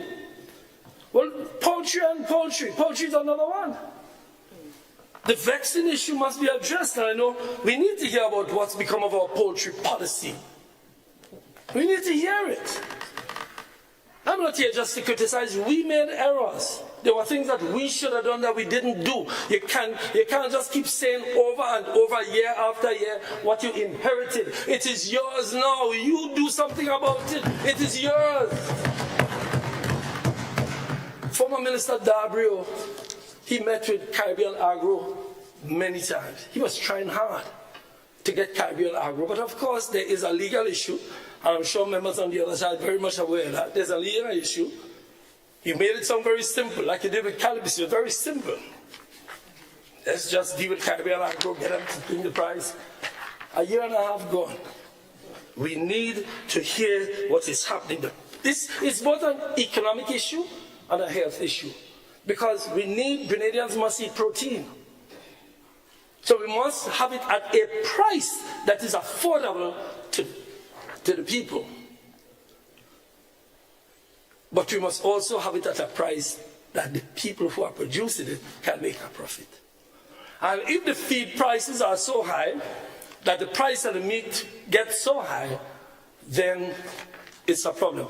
In addition to the fact that we are members of the WTO, we just can't ban it, but we try to simplify. Politicians try to don't treat people as if they understand. We try to simplify it and make people believe we could just produce poultry, all the poultry tomorrow for the country. Let us have a discussion where we solve the problem. Similarly with livestock.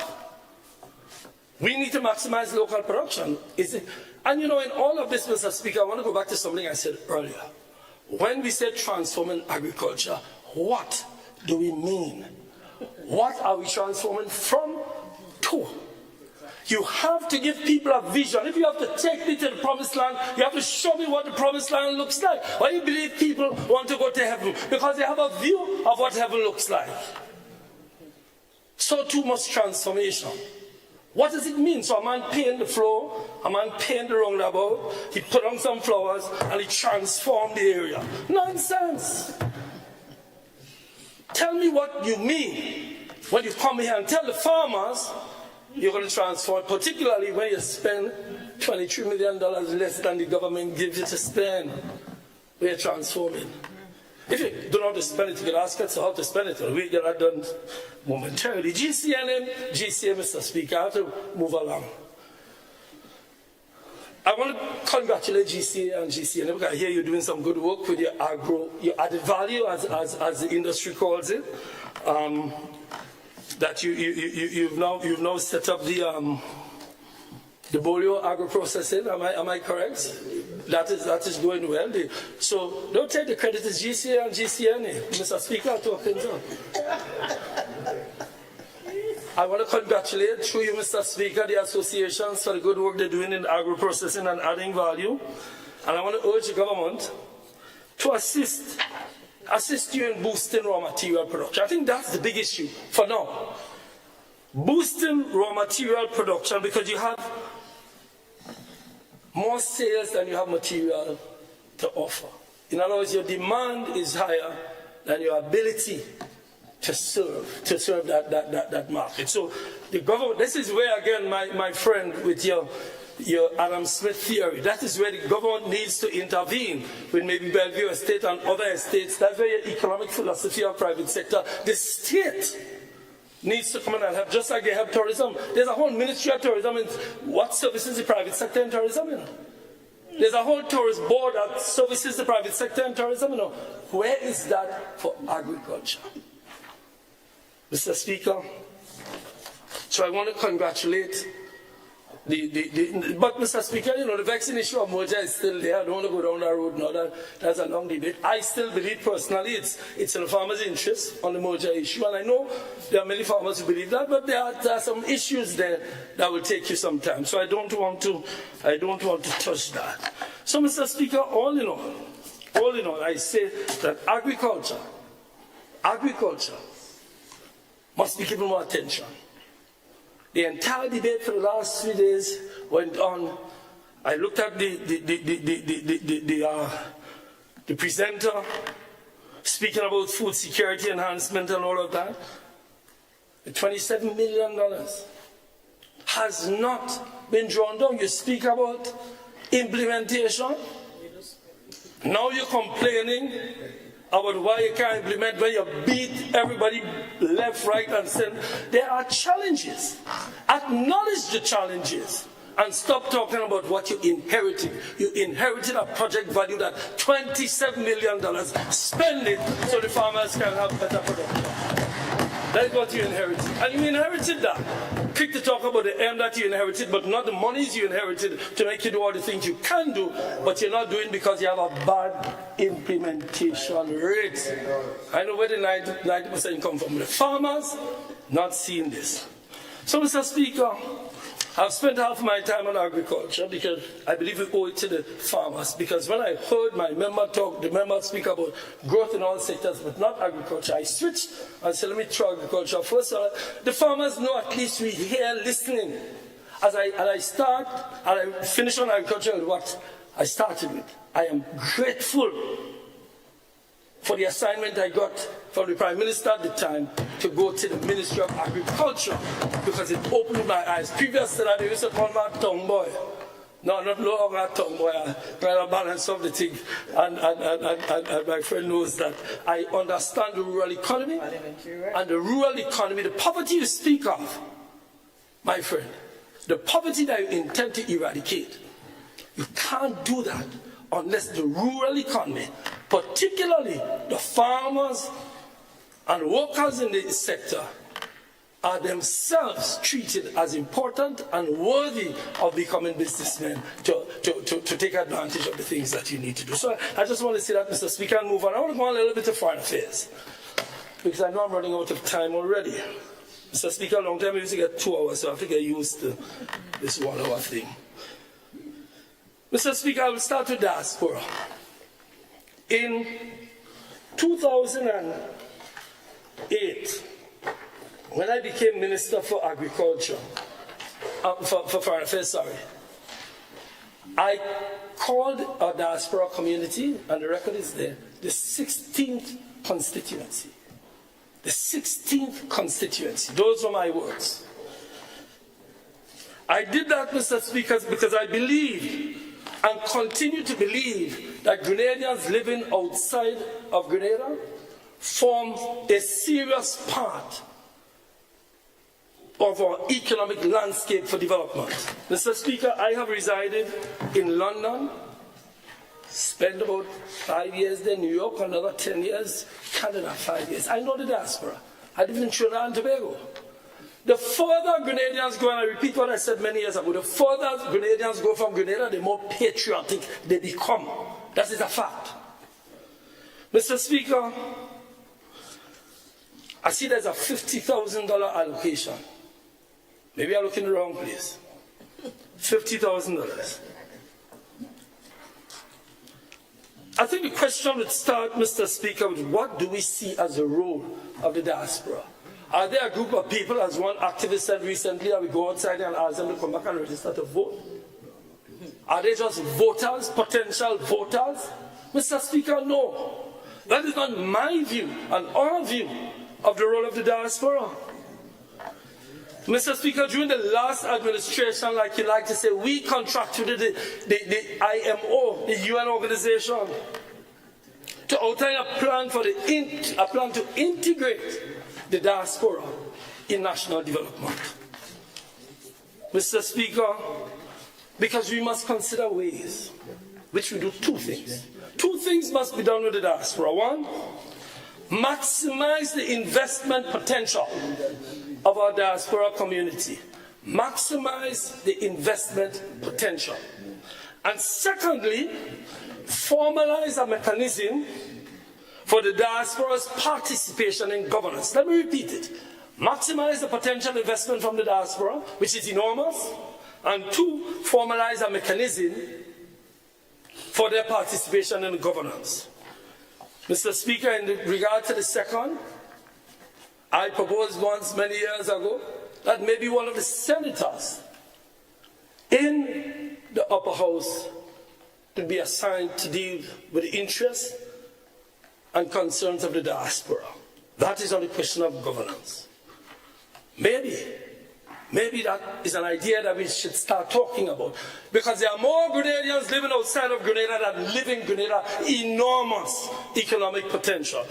Mr. Speaker, when we signed the contract with the IMO, it was for a couple of things. One, a mapping exercise that points out so that the minister can look on his wall and see where our diaspora is located, the major areas and the minor areas. Secondly, a skills assessment project assessing the skills of people in the diaspora. You know, we get big contracts all the time, you know, World Bank. We can ask some of our diaspora people who are well trained. Most of us, many of us are trained in it outside, but we came back. There are many of them there who are very skilled, but you know, who are in very big positions. So the leader of the opposition, he worked in Washington in a big firm.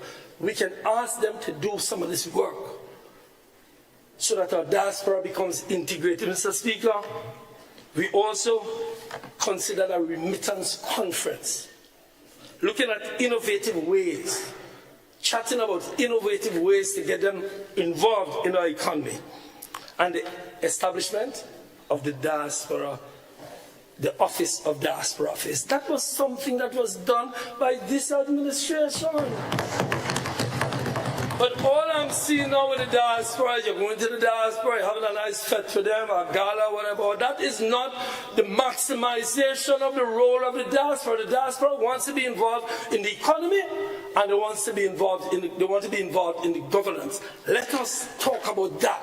And you know what? You can't do it along tribal routes.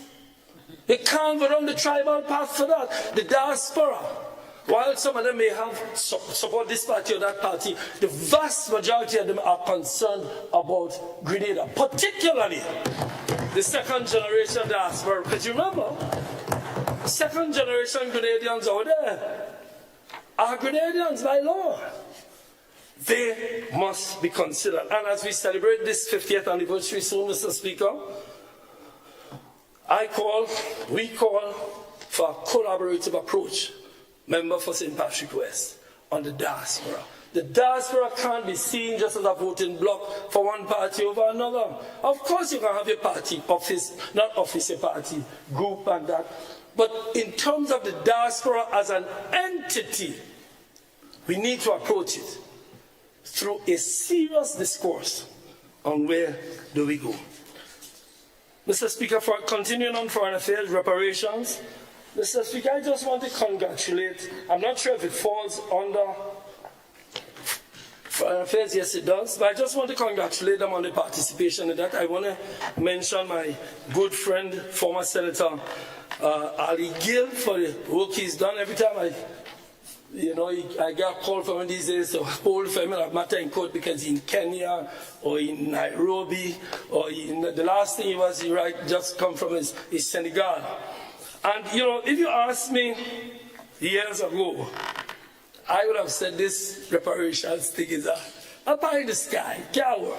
Most people are very cynical about it, but it is happening. Yeah. You know what it is for African peoples throughout the world to get apologies from the Church of England, the Bank of England, Lloyd's Bank, Travelling Family, the Dutch Prime Minister, King. You remember the atrocities of King Leopold? I'm sure you would have read that. To get an apology now, that is not the monies yet, but at least it's an acknowledgement by the colonial oppressors of what they did.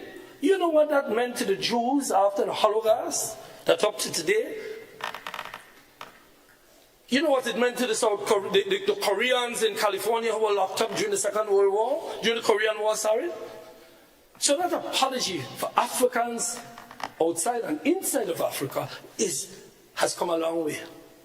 Hopefully more will happen, and then we will have the discussion about how the reparations come to correct what was done as a result of slavery.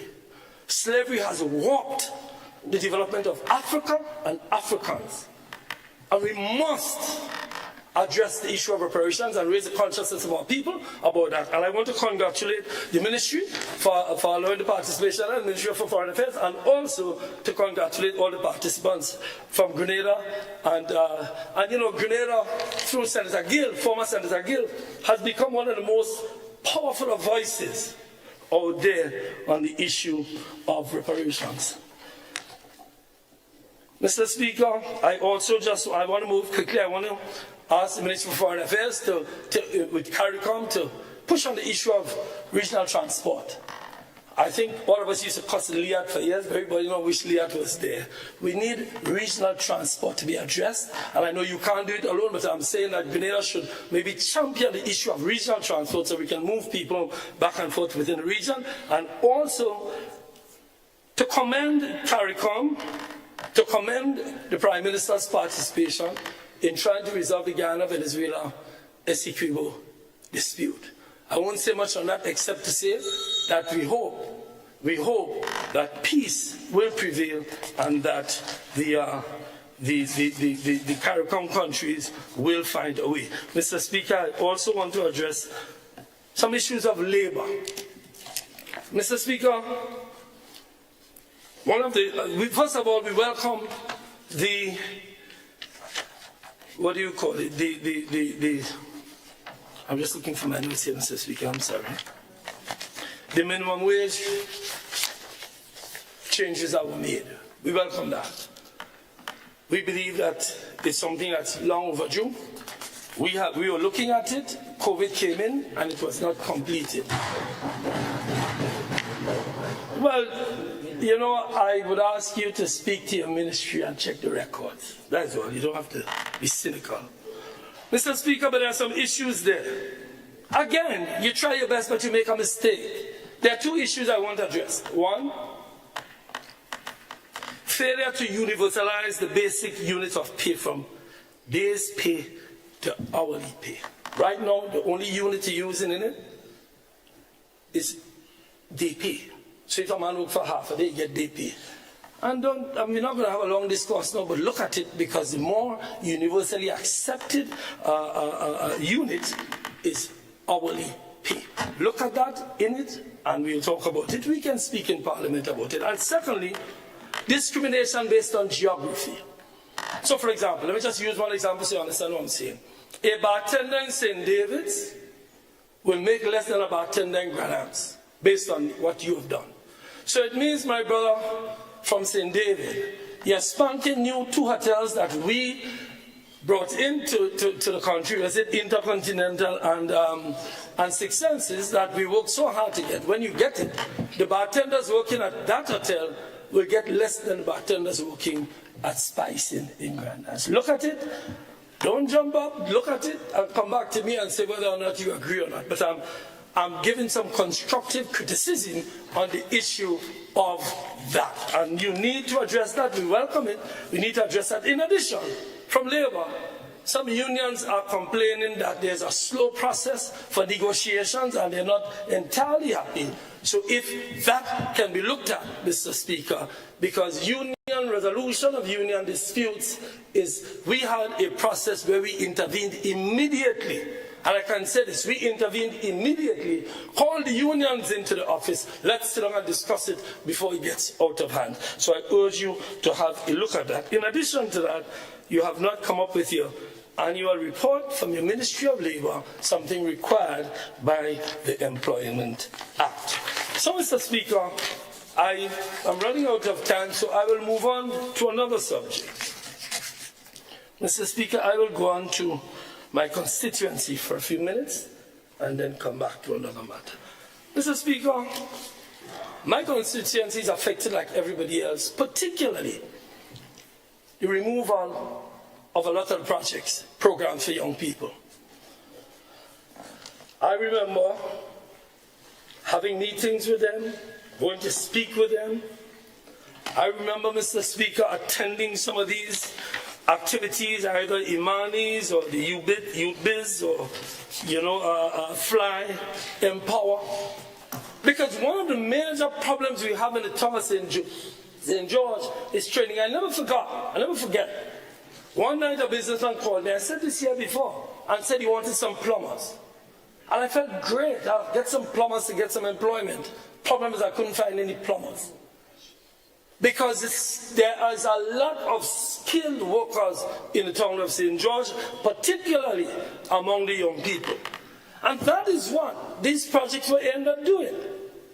Some of these young people, up to today, I remember buying tools for them, buying a saw, buying a drill, because they felt proud to go learn a trade. I remember sitting and lecturing them that what they should do is learn a trade rather than look for just a work. Mr. Speaker, we lament the deconstruction of many of these programs. We lament the fact that the Youth Biz program is nowhere to be seen. and that there are persons who are in the Empower program who can no longer attend Empower. Mr. Speaker, the FLY project, fostering level-headed youth.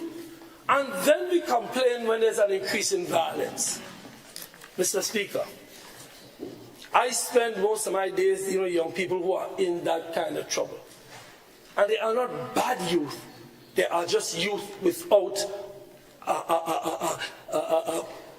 a direction in life. Many of it as a result of fathers not being in the home, etc. But the fact is that I have found that if you find them some training, if you find them some course that they can go on, and I have seen many young people who are considered off the tracks, back on the track, because of these programs that the government has had. Call it what you wish about political this and political that. I know many people who are supporters of the other side who are participating in them. Remember, Mr. Speaker, I won twice with this side and twice with that side. So I know all of the people on both sides. The point I'm making is I am equally concerned because they all have become friends of mine. So, Mr. Speaker, I'm saying that the programs that were removed, please reinstate them. Have a heart for the young people of the town of St. George. Mr. Speaker, another, before I run out of time, the River Project. I know a member from the other side indicated that she was going to break down the wall to get a view of the river. But I didn't know they were going to stop the project. Mr. Speaker, we need the River Project completed urgently because that project saved lives and will continue to save lives. I don't know. Honorable MP, I think you read me. Yes, I read you. Proceed. The River Project is a critical project for the people of River Road. The housing assistance, I heard all my brothers say about improving and tiling the floors. People, we appreciate that, and it's a good move.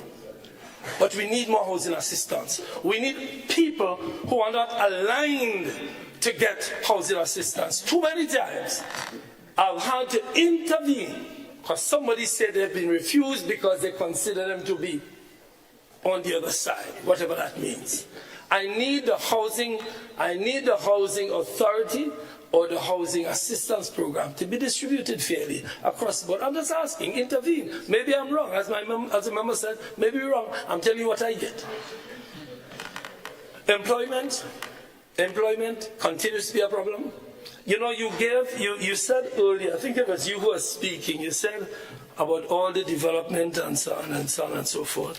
And what this report, you mentioned a report, and the report was saying, you know, if my constituents could take that report to the bank to get a loan, they will do very well. But the report does not reflect what we feel. You know, when you go on the ground, you know what you feel. You feel it among all sectors. The report, you know, sorry, political leader, but you know about statisticians and statistics. They can make statistics reflect anything. He get the lawyers up those arguments. So whatever is in the report by way of statistics, no, I'm not saying it's wrong. I'm saying, member, that when you speak to people on the ground, the glowing picture that you paint among workers, among farmers, among businessmen is not what you say. So while I believe in reports, while I believe in statistics, while I believe in numbers, and while they say numbers don't lie, the fact is the people who we are here to serve don't feel the optimism and the levity that you are saying they should feel. And you could tell them a million times they should feel better because you read a report, but that's not what I hear. And you know I live on the ground, so I know I get a reflection. Mr. Speaker, just by way of what is happening now, Mr. Speaker, we have opened a resource center. And this, the Prime Minister is not there, he mentioned something earlier. There's a resource center that we've opened. And that resource center is aimed at inviting the private sector. We've started already to contribute so that we can deliver services to the people. Be it hampers, be it youth training, be it tools, be it medical equipment. In fact, we have a lady going around from the parliamentary office. She is going around visiting the people. She is going around visiting the people. That's the first bell, right, Mr. Speaker? That's the second bell on our brain. I didn't hear the first one. All right. I don't hear good at this, Mr. Speaker. There's no problem. That's actually this. So now I have my 7 minutes. Mr. Speaker, I ask... No, Honorable MP, you did not request time. I'm asking for some time, please. You are granted 5 more minutes. Yeah. I'll take the 5 that my friend took. Mr. Speaker, I'm simply saying this, that the resource center is aimed at helping where other programs don't help. And we have found that there's an increased pressure on us at the office because of the removal of some of the programs that you've had. And I'm suggesting, Mr. Speaker, and again want to repeat it, that you should find a way to come back with these programs. Mr. Speaker, in closing, I want to say this. And I want to repeat something I said. We are here to represent people. You have indicated an approach that you said is transformative. And I go back to what I started with, agriculture. I urge this House, and I urge members on the other side, to take agriculture seriously. I think importantly for agriculture, Mr. Speaker, we have to determine what is possible and what is not. We cannot become self-sufficient. No country has done that. But we can do the things we can do well. So, for example, we found soursop, we found nutmegs, we found cocoa. We need to focus on these things, and we need to add value, as you are doing in the associations. But, Mr. Speaker, it takes a certain drive. I have found that if you push inside of the ministry, I had the experience. You have to push. You have to urge workers to work. But if you do that, you get things done. And I believe over the last year and a half, based on what farmers have been saying, Mr. Speaker, we have been tardy. We have not set it as a priority. And as I said when I started, the fact that the minister spoke for 5 minutes on agriculture is a metaphor for how they treat agriculture. It is not a priority. On behalf of the people of the town of St. George, I want to wish everybody a happy Christmas. I want to wish the workers a good Christmas. I want to wish my members on the other side, I hope we come back in the new year and try to improve your implementation rate. We can help with that if you ask us, but I hope, and I'm making a serious point, that if we walk across the aisle, because one issue I want to raise is constitutional reform in closing. Mr. Speaker, I believe we need to address that issue going forward. Because I believe, the member from Carriacou had a bit of guts the other day when he leaned to his Prime Minister and said, maybe we could get our name on the passport. He forgot that he rejected it some years ago. So yes, I know you must be under pressure from the people of Carriacou. But the point is, I would like in the new year, Mr. Speaker, on the 50th anniversary of our so-called independence, we could address the issue of getting real independence. And I refer to the possible conversation about Republic, a conversation about Privy Council. Let's have a conversation. I'm not saying we go there. But as we enter into the 50th year of our independence, we must look back and answer this question. Have we achieved as much as we could achieve? Look, the Constitution referendum we had was a classic example. That members on the other side supported what we said, but because of political issues, that has come back to haunt them on the Samoa agreement, I must say. Because of these political issues, we didn't get it done. And now you want it to be done. Now you want it to be done. Mr. Speaker, I suggest that as we go forward to the 50th, that we work together to achieve the things that we agree on, and we debate on the things that we disagree on to find some commonality. Thank you, Mr. Speaker. I wish you and your family a wonderful Christmas.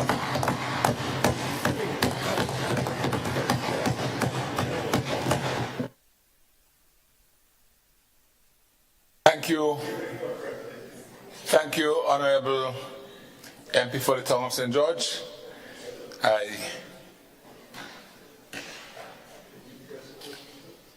I think we would adjourn for lunch. At this moment, it is now by my watch 1:08. So the question is that we adjourn for lunch and be back here in 1 hour's time to try and complete the debate. All right?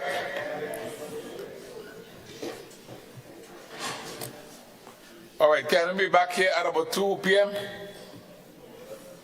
I'm trying to keep it tight because we have a number of speakers to come still.